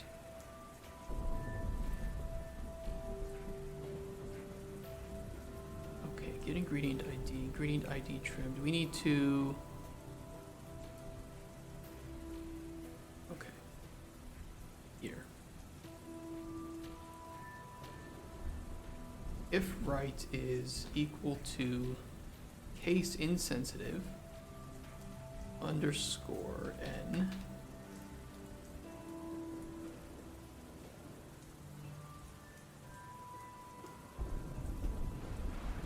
we go true here. Do you mind if I name drop or would just prefer the number? You can do whatever. I don't have any rules against what you want to do. False. we need to... Okay, we need to put something down here too if the ingredient that has no processing at all. So if the viable processing IDs is equal to 0, which should solve it. Okay, viable processing IDs.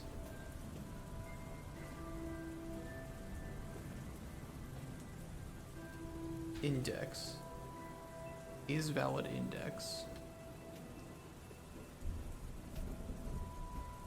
Number of Canadian Dragon niche. Oh my gosh. Over about 6 hours. What is this arrow I keep seeing? Is it a new Twitch thing? Seen an arrow? Where are you seeing that? Test? What?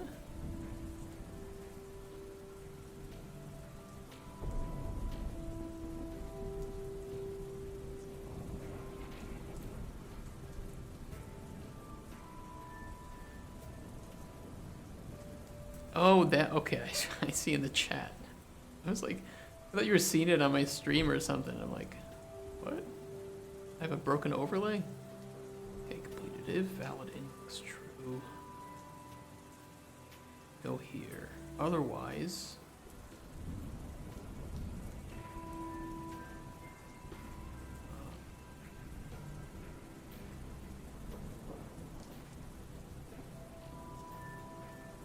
what I will do otherwise is this. If false, get all of these and we will just turn spotlight on to red.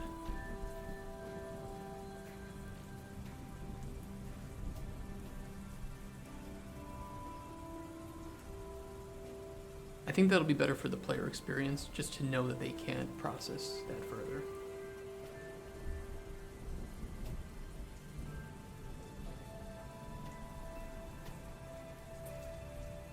Get your version. You guys are saying some weird shit.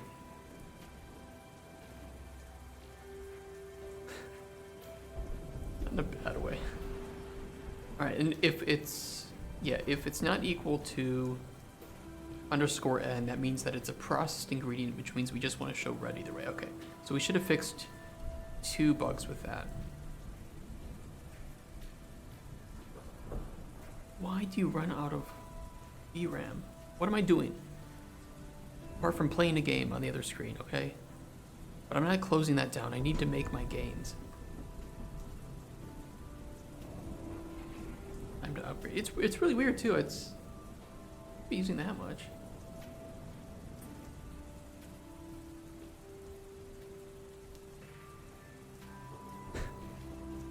I really hate this.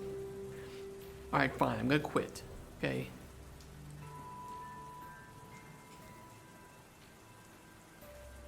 This is why I hate AMD. Welcome to my 4-hour TED Talk, starting now, about why I hate AMD.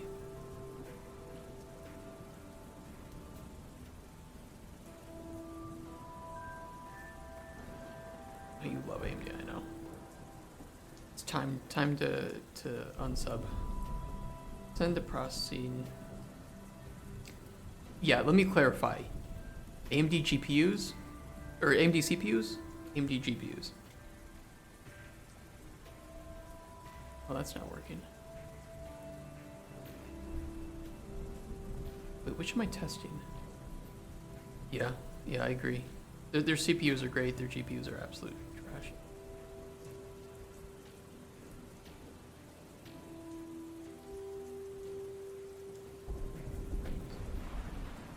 Oh, because it's breaking it there, so I just need to get rid of this. Alright. Problem solved. Yeah, I have a 4070 Ti in my computer at home, and ooh, it is a dream. I'm so glad I went back to NVIDIA after that.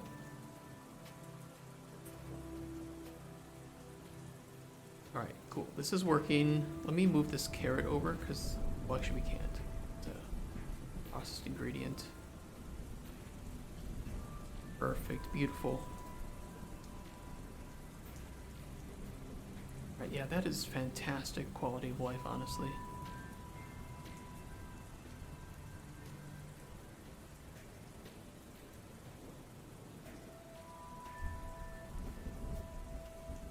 everything's working. 280 FPS on Rust.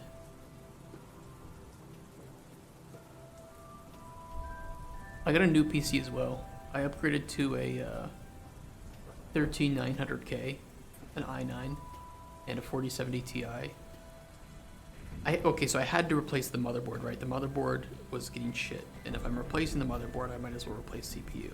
So now I'm here, like, okay, now I need new RAM. Now you know, like, fuck it,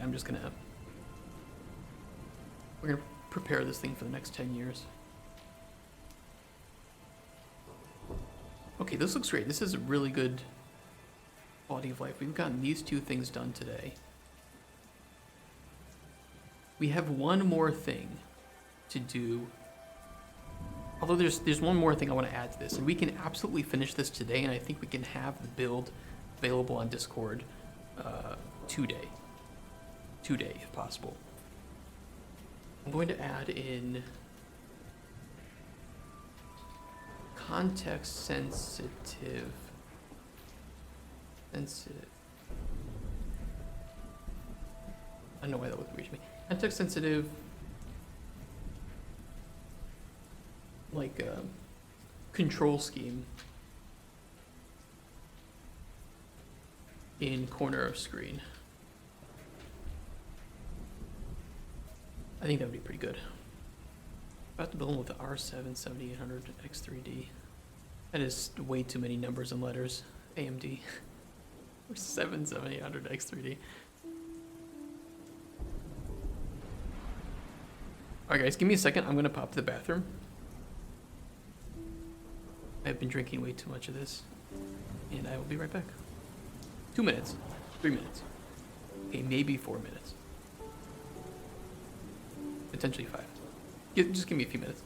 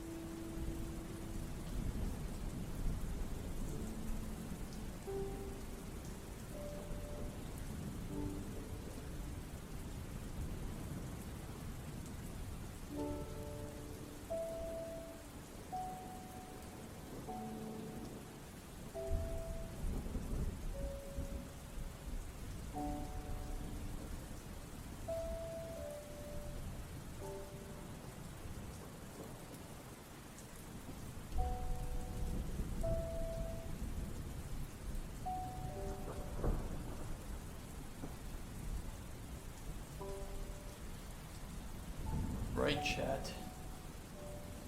It is time to start the phone sex hotline part of the stream. Time to get your phones out. No, we're not doing it. Not on stream, at least. When you're back, can you show me where to get UE5? Because I just re-downloaded the Fortnite Unreal accident. I shouldn't laugh at that. If you get the... Okay, so if you have the Unreal launcher, right? Do you have the Unreal launcher, the Epic Games launcher? Unreal Engine. Yeah, you have to go to press the Unreal Engine. I think you might have to show it. Oh, you can hide game library, but you can't hide. Yeah, it should be there.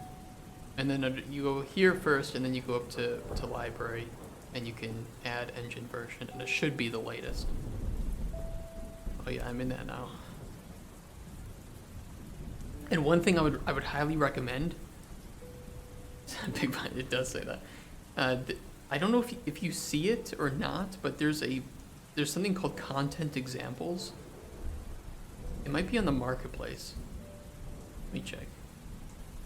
And I highly recommend just loading that up and going through each of the levels there.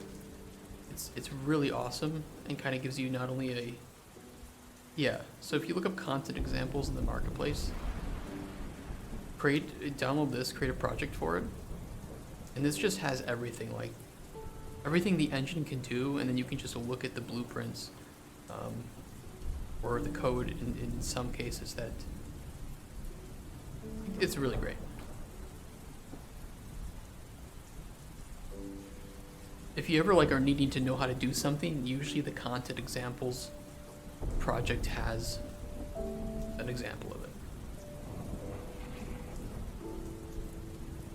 Okay, what am I doing?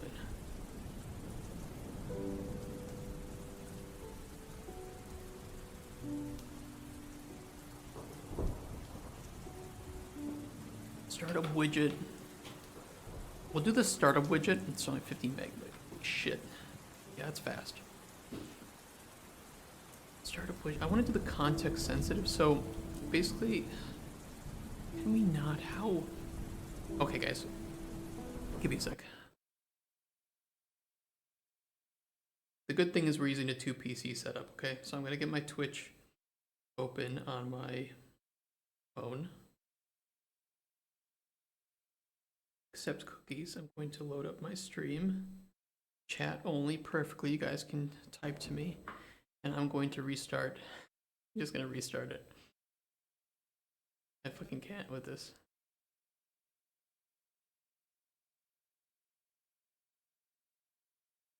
Oh my god, the music was on for so long that I thought the whole stream was just muted. Sorry about that.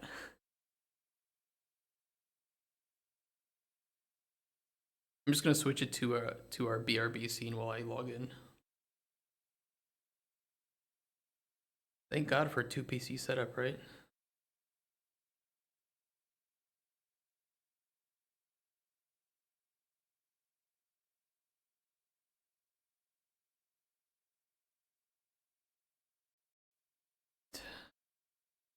Just putting in my password.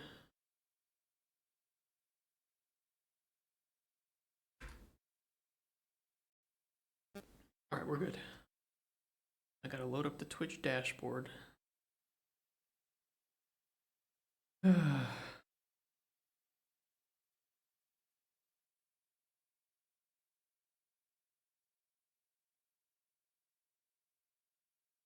Okay, cool.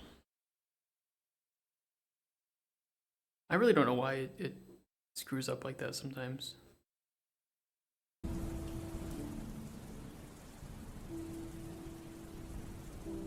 Better.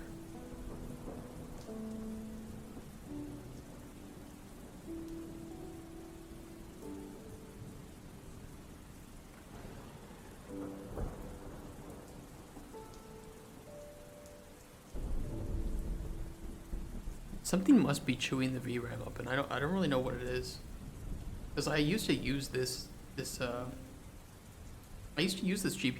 when developing all the time at home.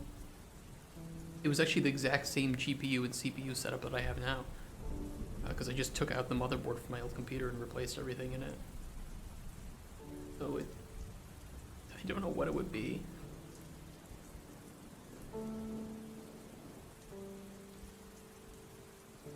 No.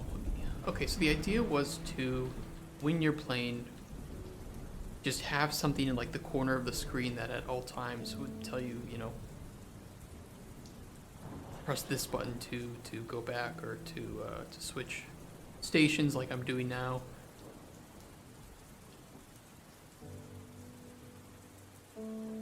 That's the idea, at least.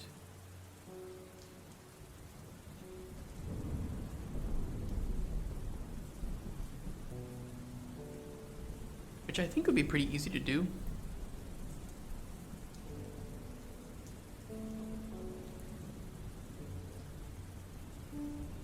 It should be pretty easy. We just need to have like one overlay widget that's always there and can, well, it's similar to our commissions, right?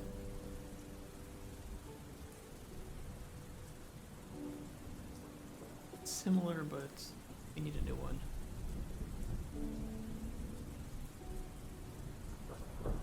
All right, let's make a new widget. WBP context controls.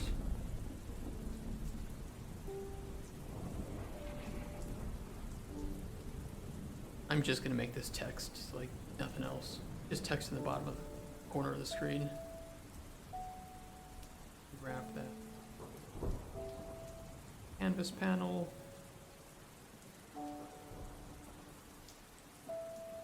Anchor bottom right. Size to content, and then alignment will be 1. Can I put some padding on it too? I could if it was within a panel, so I'll just move it -10, -10. Perfect. T context controls.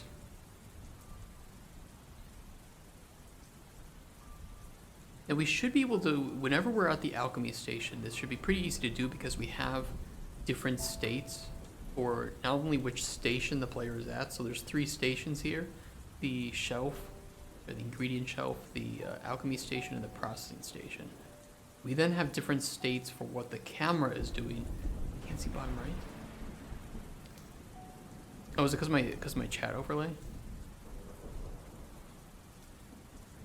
I can move it up a bit. Yeah, okay, let me do it. You guys might get a small little bit of lag while I do this.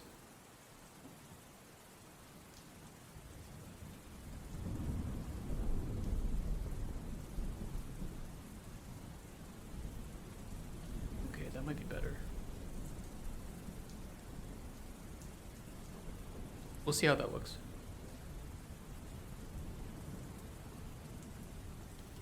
Did we reach our sub goal?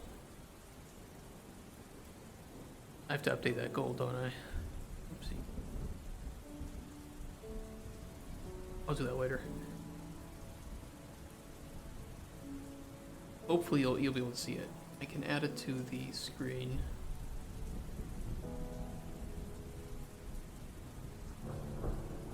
Create another widget. Context controls. Add to viewport.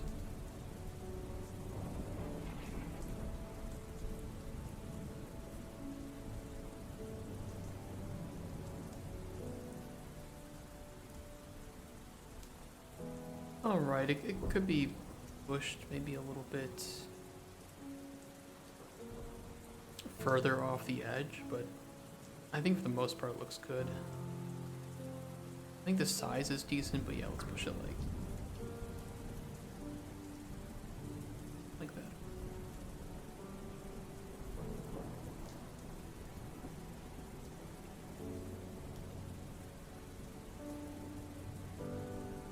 I'm also going to take the commission, and I'm going to put a small bit of text underneath this. With a vertical box. Underneath the vertical box, put some text. Center justify. Italic. Press C to toggle visibility.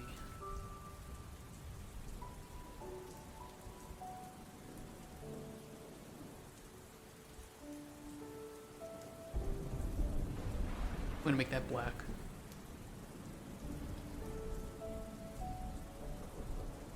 And we can do an outline too. Wait, where's my outline? Outline settings. Current size 1, outline color.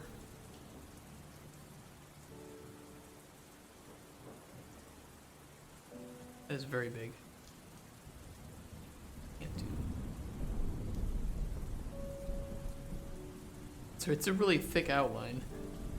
And how does it look good? Like, oh, that looks terrible.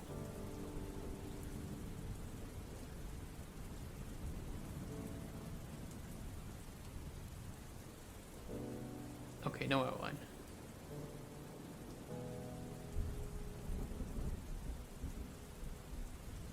It's not bad. This is just a prototype, so as long as the player can read it, I guess it's okay.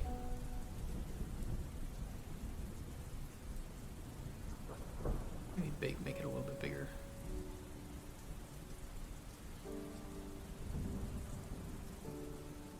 We'll just do bold.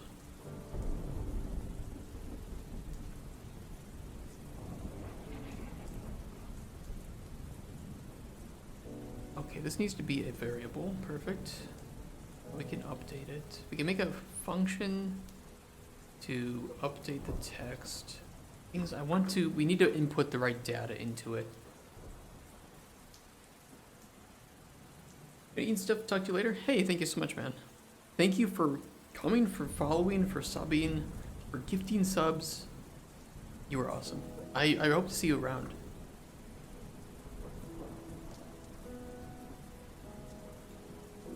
Hop in the chat too. I really liked your idea as well for Hunter Be Hunted. That's a cool game idea.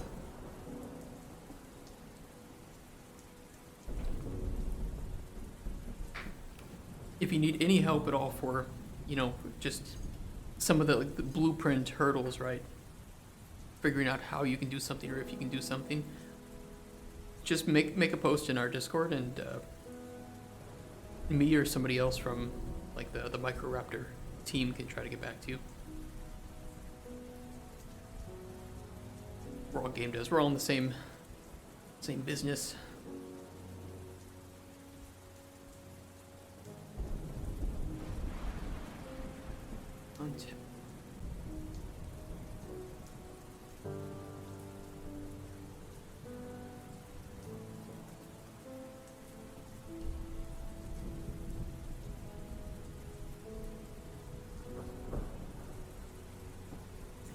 We have the right triggers for everything. We just need to tell. We need to tell the blueprint here, the widget, which state to be switching to, and then we just need to input that those triggers into our blueprints here. I might do a new enum.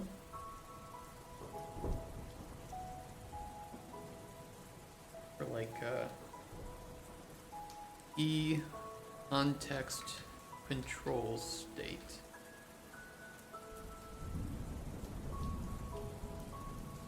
And this way I can have different enums here. I can do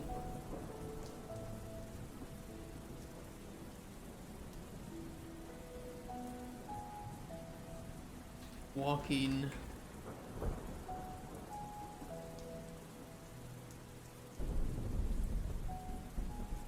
and then we can do different stations. I don't know, this already sounds kind of bad. It sounds like not the right way to do it.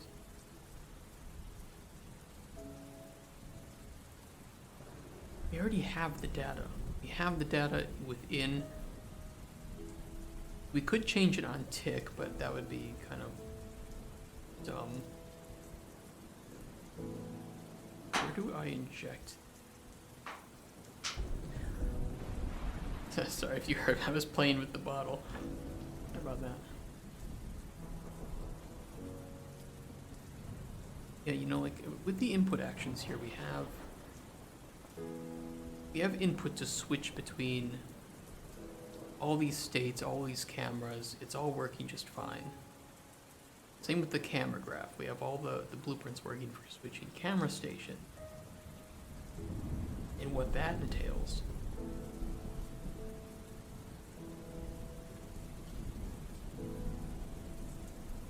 I might just make it in here, in the blueprint itself.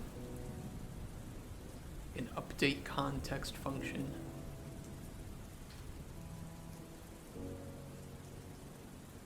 And what we can do is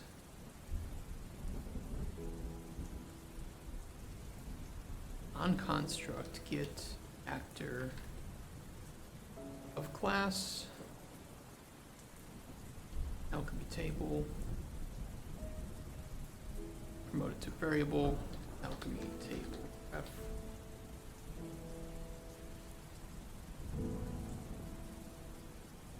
We probably won't. Context control state.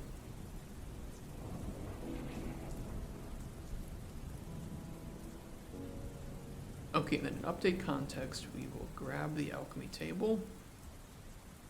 I think I have a boolean for alchemy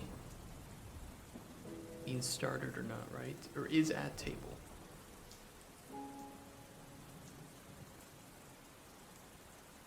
At table.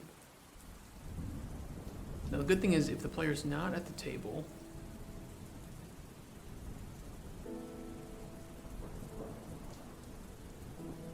we can set the text for this to be, oh my god. That looks so good.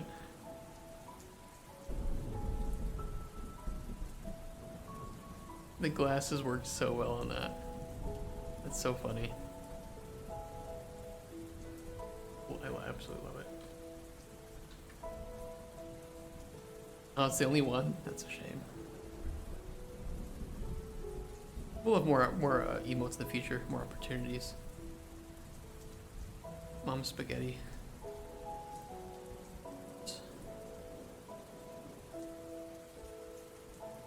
I'm gonna do like parentheses E to interact.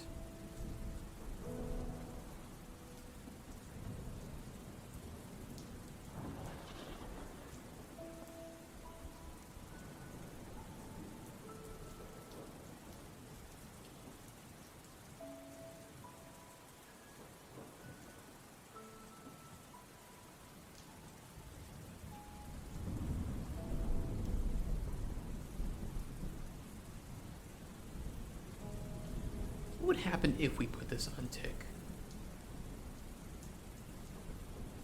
I don't like the idea of doing it, but I think that it could work. It would save me a lot of trouble with having to put triggers everywhere for it.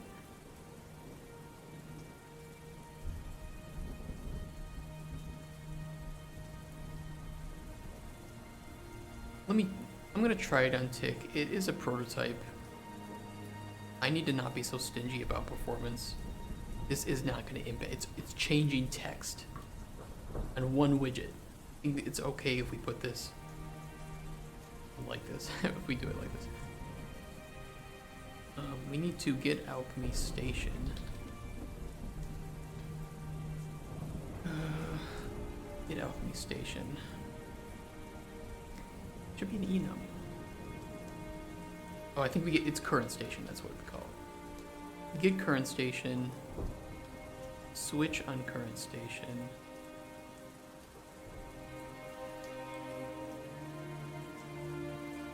Or could we do one big select? You know what? We might be able to do one big select.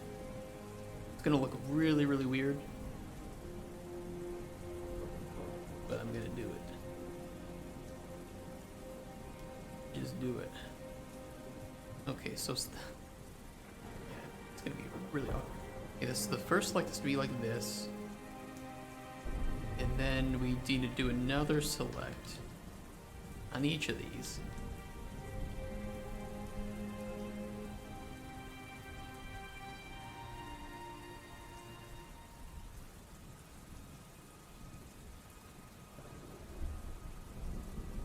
I'm gonna need more space than this. But with this, I don't need to have so many.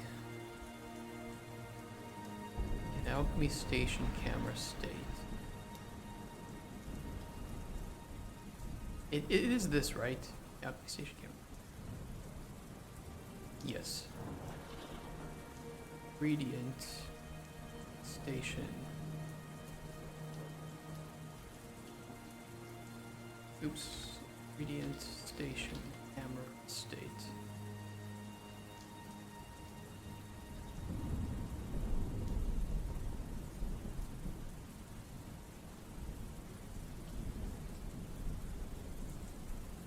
And then processing station.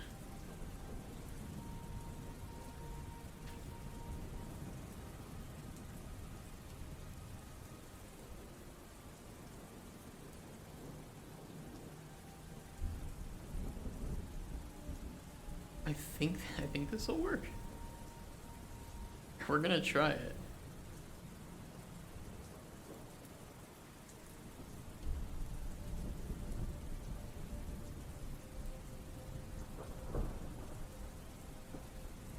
Okay, if the player's at the ingredient shelf, the options are... I wish I had icons, but I don't have any rich text. I hope people will understand like RMB and LMB. RMB to zoom in on a jar. On jar.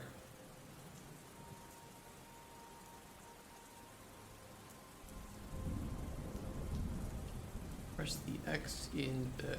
Actually, I can't... Doesn't escape go back? Didn't I make it so escape? I'm pretty sure one of these days we hooked up escape to vacuum. You know, let me check the core. I'm pretty sure I did.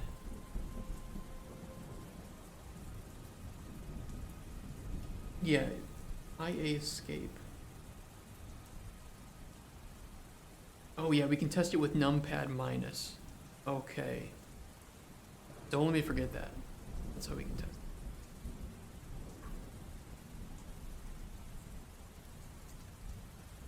Escape to zoom back out.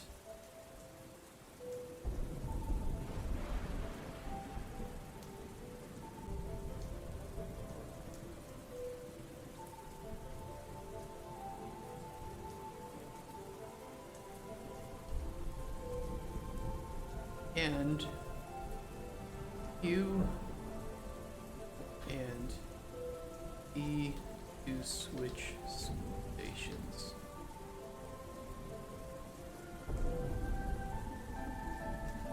Kind of awkward looking, but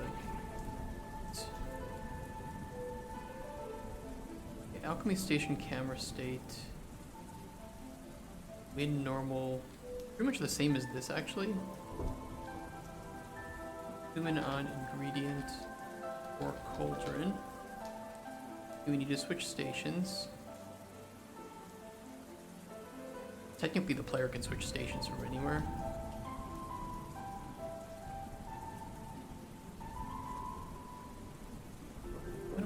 Switch station.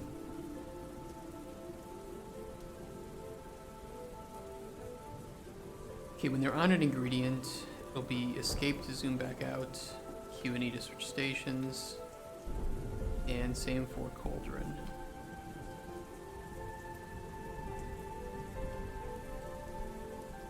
When they are at the processing table,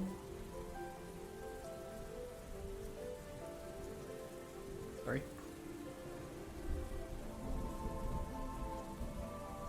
Maybe I shouldn't have like acidic stuff when I'm talking a lot on stream. This probably doesn't help my throat, does it?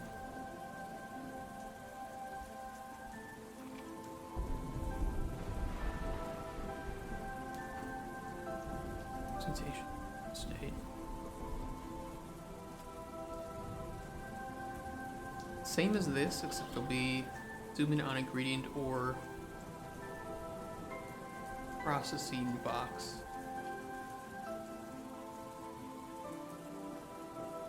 Stations, ingredient, escape to zoom back out, and same here.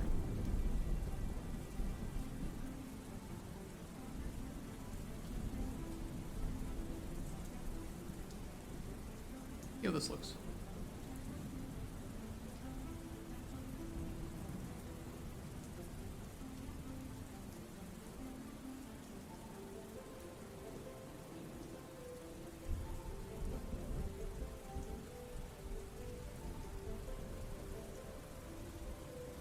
Okay. R&B, zoom in on ingredient or cauldron, Q and E to switch stations, zoom in on jar, escape to zoom back out. Oh, it didn't work. Okay, I think that the switches are working correctly actually. Let me just test this again. The escape button for some reason though isn't. It's fully clearing me. Oh.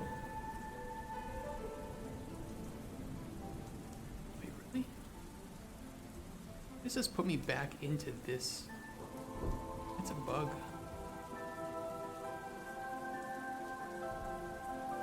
Oh, did I finally find that bug? Can I recreate that?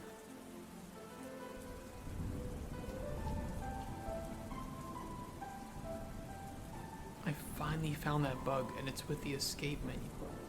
It's not triggering the right logic that it needs to be. Why?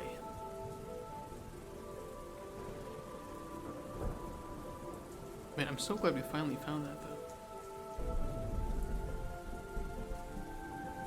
Blueprints, where did I put it? On the controller? Escape.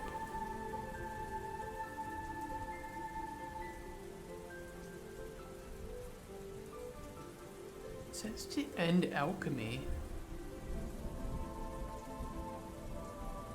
There must be something that we're doing when we press the X button that is beyond just end alchemy.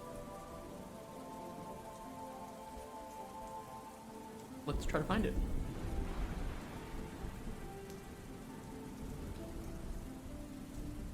Here's end alchemy.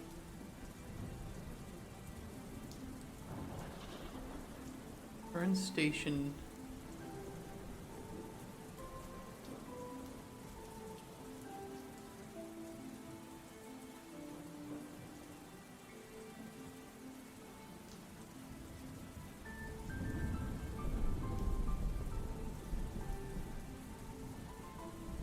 Maybe I need to do the reset HUD as well.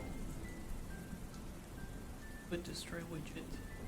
It's the weird thing though, it sets current alchemy station last. Alchemy station camera state, the last camera state are normal.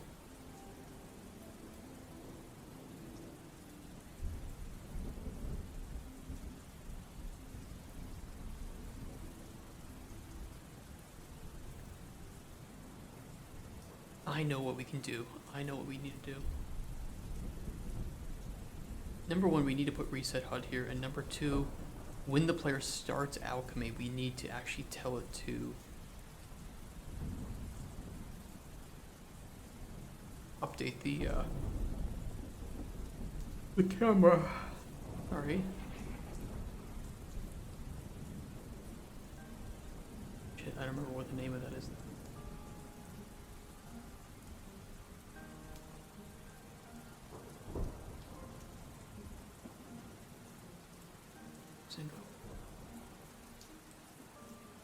There's two things though. There's this will fix the camera, but it won't fix the fact that the other ingredients remain invisible when the okay, let me back up.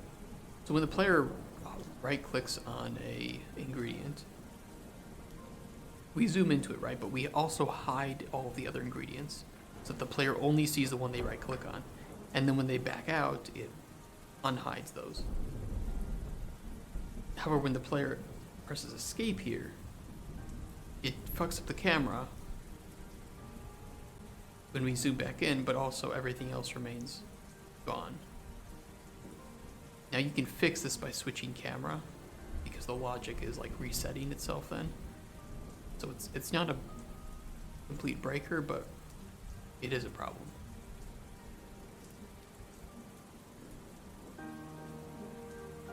And my thinking is we can fix the camera issue, but I don't know if we can fix the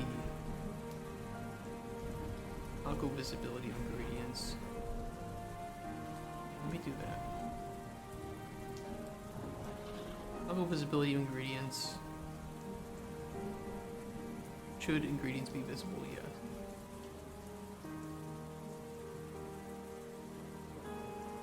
And we need to set the new camera. So on the camera graph, we just need to call switch station camera.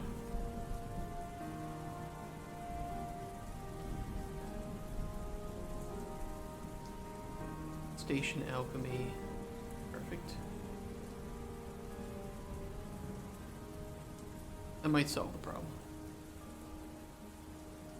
Try it. Yeah.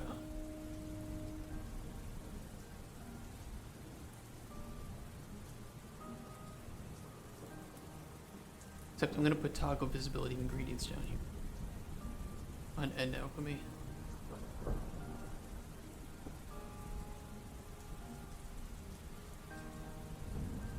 Okay, there was one other thing, and when the player's pressing the escape button, it's ending alchemy. I'd actually rather that it didn't end alchemy. I would rather that it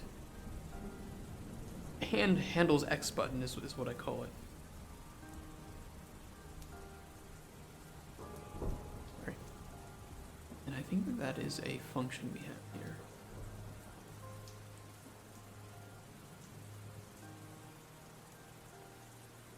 Let me check the input graph.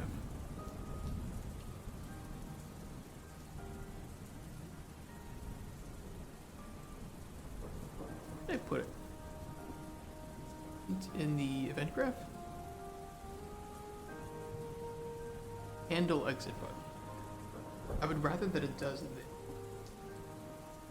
personally.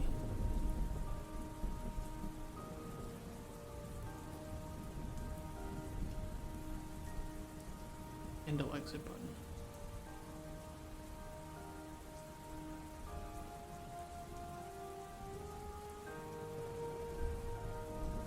Okay, now when the player is doing this, that should be a lot more stable too, rather than just outright ending alchemy. We should be able to like zoom into Cauldron, zoom into the ingredients. Back, back, back. Perfect. Back, back. Send to processing. Back, back, back. Perfect. That looks much better.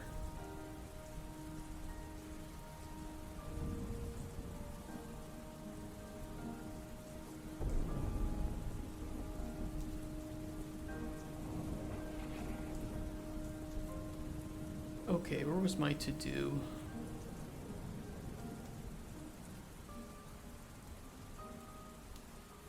Context-sensitive control scheme. You know, do we need... Okay, so I don't think we need the startup widget that shows controls anymore because we have it context, right? But we still need the widget that kind of sets expectations. Let me... Completed. And if we just make this, which shouldn't take us more than an hour max, we'll have everything that we need to make the build. In my opinion. Except that I'm gonna add one more thing to this list. Look, I need this to be right.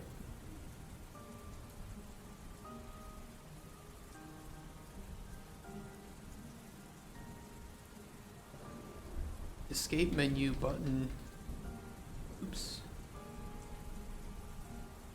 to add 99 of all processed ingredients. The reason for this is that I'm going to remove the processed ingredients from the player's inventory.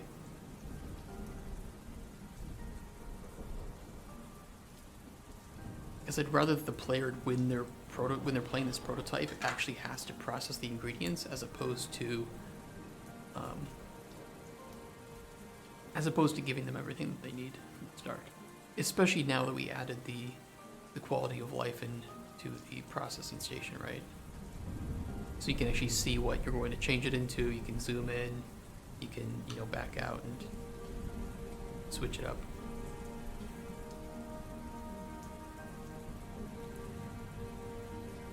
So close, we can do this. We can do this today. Yeah.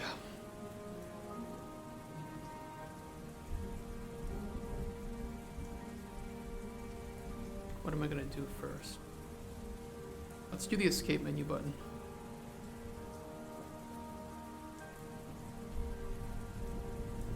Escape menu, and it's going to be sending it to the game instance, I believe.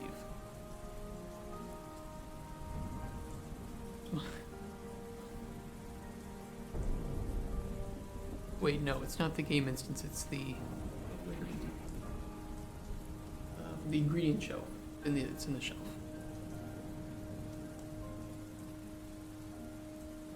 Yeah, we do this force ingredient inventory to 99 at the start of the game.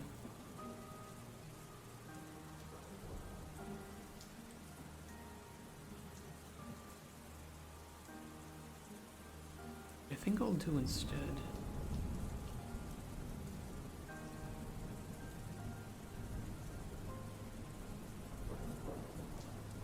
I'm going to take a Boolean in here. The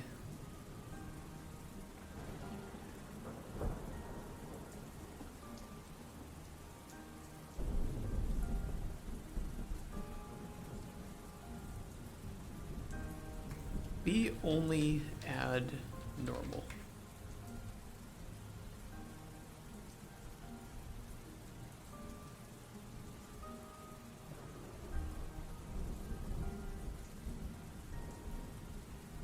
And we're going to do a select.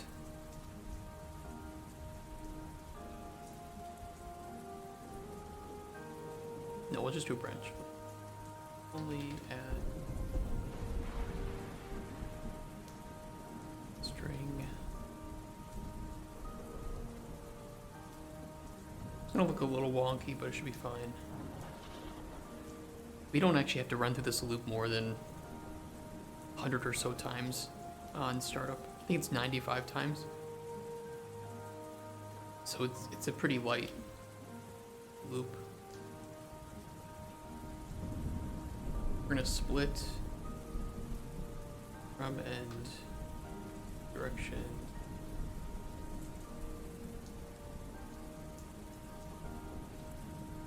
And if the right hand value is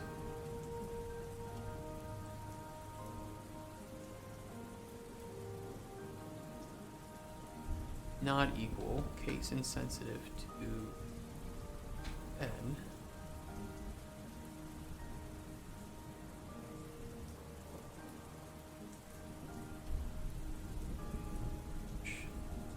normal,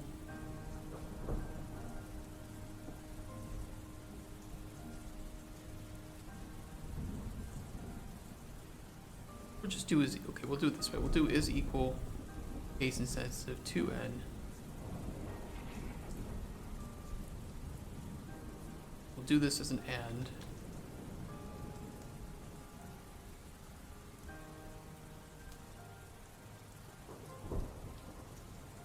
Only add normal and it's equal to n. True.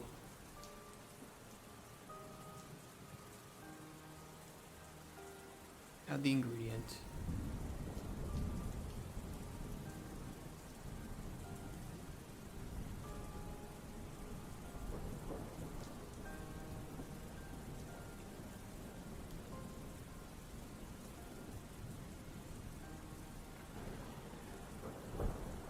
Yeah, I think I'm doing this wrong. Okay. How do I feel stupid right now? If you feel stupid, you're probably doing something stupid. I think I'm doing something stupid. Wait.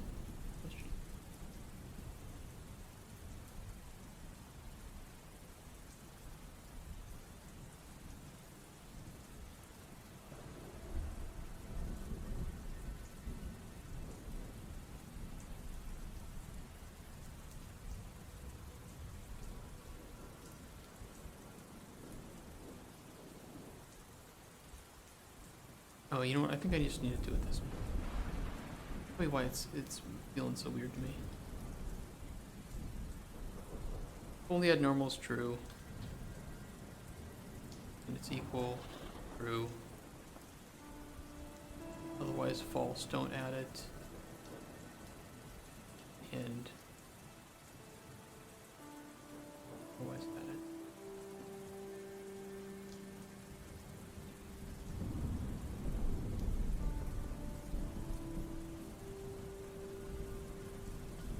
And that is equal to false by default.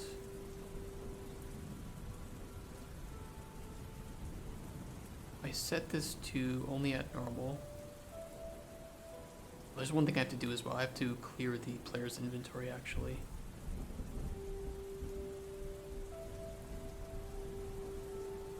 Hit player inventory. Can I just clear it? I guess I could just set it equal to nothing.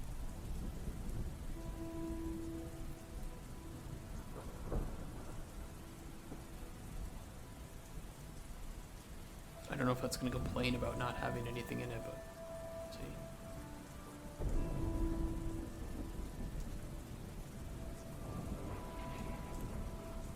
Did it? Only add normal. Well, we have to check. Okay.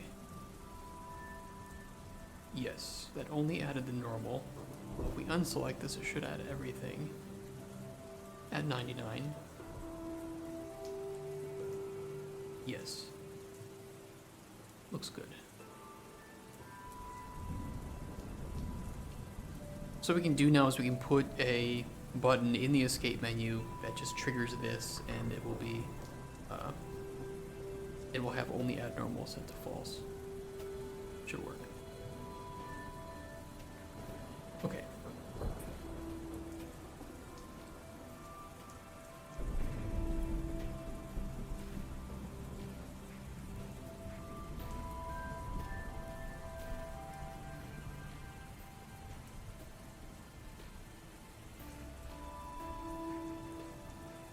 Adding on top 20.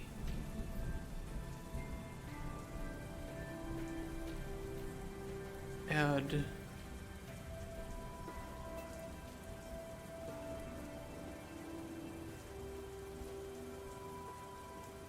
debug, add 99 to all. Yes.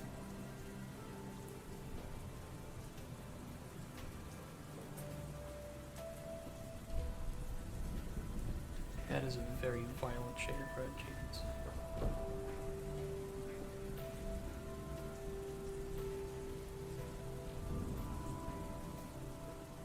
B, add all ingredients.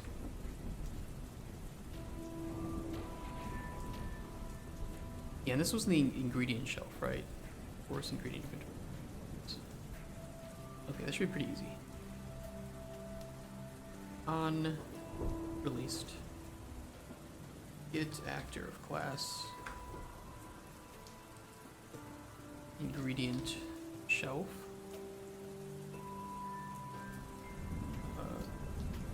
Force ingredient inventory to 99.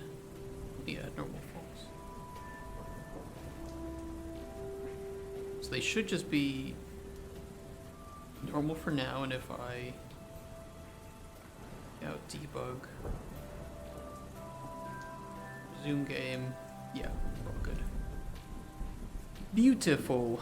I'm gonna do a little bit of, I'm gonna put a debug on that too, so it'll just like print a string.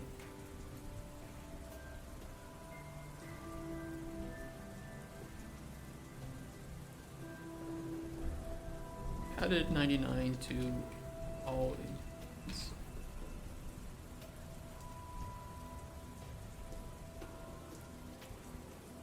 Alright, I would say like 4 stall ingredients, $2.99.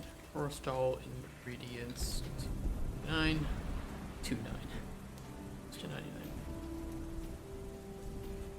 This will be good before we have like a debug, you know, command line, right? Before we add our own like little cheats to it. I don't care if the player cheats during the prototype testing. I don't really care if the player cheats, to be honest, in my single player game. Am I gonna add cheat codes? Fuck yeah, I'm gonna add cheat codes.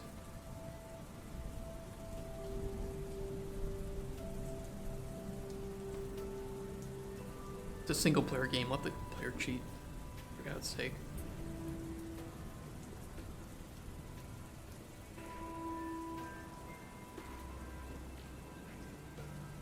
Perfect.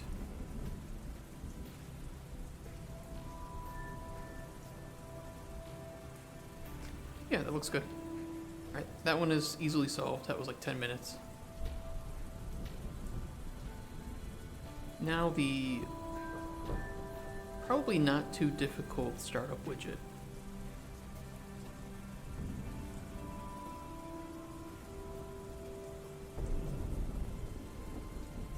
The difficult part is I just don't know what to put on it. Startup widget.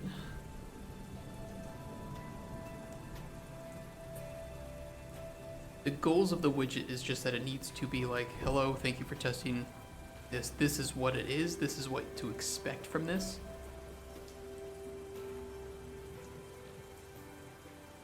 You know, here's a link to our Discord where you can share feedback on it.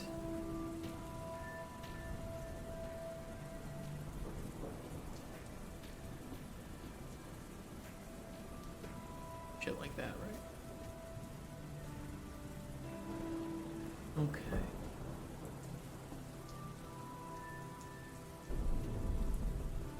Not print. Special effect. Background blur.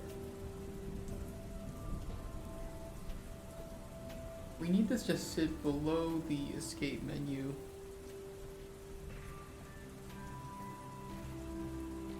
But above everything else. Blur string 2%. I'm also gonna make it a button.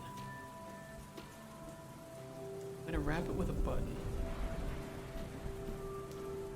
It's gonna look a little weird. Moment. Normal, none. Word. None.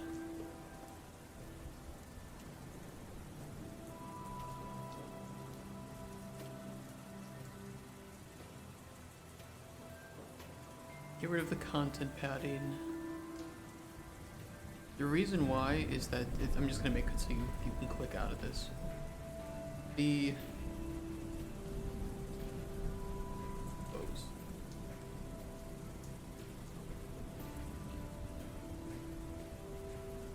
simple as that.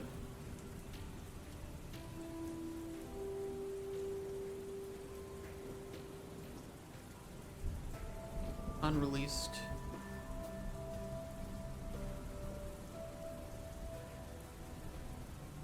It viewport substates stat subsystem. There should be a subsystem for the viewport. It viewports.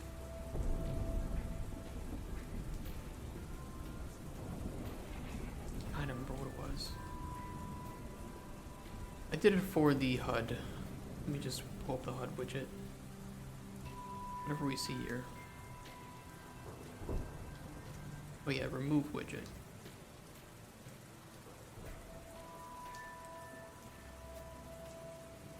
And a reference to self.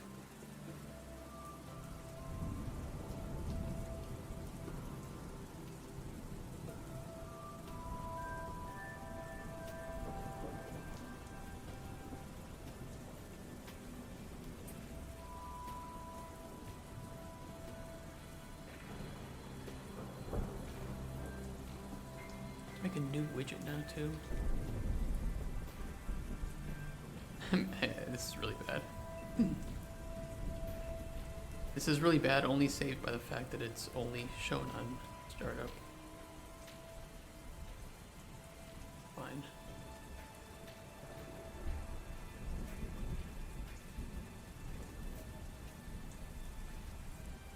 Yeah, the player will be able to see the shit. The viewport.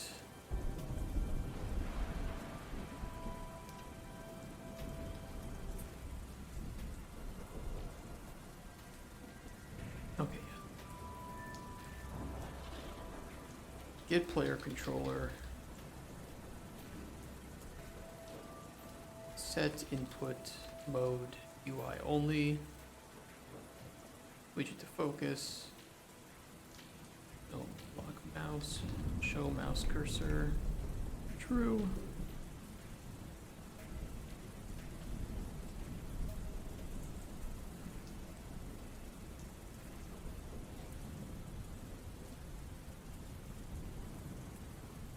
Think you're going back to bed. Thank you for the stream. Thank you for being here, Crossroads. And as always, thank you for the emotes. They're really awesome. I think people seem to really enjoy them. And we got a lot of people, a lot of new subs today that can try them out. So thank you.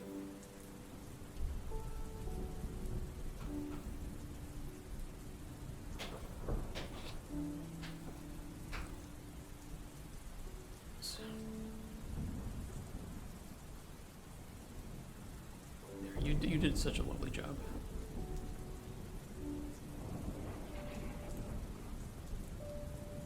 If Keanu Reeves was here, he would use them.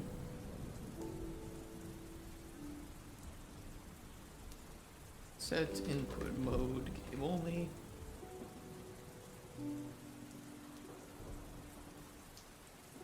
To show mouse cursor.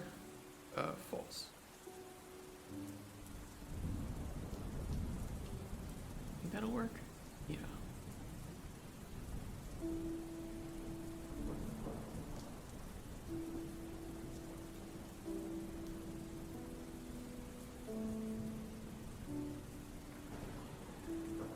Okay, I don't think I'm gonna have the player be able to load it up at any time. But what I will do is this. I'm going to add some social buttons into our escape menu. And I'll do the same thing too for the startup widget, but this way the player could easily obtain information about where to go for like her Discord, Twitter, YouTube, Twitch, all that shit, right? As long as I'm not hiccuping.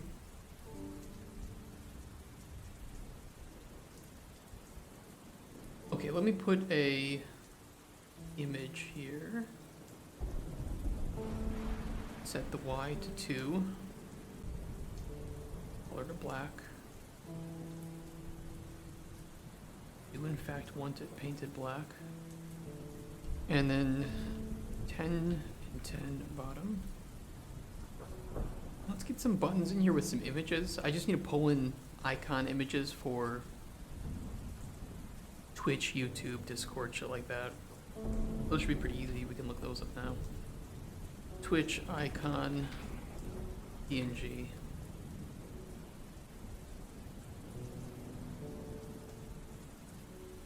Looks good.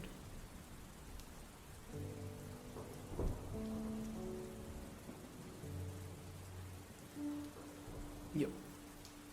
Okay, let's do YouTube.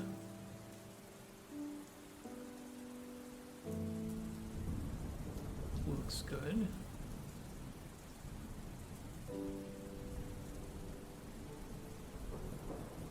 Let's do Discord.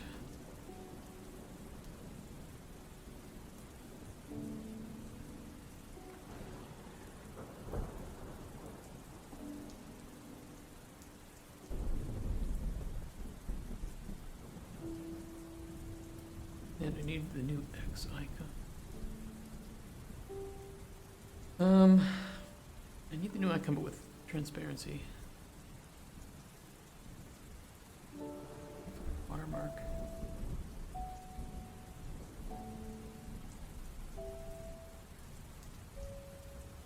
Hate you. Hate you with the watermarking.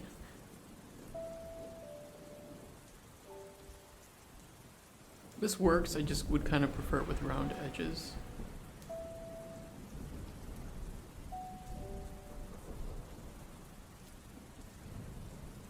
Yeah, it's not going to show the new one.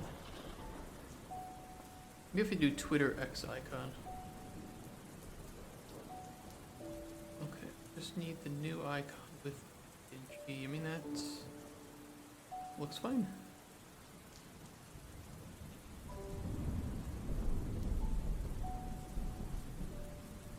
The WebP.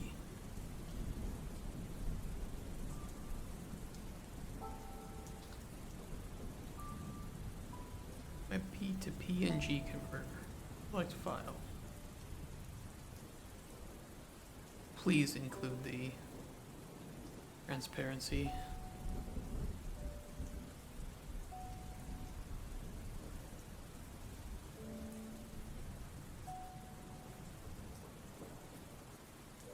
Awesome.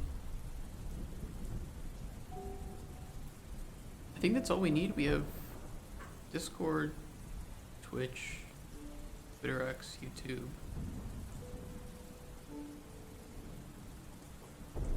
I can't think of any other socials we might want to add there.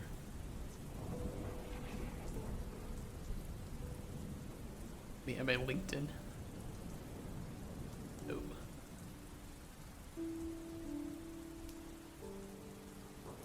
Okay, let's add a horizontal box. And then we will add in a button and an image.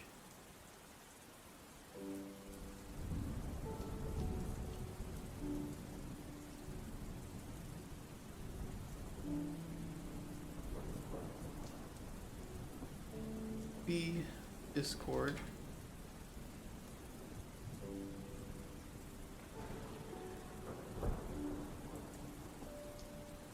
Escape menu, icons. Let's add these in.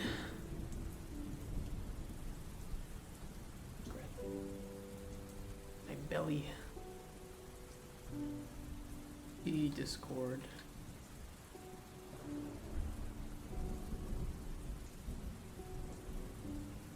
Be YouTube.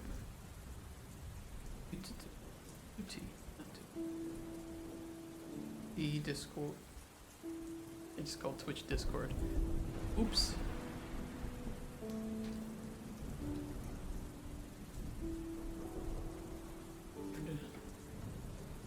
And then the last one should be in here.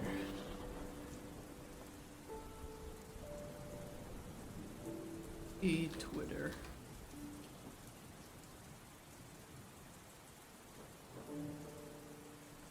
Beautiful.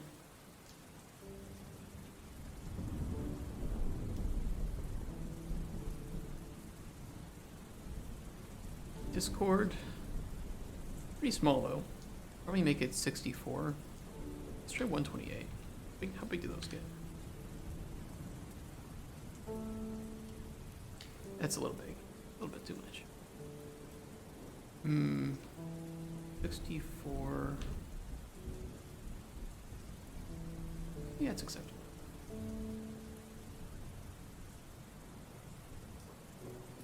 We could just make the buttons the...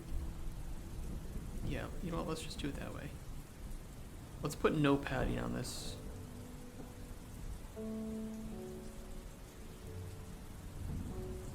No content padding. And draw the image as none.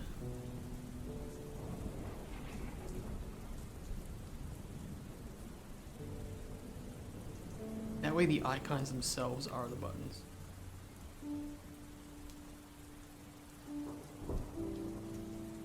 And then I'll make the image bigger. I'll make it like 85 by 85.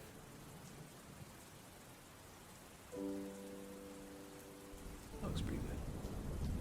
It will duplicate. It will be the Twitch. The YouTube.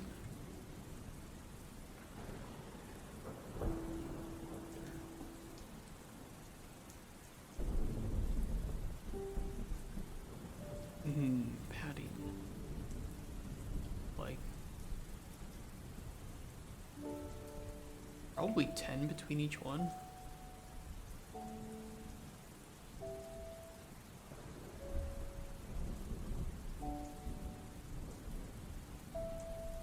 Yeah. Damn, you make me proud. Okay, 9874. Thank you so much for following. I should probably increase the sound of those alerts, shouldn't I? Pretty quiet. If you want, I can play yours again with a louder sound. I was reviewing my stream on the weekend, and it was like everything was really, really quiet.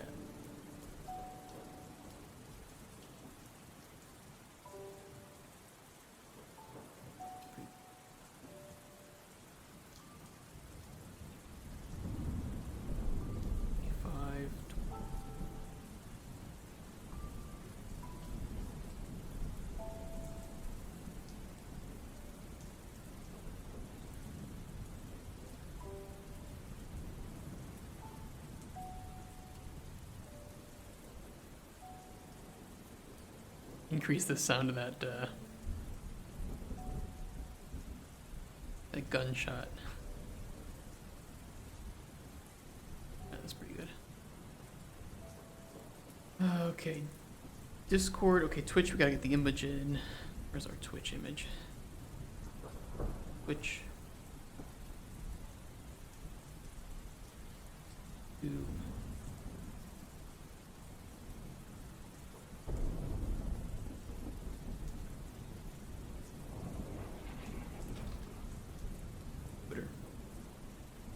Padding 10 on the right. I think 10's enough.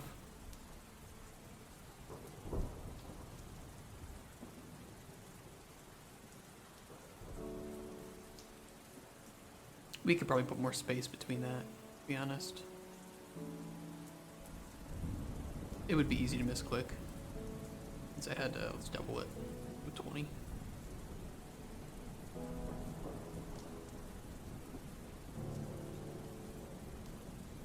On this, I put it on the wrong thing.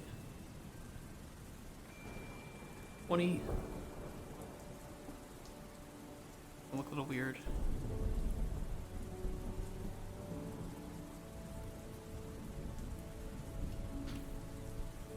Yeah, it's pretty good.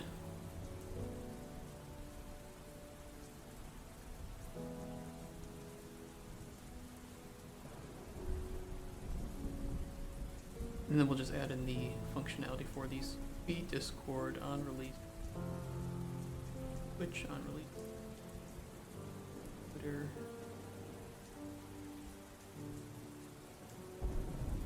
And whatever image 62 is, we don't need that to be a variable. I don't like that it automatically makes images variables, but it is what it is. Okay, open URL. Launch URL.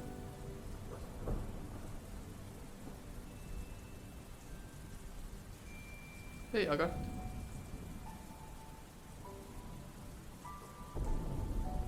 You were gifted a sub randomly, so you are a subscriber now.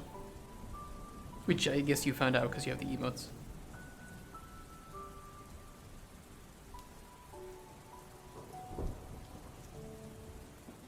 Alright, what is our Discord? I need our Discord link. You scroll back in chat. It's gotta be here somewhere, right?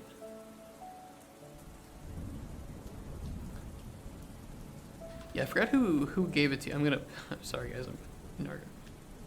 you wanna join our Discord? There it is. I just needed the URL. I can't remember who it was. It might have been Liren or I don't remember. Doesn't tell me. Okay, Twitch is easy. That is where you're watching it. Twitter. Okay, our Twitter handle upsets me, to be honest. Because they only allow, I think, 11 characters for the handle. Or no, it's whatever our handle is. It's one letter short of Microraptor Games. And I have to do Microraptor Game. I can't do Microraptor because somebody else has Microraptor. And I don't want to do an underscore, because I think somebody has that as well. So we are a Microraptor game forever. Very upsetting. YouTube, pretty simple. I'm just gonna open up this one. Technically you can put YouTube/channel/@Microraptor games, but I'll just do this one. It'll be good. Alright, that should work. I'm going to copy this into our startup widget, but we just need to design the startup widget, right?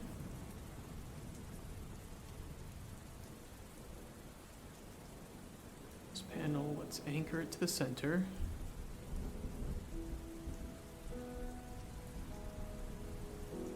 Size to content. Do 0.5, 0.5, so it's right in the middle. I'm gonna wrap it with a size box.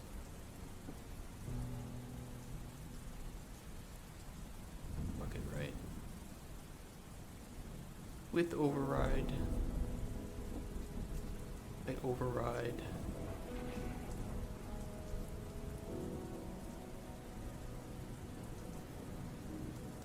That is very white. Yo, Mr. White.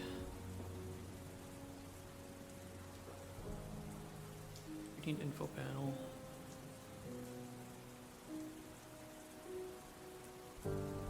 Just need the border color of this. I want to keep it consistent.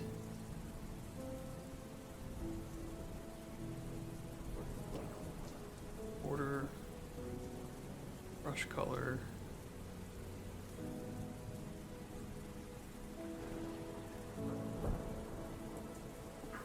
Okay, how do we want to design this panel?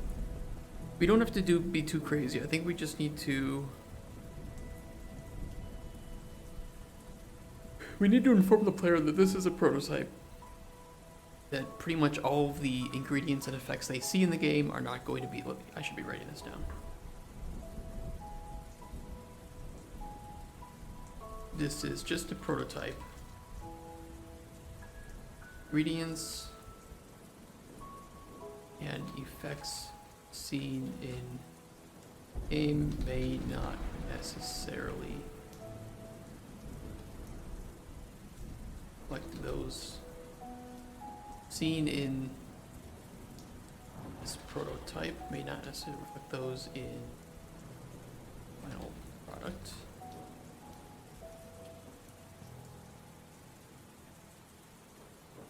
As a prototype,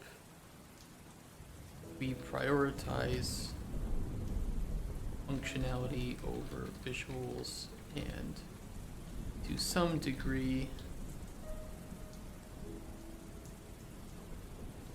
user experience.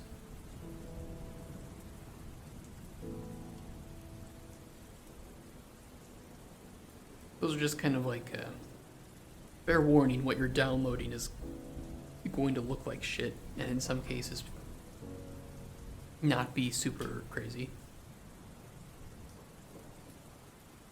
What else? I think that's pretty good for like warnings, but I'd like to tell the player what feedback we're looking for. We're looking for feedback concerning, also, this is just a prototype, but it has been turned into a small mini game to help give you some experience for how the final alchemy system is going to feel.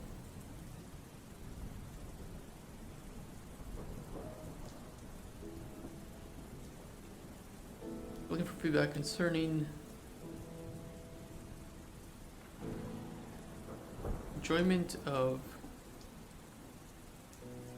selecting, or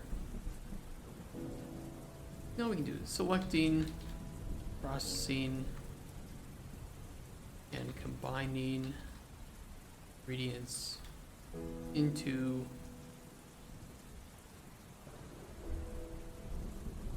potions of various types.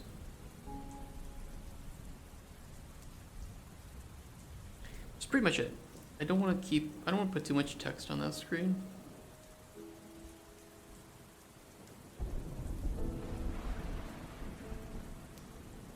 Oh, I will put one thing though. You are allowed to share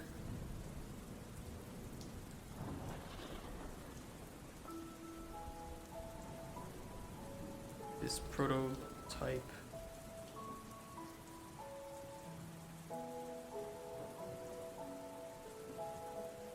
with anyone and on any streaming video service.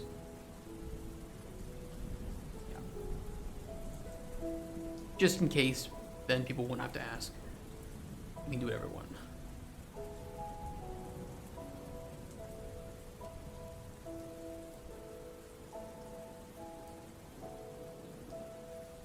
And then I think at the top I'll put like logo plus Microraptor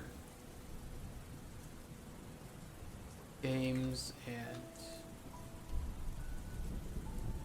Cauldron Chronicles title.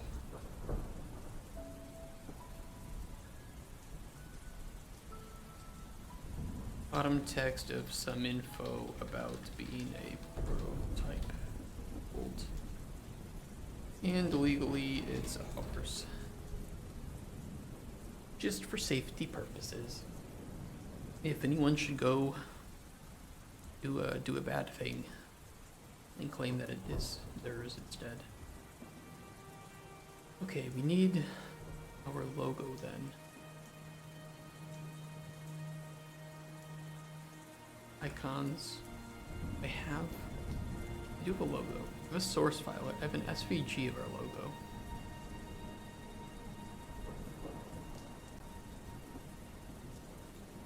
Can I pull in vector graphics to Unreal?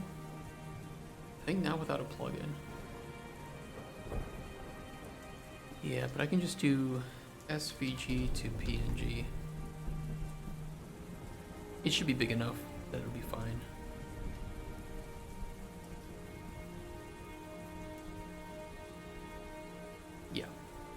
Yeah, looks good.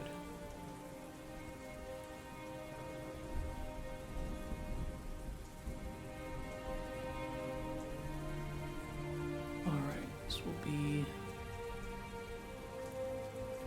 vertical box number 1. Horizontal box in the top, image.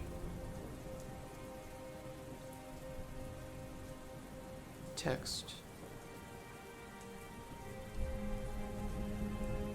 I also need to import the font, actually. I want to import the... No, we don't need to import it. Never mind. That's just a waste of time. I was going to import the font that we use for our company, but we need to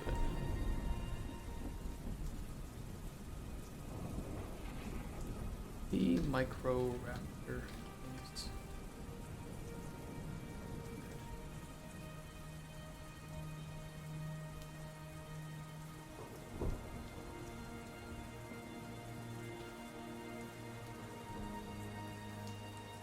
That is way too big. That is way too big. Yeah, it's got so much white space too. Can I fix that with paint?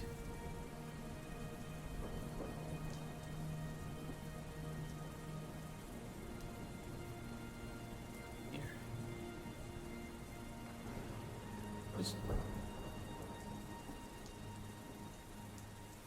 Just trim it down a little bit, right?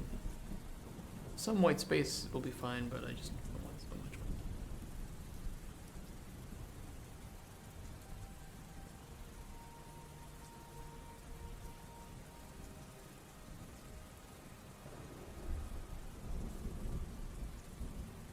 They're like...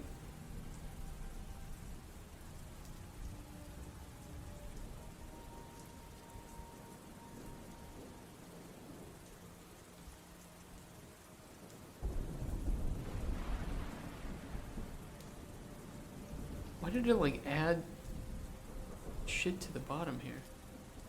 See that?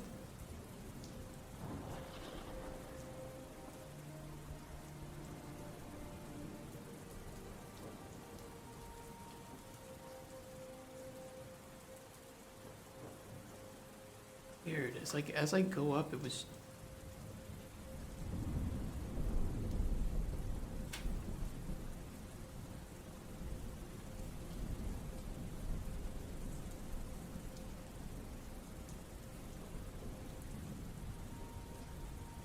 I'll just have to fix this at home.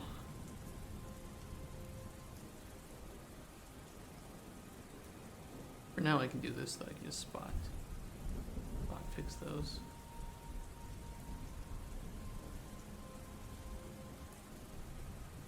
What I get for trying to use paint.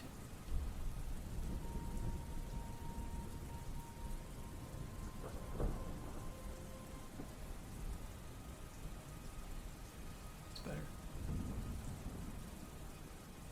It's so stretched. Now it looks stretched. It looks like it's an egg. What have I done?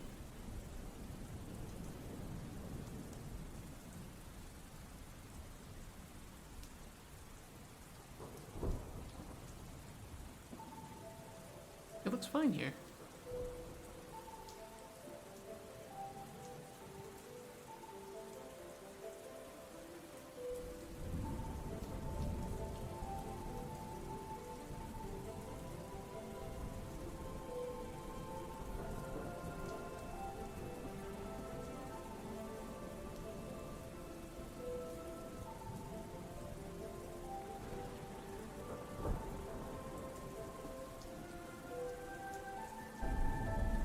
Okay, it looks fine. I'm trying to like do something weird in here, is it?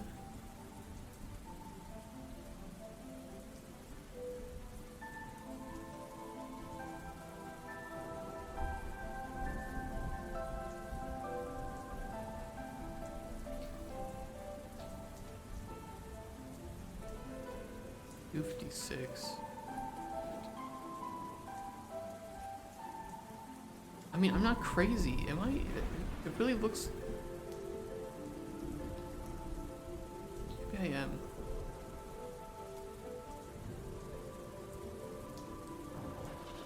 No, it is definitely being stretched for some reason.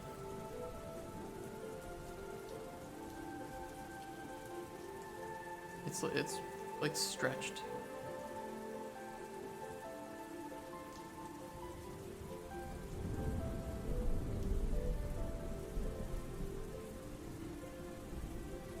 No.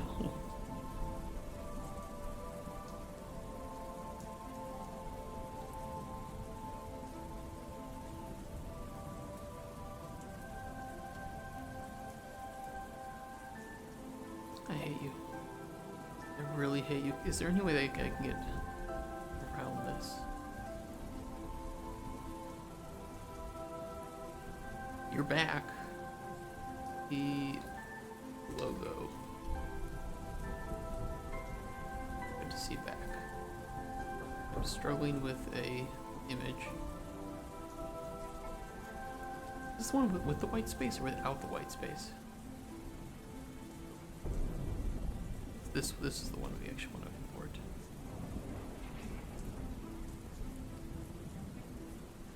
Yeah, it's got the white space.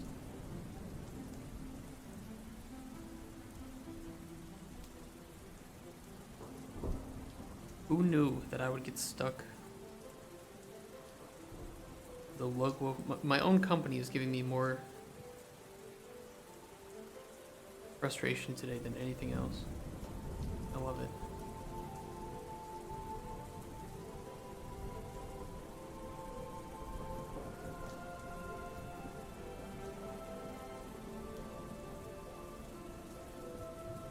I'm just gonna wrap this. I don't know. I'll figure it out. I will figure it out.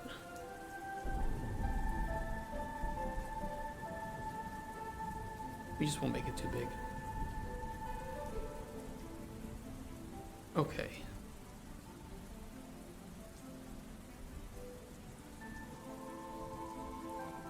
Cauldron, Chronicles. Underneath will be Alchemy, System, Prototype, V1.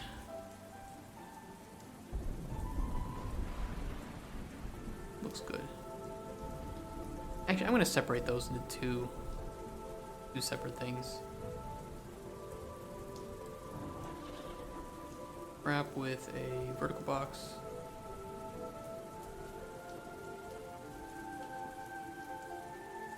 Duplicate. That way I can put this one a bit bigger. Like, I don't know, 72.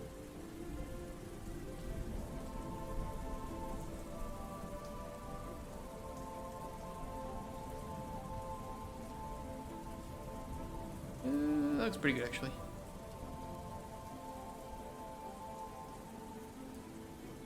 Pretty good.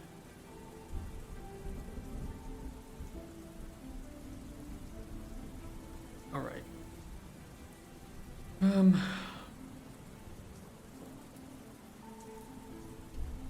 I'll do like prototype info as a section, and then underneath that I'll put these points, and then we'll do what we need feedback on.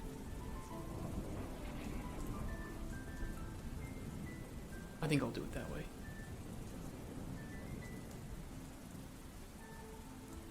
Okay, so the next box will be I'm just gonna put a vertical box in there, that way we can adjust its slot information. Vertical box. Text.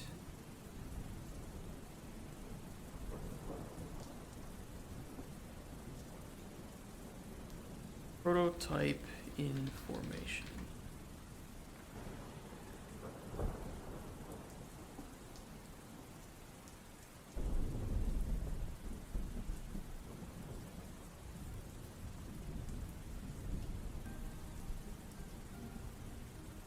Put padding 2 on top of this, like 15. Good. I could do a spacer too before that, I guess. Yeah, let me do that. Let me do a spacer. I'll take the padding off of this one.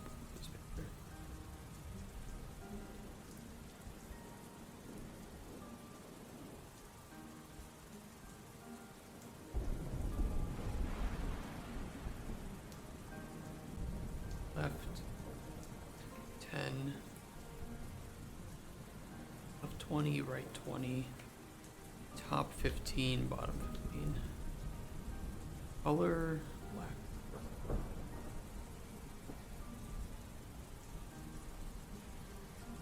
Prototype information, let's do padding on the left of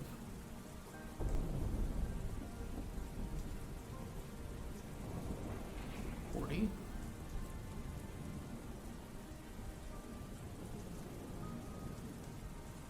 Now, can I get a bullet point? Just need the Unicode. Need the symbol. Go. Does show up, yeah? Okay. Padding on the left of this, we will make 35. Looks good. Oops. All right, number 1.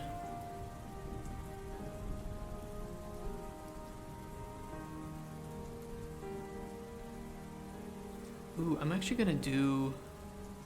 Okay, we're gonna do one step better. We're gonna make a rich text. I think it would look really good here to have rich text.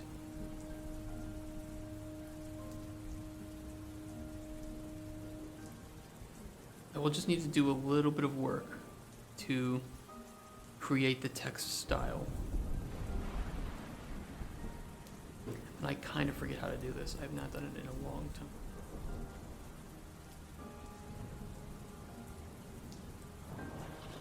Rich text.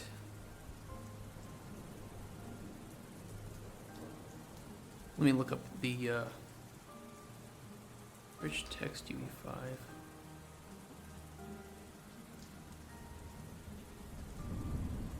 Okay, make a new data table.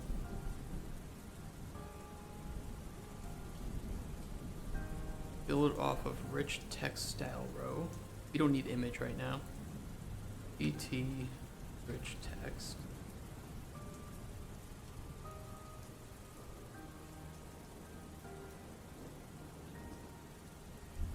Okay, add in font color black. I guess we can keep that. We want to inherit.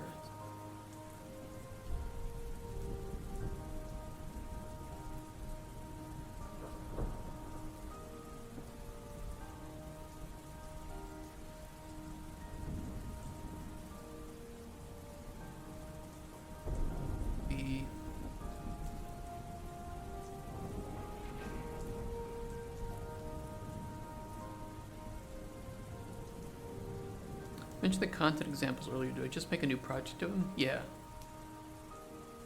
Yeah, there should be the button to create project, and then you just create it. I think it's like 5 gigabytes or something. Shouldn't take too long. And then when you load it up, I don't remember if it's right in the default directory, or some, map or level directory. There should be a whole bunch of levels. What's 9 gigabytes? Keeps going up because they keep adding shit, right? What am I typing? Default.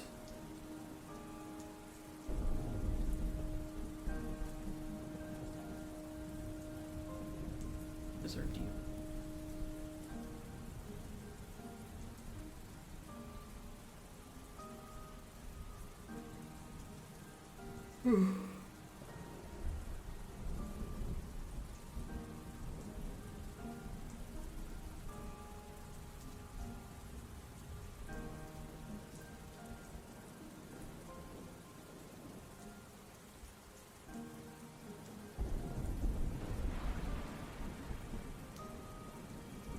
Yeah, I'm going to duplicate this row, all this,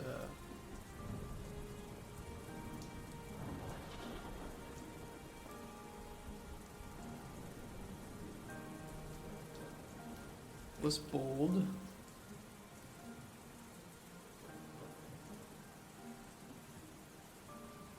Duplicate, malloc.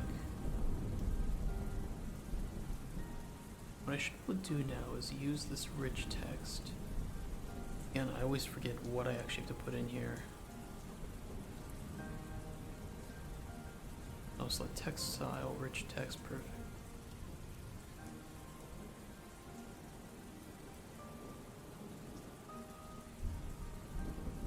Perfect. Can't override it, right? Ooh.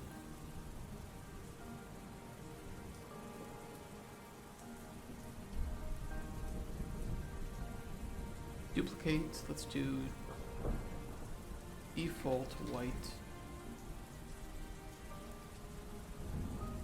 bold white, italic.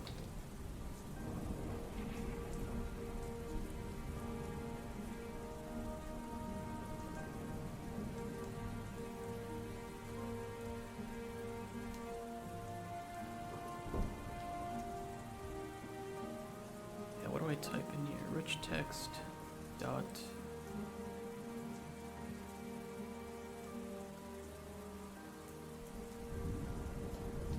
default white test.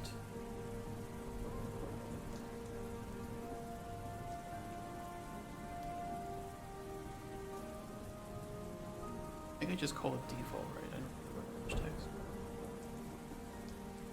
Aw, why did I do that? Why didn't that work?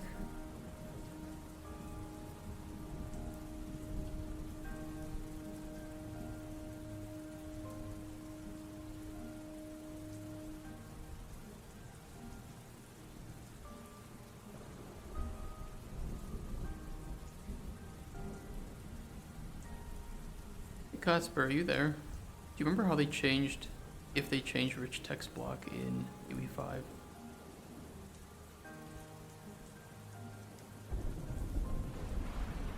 Something tells me that they did.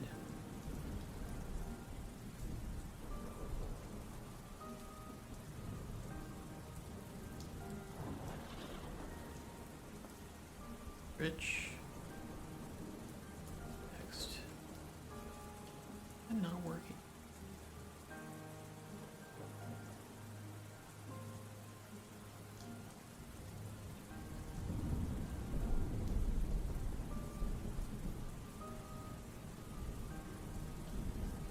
Like it's exactly as the info here says. Text style row name.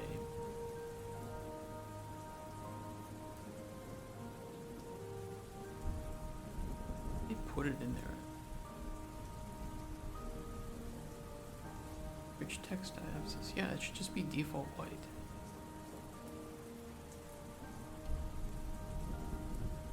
That should work. Oh, I just had to compile it. I'm such a...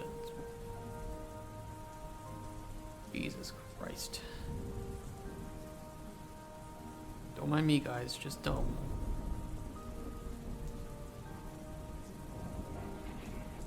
Okay.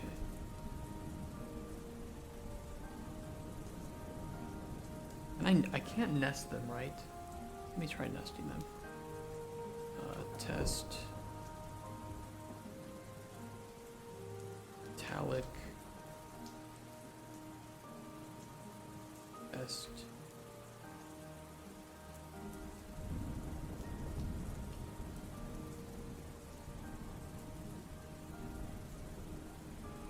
Yeah, I would have to end one first, okay. Let's write the sentence first. This is just a prototype of one of our core systems, but it has been turned into a small mini game to help give you some experience, to help not to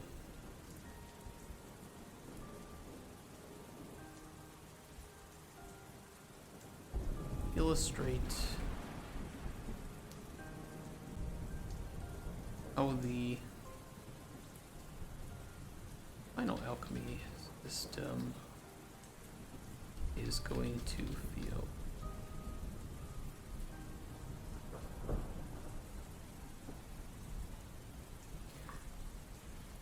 Alright, yeah, I have to do, we have to fix a couple things. I need to make sure to wrap this.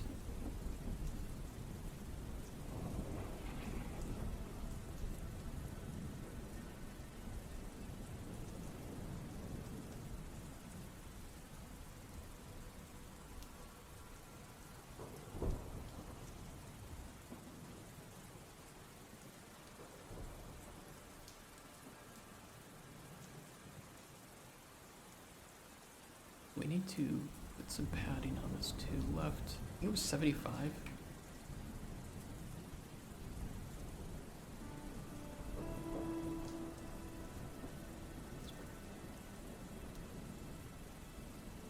Okay, this is just a prototype of one of our core systems. I'm going to put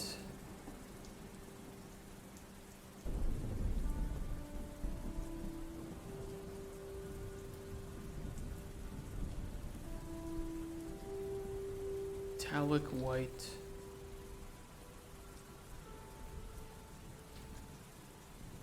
Just a prototype of one of our core systems, but it has been turned into a small mini game to illustrate how the final look. Okay.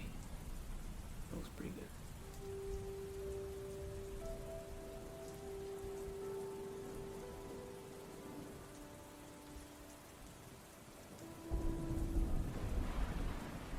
There's not like a bold italic, is there? Oh, there is a bold italic. We add it.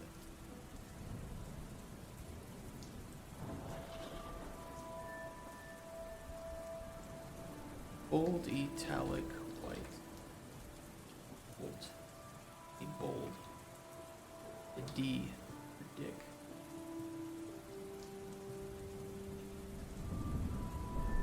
Bold italic.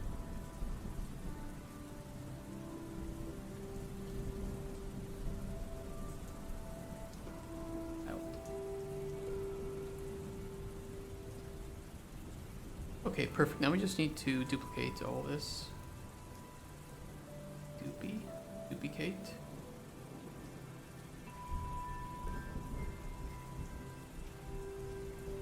Ingredients and effects seen in this prototype may not necessarily reflect those in the final product. Honestly, we can just kind of copy that.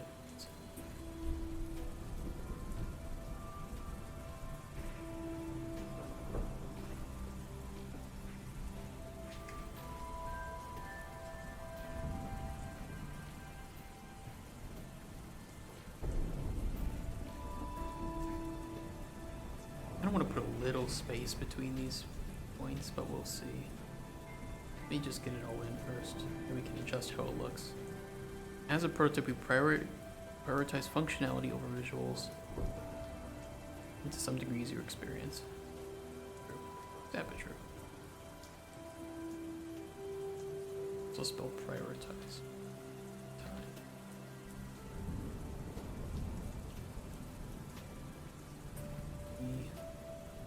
Bold, italic, white.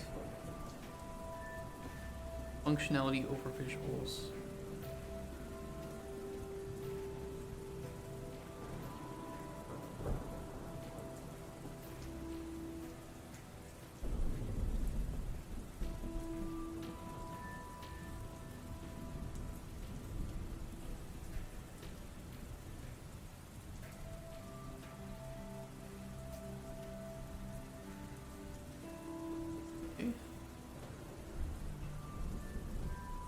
And last one, you are allowed to share this prototype with anyone and on any streaming video service, just in case somebody wants to.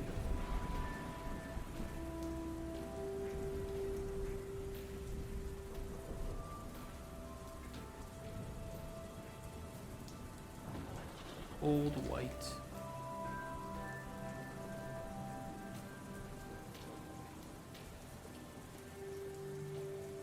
Default white.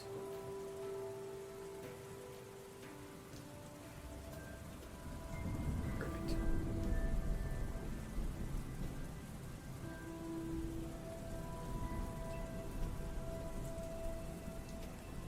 Duplicate.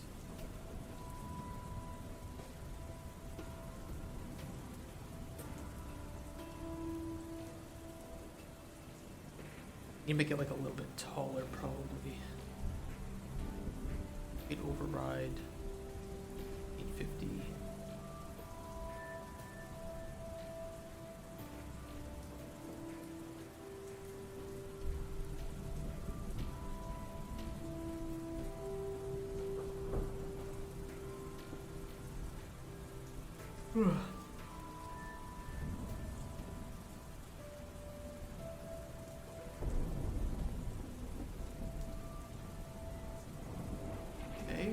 Where we need feedback.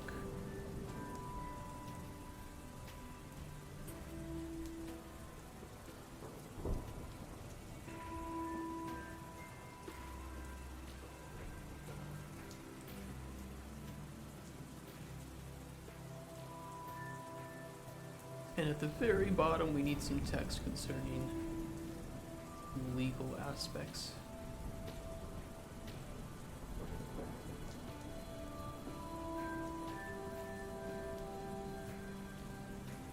Unfortunately, you know how it be.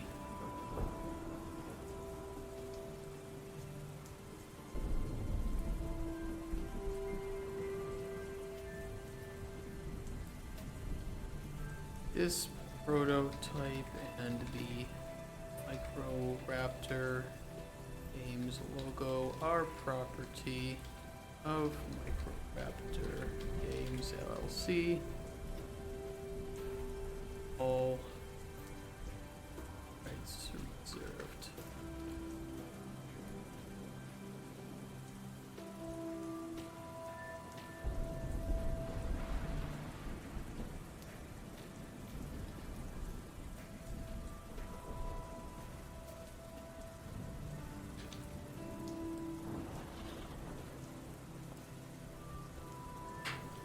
we are actually, or we have already filed for copyright for our logo. Takes them a long time to process it. Very long time. Like, it's almost been a full year for them to process this. Just need to put it out there.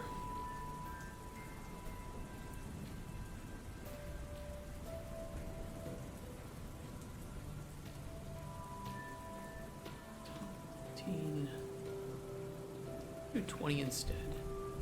And I just want to put a little bit of space in between each of these.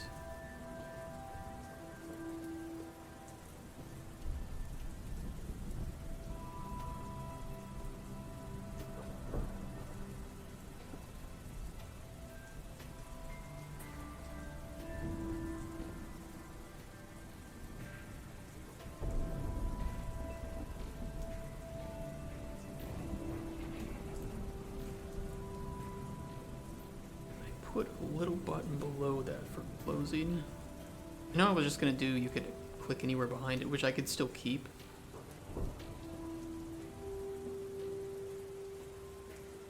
This way.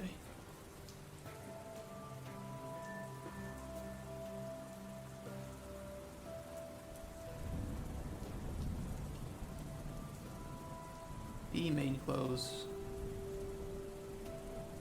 Top 10.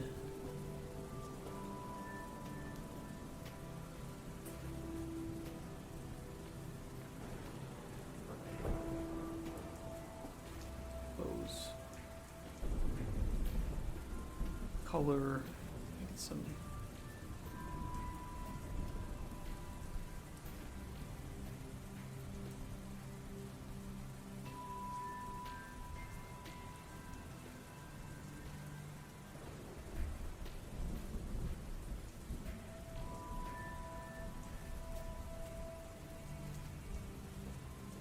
okay, looks good.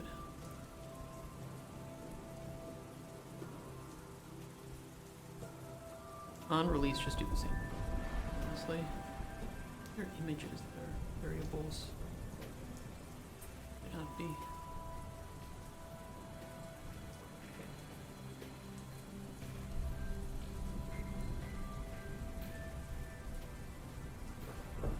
Oh, we did kind of want to put this socials on here too, but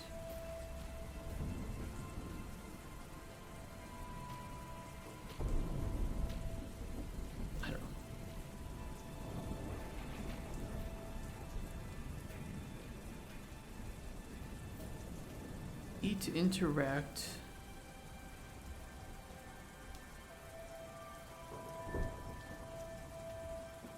To open the escape menu.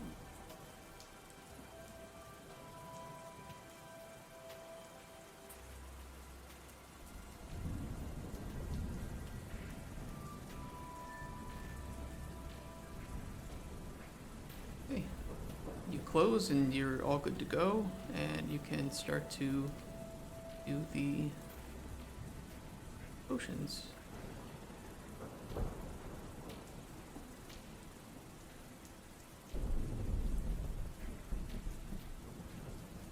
This mana and this kind of space.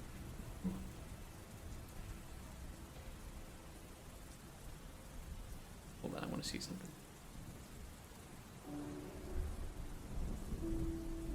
Let's kind of push into that, doesn't it? We move the filter ingredient shelf down. It'll be okay.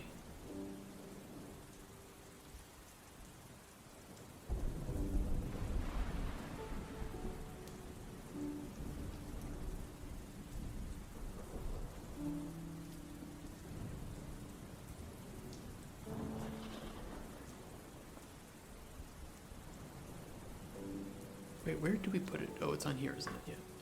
Ingredient shelf filter, let's move it down.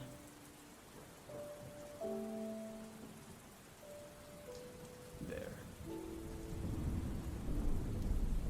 Is this your main form of Steam doing awesome game dev? What do you mean? Oh, like my main pride and joy kind of thing. Let's not clarify it as awesome.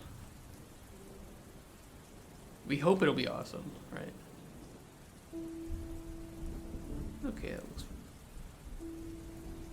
At 16:9 aspect ratio, it should be. You can move it up a little bit, maybe. You find yourself streaming. Oh, okay, okay. Stream. Yeah.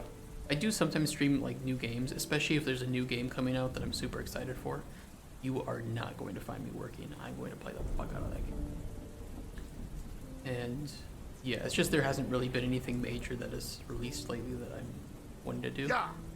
Thank you Damn, for the follow, make man. me proud. So we primarily do game dev, but you know, if like Hades 2, when that's coming out, game dev on hold, we're playing the shit out of that. Things like that, right?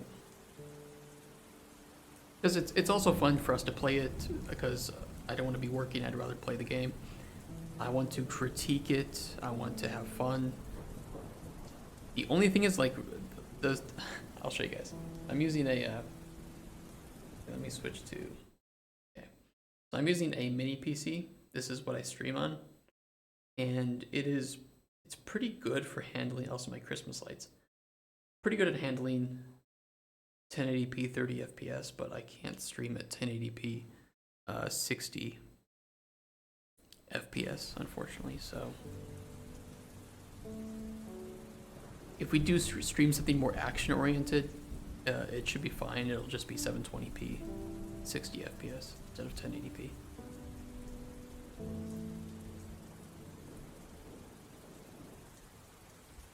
This looks good. Escape to open the escape menu. Debug. We have all the links. All the links should work. We can try it. Yep, that worked. Working good. Let's open it up on my other screen so you guys can't see it. But you just love game dev? Well, if you are interested, and I don't know if you are, but on our YouTube, and we do this after all of the streams, we put up all the streams into a unedited playlist. Again, these are unedited, so these are just the raw streams. It would be a lot to watch if you were ever wanting to, but otherwise you can just watch these streams as they happen live. And on Twitch, let me open up that now. Please don't. I don't want to see myself. That's just cringe. Where's our schedule?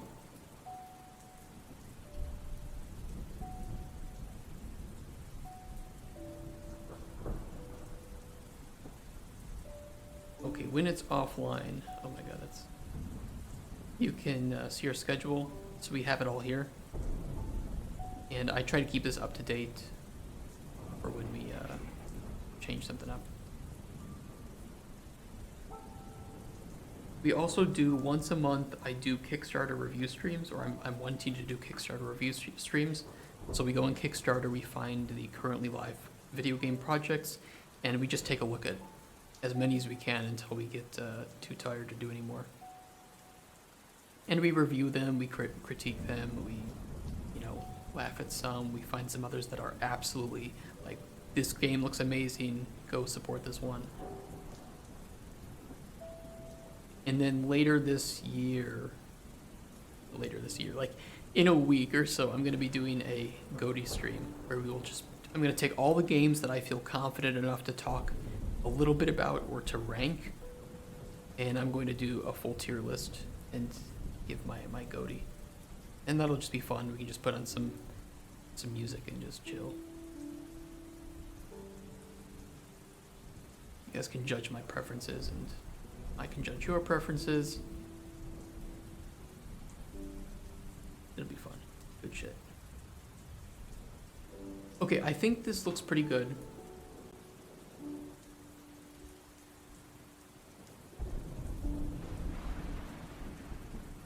Hydrate. Dude, I also have to go to the bathroom. Can I put in a... Can I put some micro bucks in for going to the bathroom?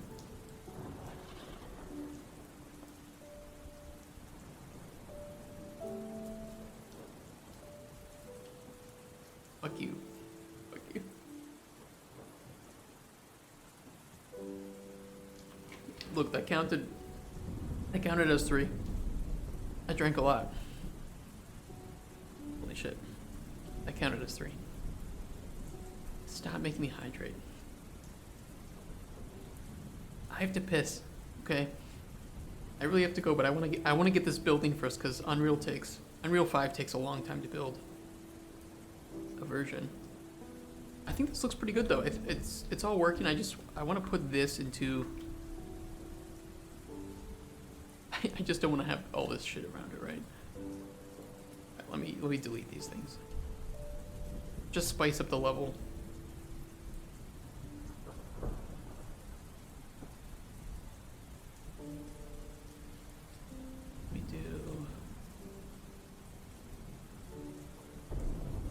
Move those back.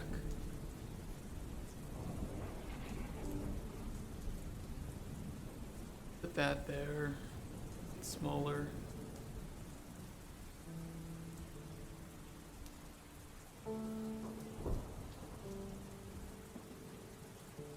$90.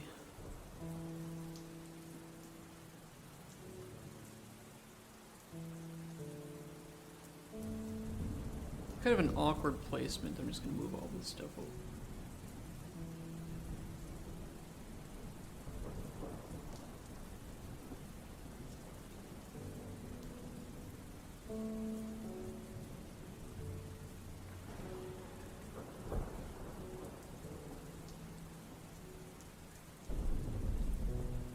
Okay, I think that looks pretty good. The player won't be able to see any of the other test level stuff over there. I mean, it doesn't matter if they do, right? It's just a prototype, but at least for now, this will give them the most minimal view that they need.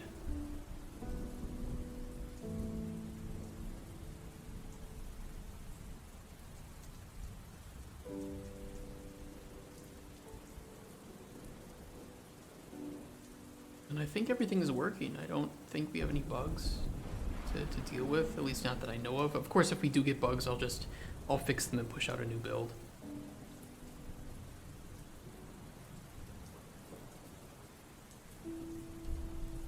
I still wish that the drag and drop wasn't so choppy at times, but it's just a prototype. Doesn't matter. I'm hoping that some of the stuff with the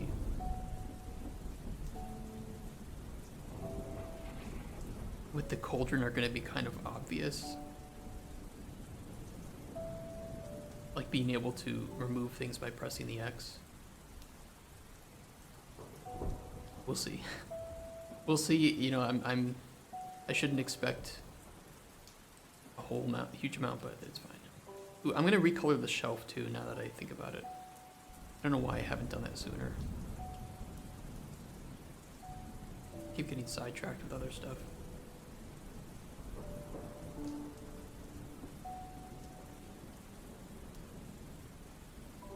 Proto brown. Why do I have 2 proto browns? One of them is a material instance. I don't know why. Brown born. It's nice. God.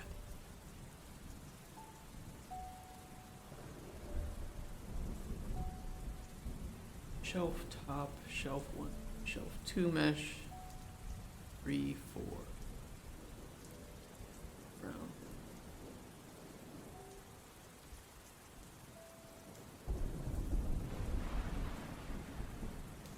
Looks pretty samey, but no, it looks better. Looks nice. It looks a bit more pleasurable to the eyes, right?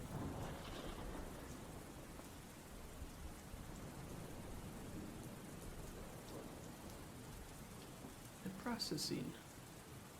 Oh, it's so much more helpful to see what I can actually do with an ingredient. Oh my god, look at the does it do that with shadows?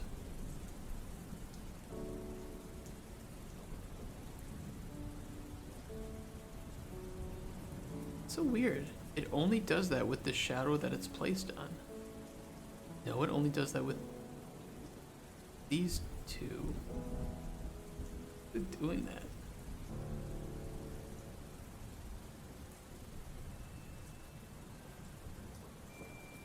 I mean, this is a not important bug, but it is really curious why it's happening. Huh. Alright, let me start the build. Hopefully it works. And I'm going to run to the bathroom. I'll just leave the screen on so you guys can watch it. You can watch Unreal build, I guess. Totally forget where you do this though. You change the way that you do it. Platform. Project launcher.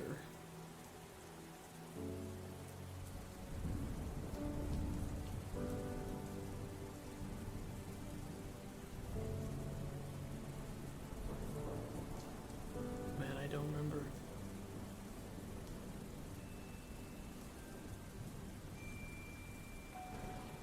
Let me just look it up. UE5 making a build. Building on, no, I don't want to build from source. Holy shit, I don't want to do that. How to build, export your package. Please don't be a video, just tell me.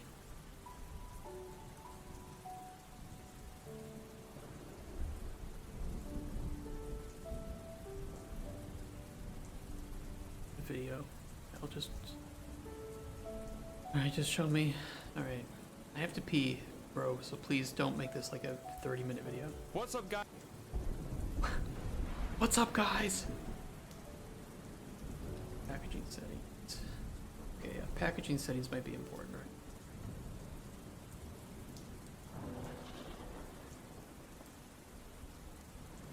Wait, yeah, let me fool around with those real quick. Edit project settings.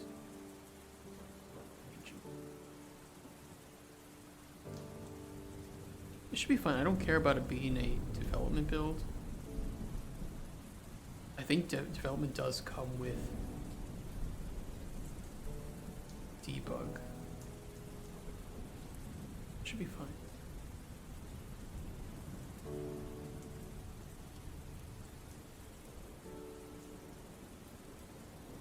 Export settings. Oh yes, we need to make sure it loads up the right level. Maps and modes. Project description, I have to do a lot of that. A first person map, fine, that's good. Project description, project thumbnail. I'm just gonna use our logo.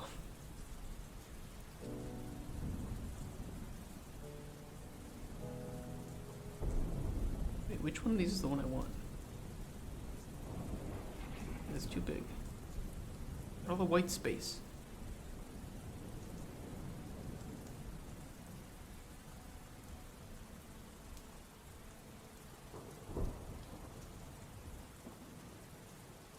Please remove it.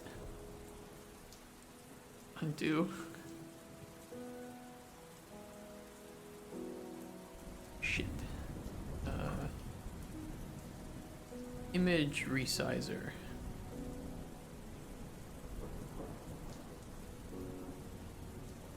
And just use this one. Fine, I'll just do this. 192 by 192. Resize image. Download image. Okay.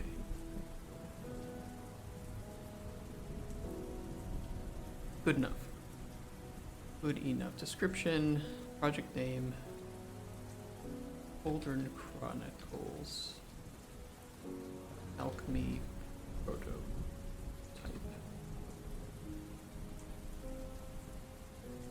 I don't need any of this. Well, I'll put my company name, I guess. Microraptor Games LLC. Company distinguished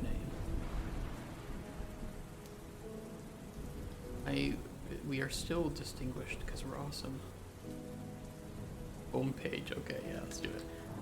Microraptorgames.com. We do have a website. It is very bare bones. It needs to be updated.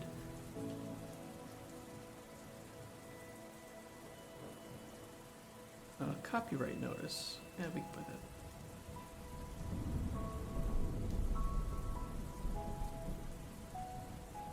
Good enough. Support contact. Actually, we could just put our Discord URL in the support contact. Go for it. Alright, what next? Did all this. Rendering settings. Did it change any of these?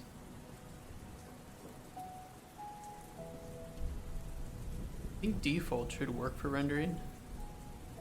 Let me change that.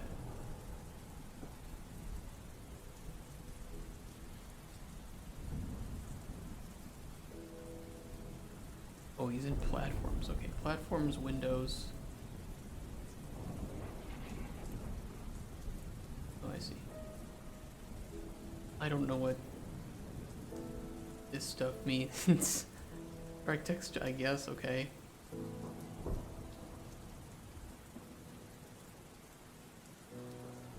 Game icon.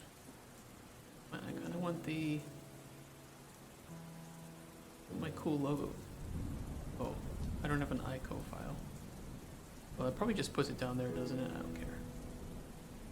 I'm spending so much time on shit that doesn't matter. I just want to export it.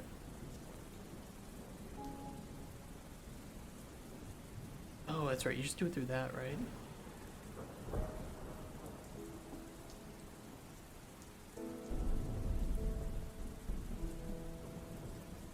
Platform Windows Package Project.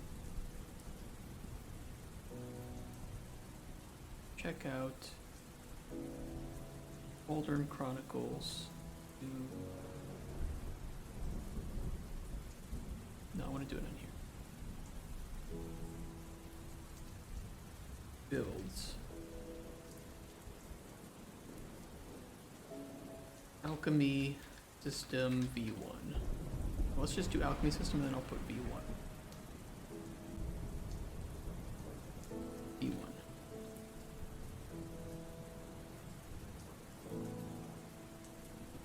Alright. It's gonna get going. I'm going to go to the bathroom. If this has any error, I guarantee it's going to be loud as shit. Just be prepared. I'm pretty sure that if it errors or finishes, it's loud. Okay? I will be right back.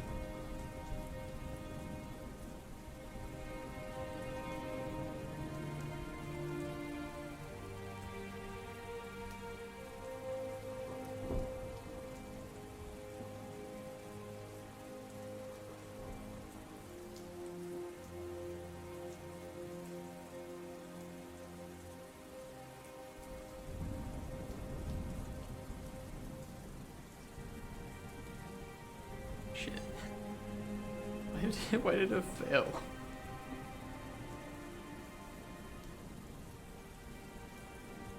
Build failed. It's unknown cook failure. Why? Guys, how soon? How quickly did that fail?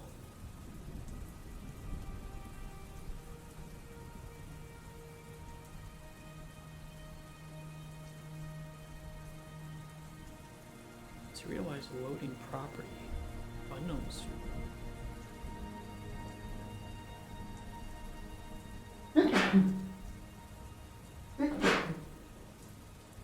Shit. Why is there an unknown structure on these?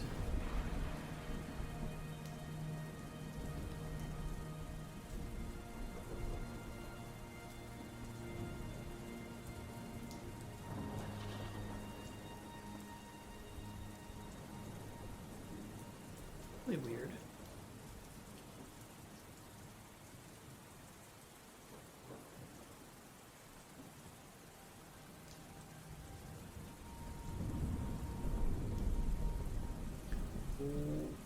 Where are those arrows coming from?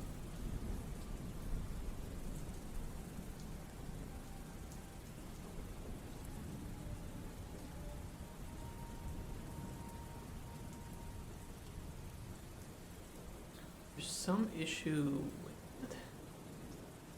Why do we have all these warnings? Attempted to access index 2 from array.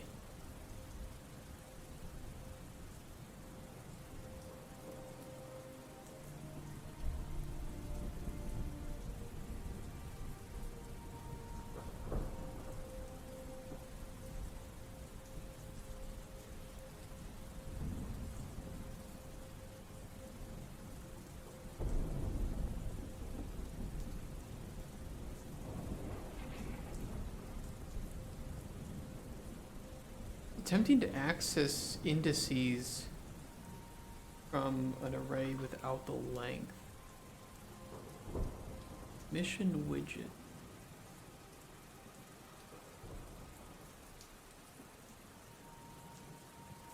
How do I add a plugin? Okay, so in the edit settings, you have plugins, and then you have a huge list of plugins. Or are you trying to add an external one?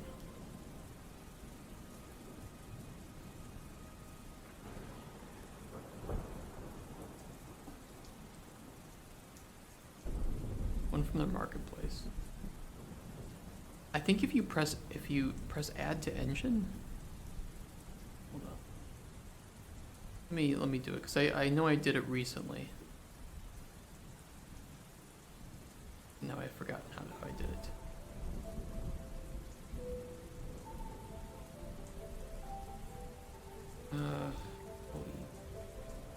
That's like low entry one. Yeah, you have to, once you go to your library, the same place where you can launch Unreal, and you can install to engine, you choose the engine version, and it should show installed plugins. And when you next launch the engine, it should tell you that there are new plugins that you can enable. And then they should be right at the top of this list.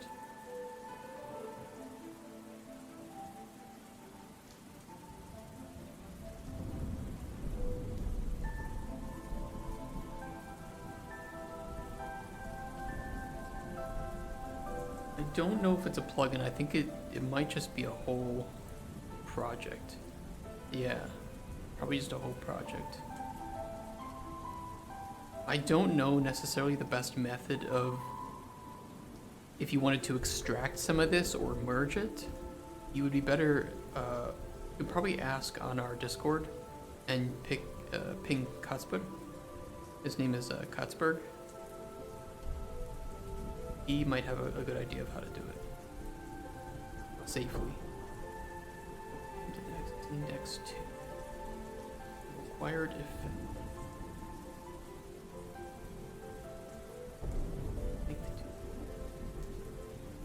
Commission called by WBP commission. there is no way to get around compiling shaders. It's only going to have to do it once, or whenever you make big changes to the shaders. So yeah, it's just going to be really annoying the first time you start up a new engine version or a new project. It is probably one of the biggest memes in the Unreal community. Compiling shaders. Shit. Attempting to get right.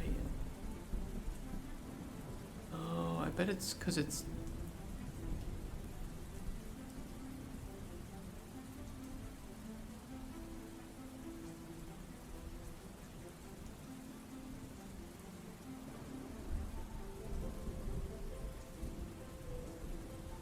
Is valid. If I do an is, okay, I think I know what's going on here.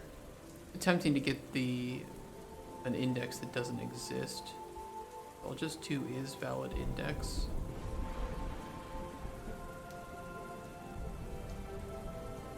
If true, set that, otherwise just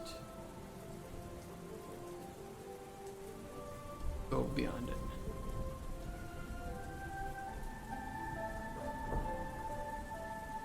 Kind of annoying, but that should solve that bug. Not bug, but it should prevent those errors from popping up.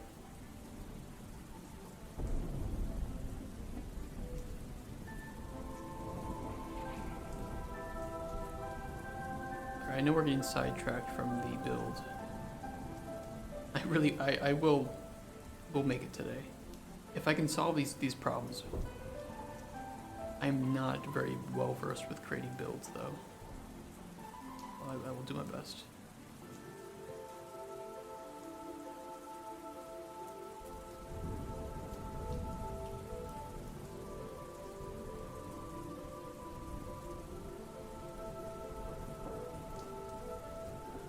I should fix that issue with those. We also have a similar one in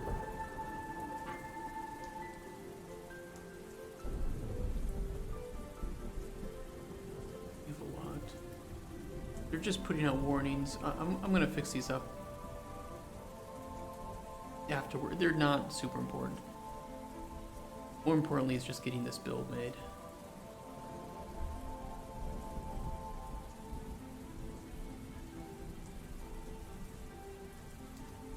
Or figuring out why it's erroring, I guess, would be better.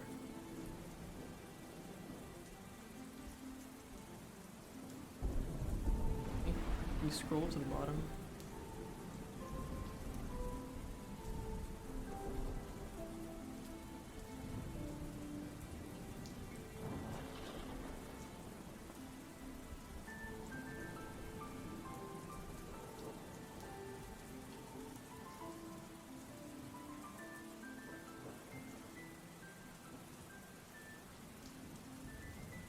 I like that there's some weird issue with those. Yeah, it's still failing. 7 errors. It's having problems serializing structures. Let me look into these. Okay, the first one is potion panel ingredient icon. Build icon.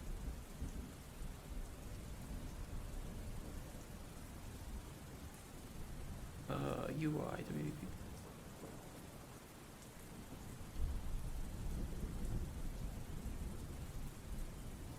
Potion paneling. An error in here, is that?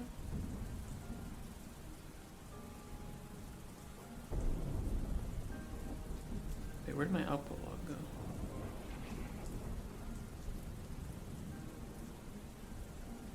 It disappeared when I went inside here.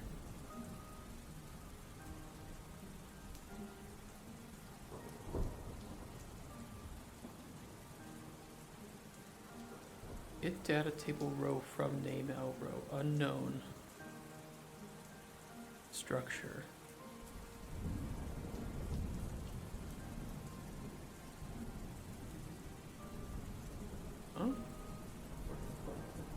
build icon call function get data table.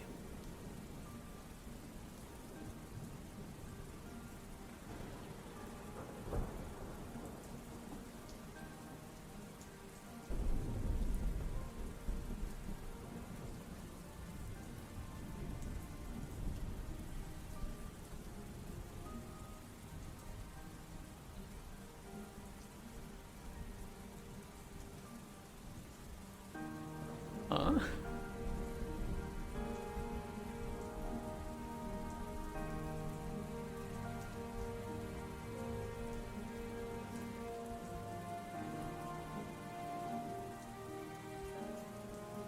I mean, I can just try refreshing the nodes.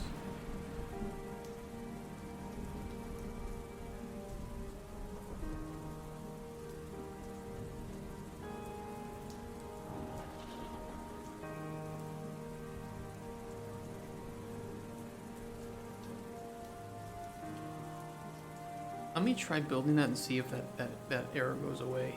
They're very similar, these errors. They're all about some unknown structure. I'm wondering if there's just some weird structure issue.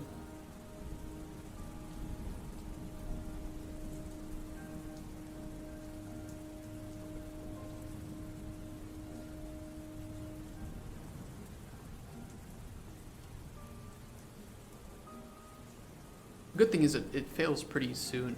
Well, I don't know if that's a good thing, but we'll see if there are 6 errors now, or if maybe there's something going on.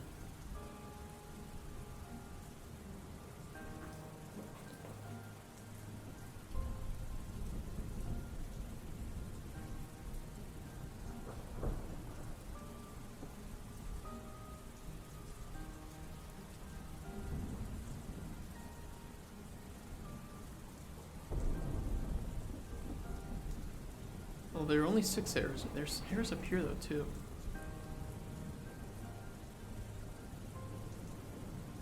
They need like a build master. There's a lot of these. There's something, I don't know, something wonky, I think maybe with the macro library. Well, I'll just do the same thing I did to these. VP ingredient jar.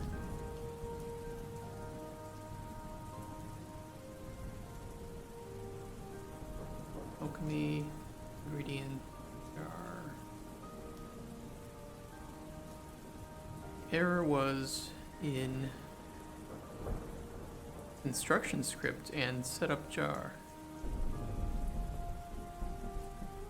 I wonder if it's this. I wonder if I just need to refresh that. Setup jar and constructions.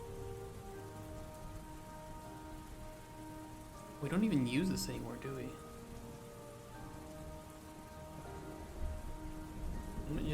I'll just delete that thing. I think we moved it all to setup jar, didn't we?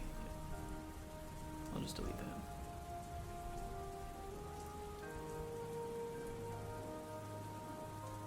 Alright, let me test. Let's see if that goes down to 4 errors then.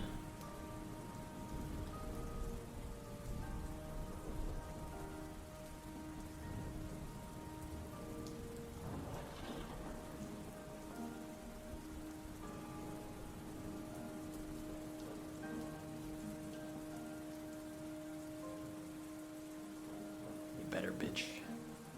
Better. Actually, if we make the build today, I don't know what I'm gonna do tomorrow. I guess we'll see what feedback there is. We can always do some planning too for tomorrow. Okay, there are 4. I think I just need to refresh the node then in each of the. Okay, let me do that. All right. WP update Cauldron. WP Cauldron ingredients panel.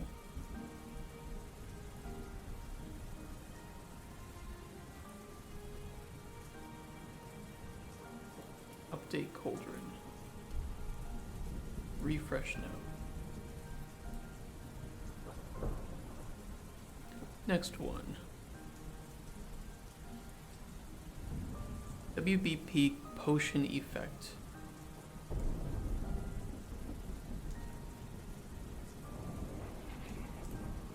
Where is it? There it is.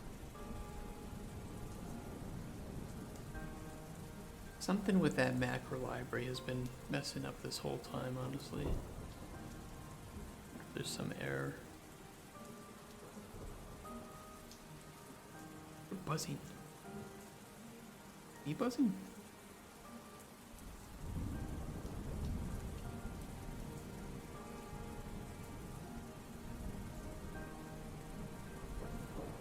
My dad. Okay, jar list, we have 2 uses of it, I think. Or that's what it looks like. WBP jar list.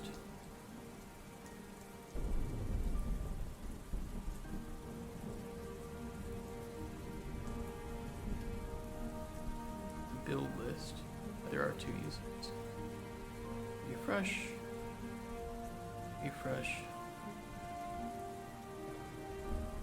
Sometimes Unreal just does some weird shit.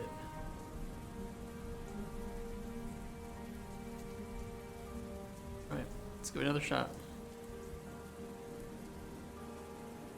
We still had some of those errors. It could be that any place that we've used that, I just need to refresh it. Like, we'll have to test the build. We need to actually see if it screws up anything.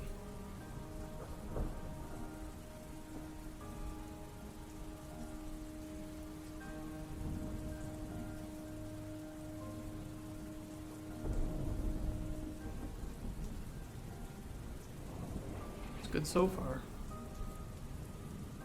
We got past the previous point.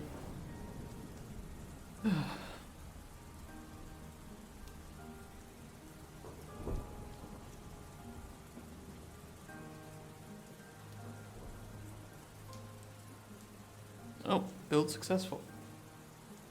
Well, I will be the judge of that.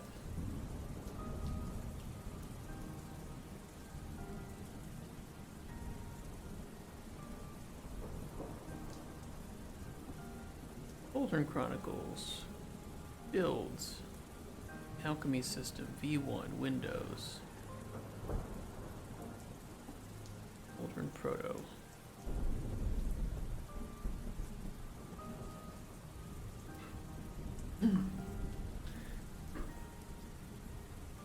Black screen, always a good start. Okay.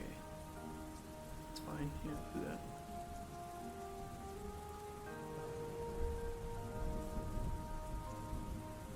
Desync isn't on. R.vsync? Yes. Disable.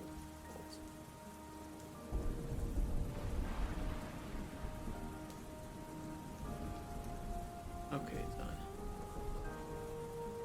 Sorry. Sorry, just shaking the camera around. Sorry, guys. Let me write that down somewhere. I kind of want it to be windowed.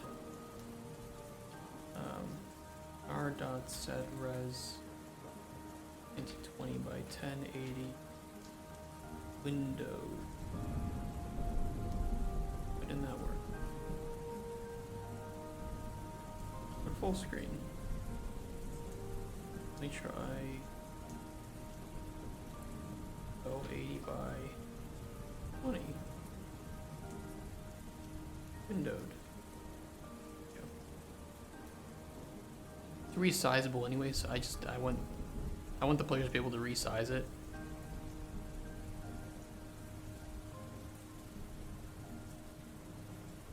I think it'll be annoying to give feedback on like Discord or something if you have to. Oh, I can test on my escape menu. Yeah, if you have to like you know, exit full screen every time. Let's do that real quick. I think we can just do that in the level blueprint. Got it. There's some shit open. Close it all.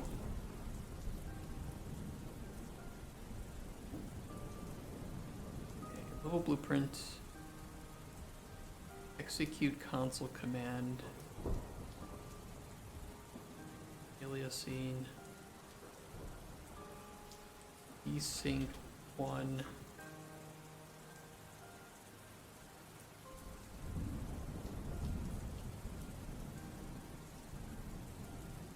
And set res 720 windowed.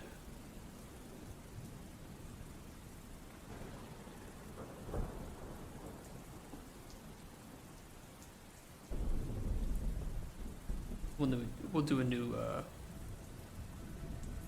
it's probably really low quality because I have this open. You just close that.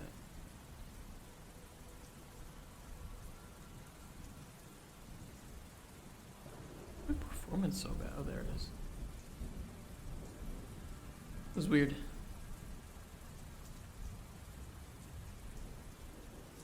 Okay, I'm mainly gonna look for any errors. If there's just anything that isn't working like it should. We're just kind of doing a smoke test, right?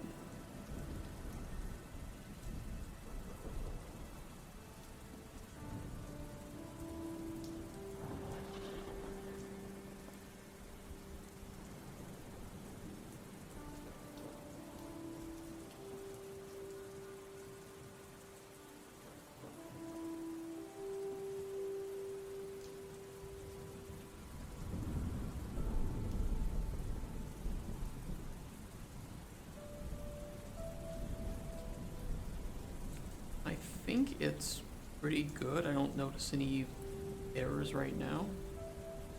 Technically, I still have the debug commands in. So I have the alternate escape menu, which doesn't really matter, but the player could regenerate new contracts by pressing 9. The good thing is that it isn't going to give you repeats until it exhausts all the existing contracts or commissions. So players just getting stuck with one, they can always fix that up. See if that works. Yes, that gives 99 and everything. Good for debugging. I think it's good. I think we are A-okay.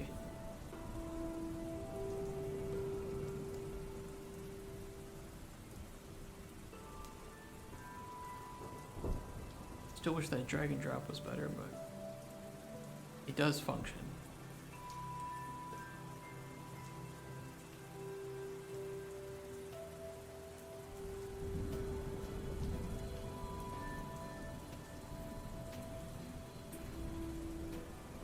Alright, let me make a new build with those changes and see if they take. Good thing is it didn't take long to do the build. And if it's okay, then we will package it, we'll zip it up and add it to Discord. I'll make an announcement about it.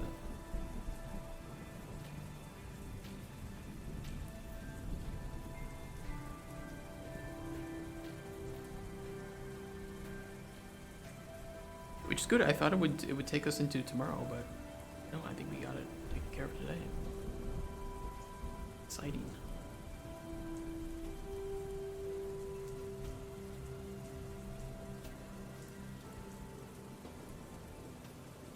Platforms, Windows. Unfortunately, it will only be available for Windows. I apologize.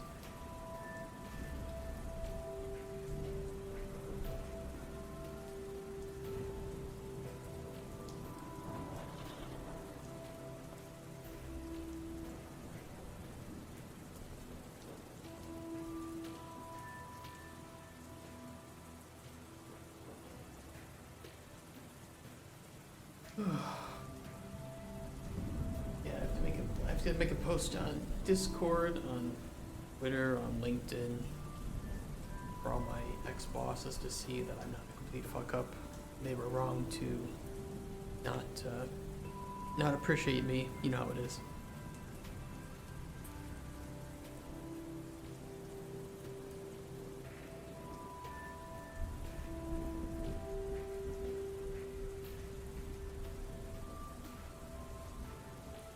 Much faster.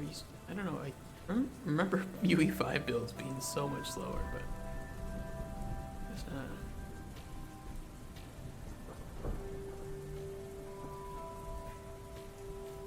Add to archive zip. Just call it that for now. We'll see how much it comes out to. So if any of you are interested in trying it, I can give you the size.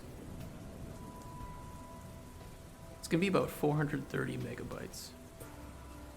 What it looks like.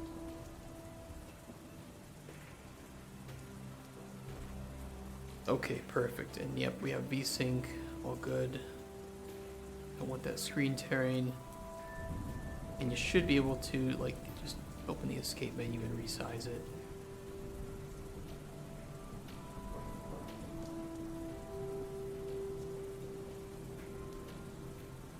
Yeah, it looks good.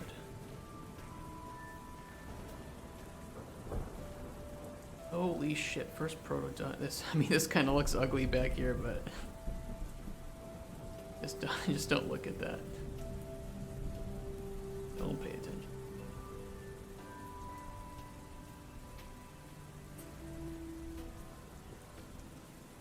And I guess I'll make sure that these links are working too in the build. Yeah, they're working. Okay, I think we are all set. I don't have anything else that I wanted to do, I think. That's all taken care of. Startup widgets.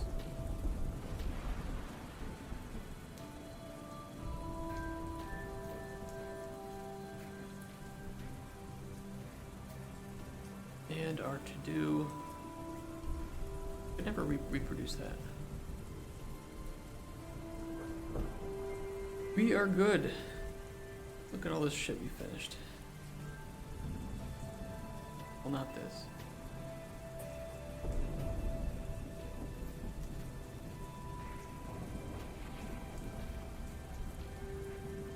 How much? I'm not gonna upload it to Discord. I'll upload it to Google Drive. I'll give you guys the link first before I make the post. Go to Drive. Yes, this is me.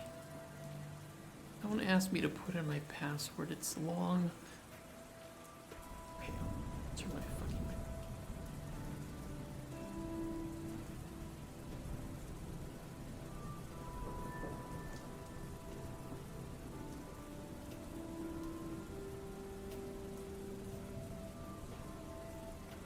I'm going to send my password to myself.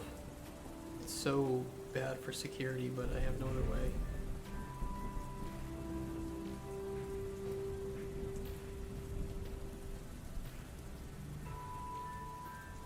It would, you know, it's a long fucking password.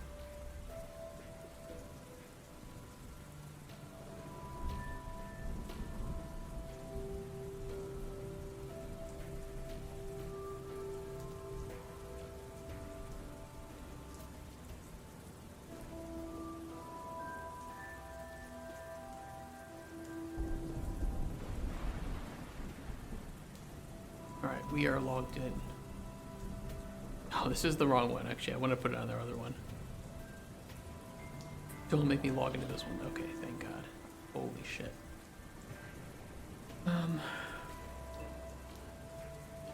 My drive. Game dev. I don't actually have a Cauldron Chronicles folder on here. Cauldron Chronicles. Sorry, I'll share with you guys in a sec.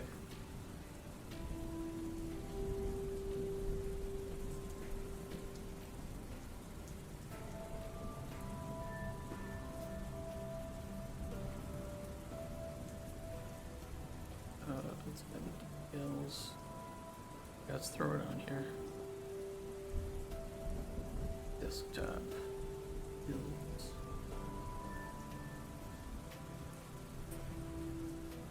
Alchemy, wait, Cauldron, Chronicles, Alchemy System, V1.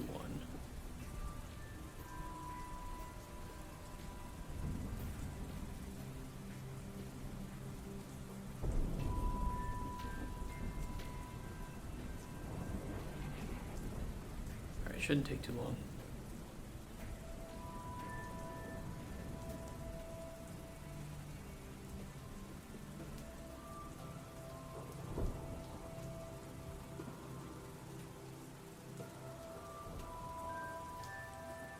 Alright, get a share.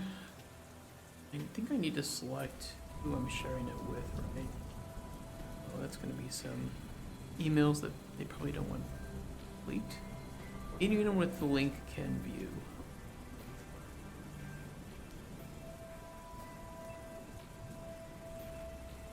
Alright guys, I'm gonna link this in chat. If somebody is interested and wants to give it a shot, just let me know if you are able to download that.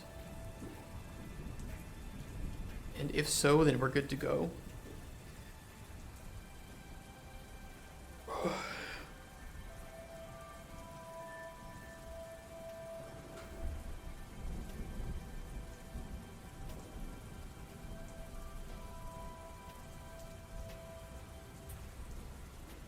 We're gonna have to get more storage space though if we wanna make more builds.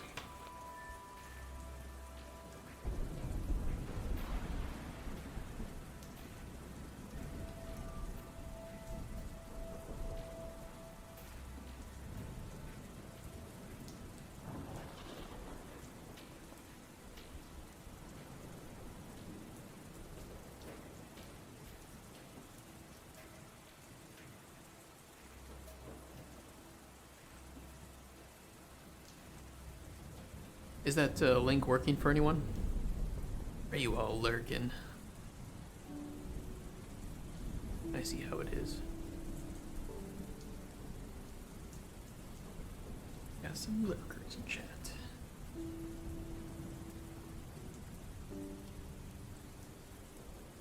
I will assume that it's working, to be honest. I'm just gonna assume. It shouldn't have any problem.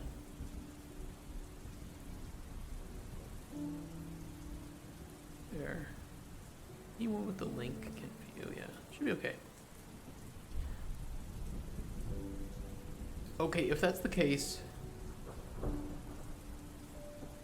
let's find somebody to raid here on Twitch. And in the meantime, when we raid, I'm going to then get this this put up on all our socials and announce our first public prototype release. And again, if you guys would like to see it, it does not matter if you are a lurker, a subscriber, a follower, anyone. You do have access to playing this build if you want. Just go to our Discord channel. The link is below the stream. Or if you're on YouTube, same thing. The link is below the channel. And feel free to pop into our Discord. I'll put it in. There'll be an announcement for it. It'll be available in the Cauldron Chronicles forums, which everybody has access to. And just, you know, if you want to try it, if you want to play it and see how you like it, provide feedback, criticism, ideas, anything, you can do so. And yeah, that's everything. I'm really happy that we were able to get this far with the prototype today.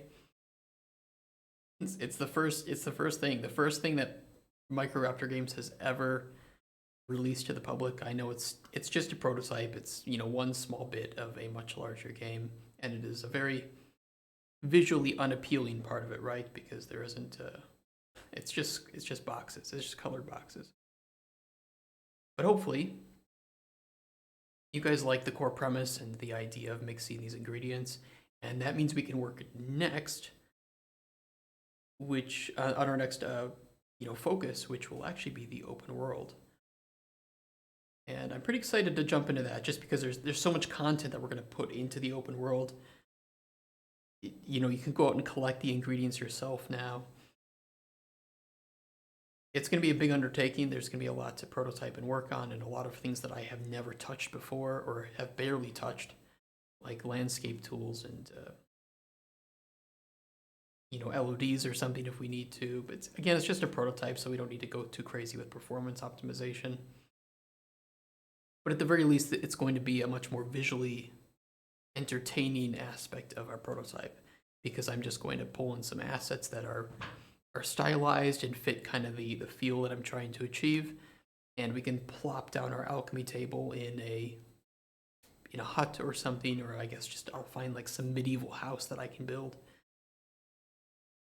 It, because it works, right? It'll look kind of fantasy like. Yeah, it'll be exciting. It'll be exciting. But first, I want to get this alchemy system prototype out to people, get some feedback, iterate where I need to. We'll write up some documentation about it for the GDD, And when we're all ready with that, then I'll feel confident to move on to the open world. Yeah, I do want to get documentation of it first before we go on to open world, because it's still fresh in my mind, right? So we'll probably do that throughout the rest of the week here. Take some screenshots, get some videos, everything. And yeah, sorry for the pauses, guys. I'm just kind of like, I'm thinking, I haven't thought of what I'm going to say here about this, but yeah, rest of the week we'll do documentation, which it won't take us the rest of the week, but I'm just, I'm overestimating. And then we'll start to plan out how we want to approach the open world and what it means and some inspirations that we can use to help us build it. So we'll be watching gameplay, we'll be maybe playing some games, we'll be analyzing, and we'll be writing down the aspects of other open worlds or of our open world that we want to create and set apart from other open worlds in the genre, or just, aims that we need to focus on. So either way, thank you so much. Let's find a stream to raid. I don't know if anyone has any ideas. I'm gonna try to find another game dev that we can here. I really don't raid as much as I should, so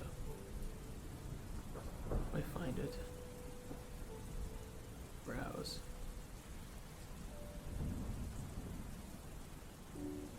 Actually, I think I know who we could raid.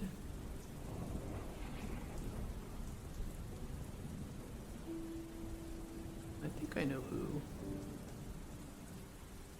Perfect. How do we do this? How do I raid channel? Alright guys, we're gonna raid a friend and follower of this channel called Horkong, who's working on their game. Let's go start the raid. So again, thank you so much, and I don't know if this will end my stream. I actually have no idea how it works. Wait, do I raid first and then end the stream? Let's just try it. I don't fucking know what's gonna happen. I might have to, I think it'll end my stream, but then I have to end the recording too. So again, thank you guys, and let's go have some fun.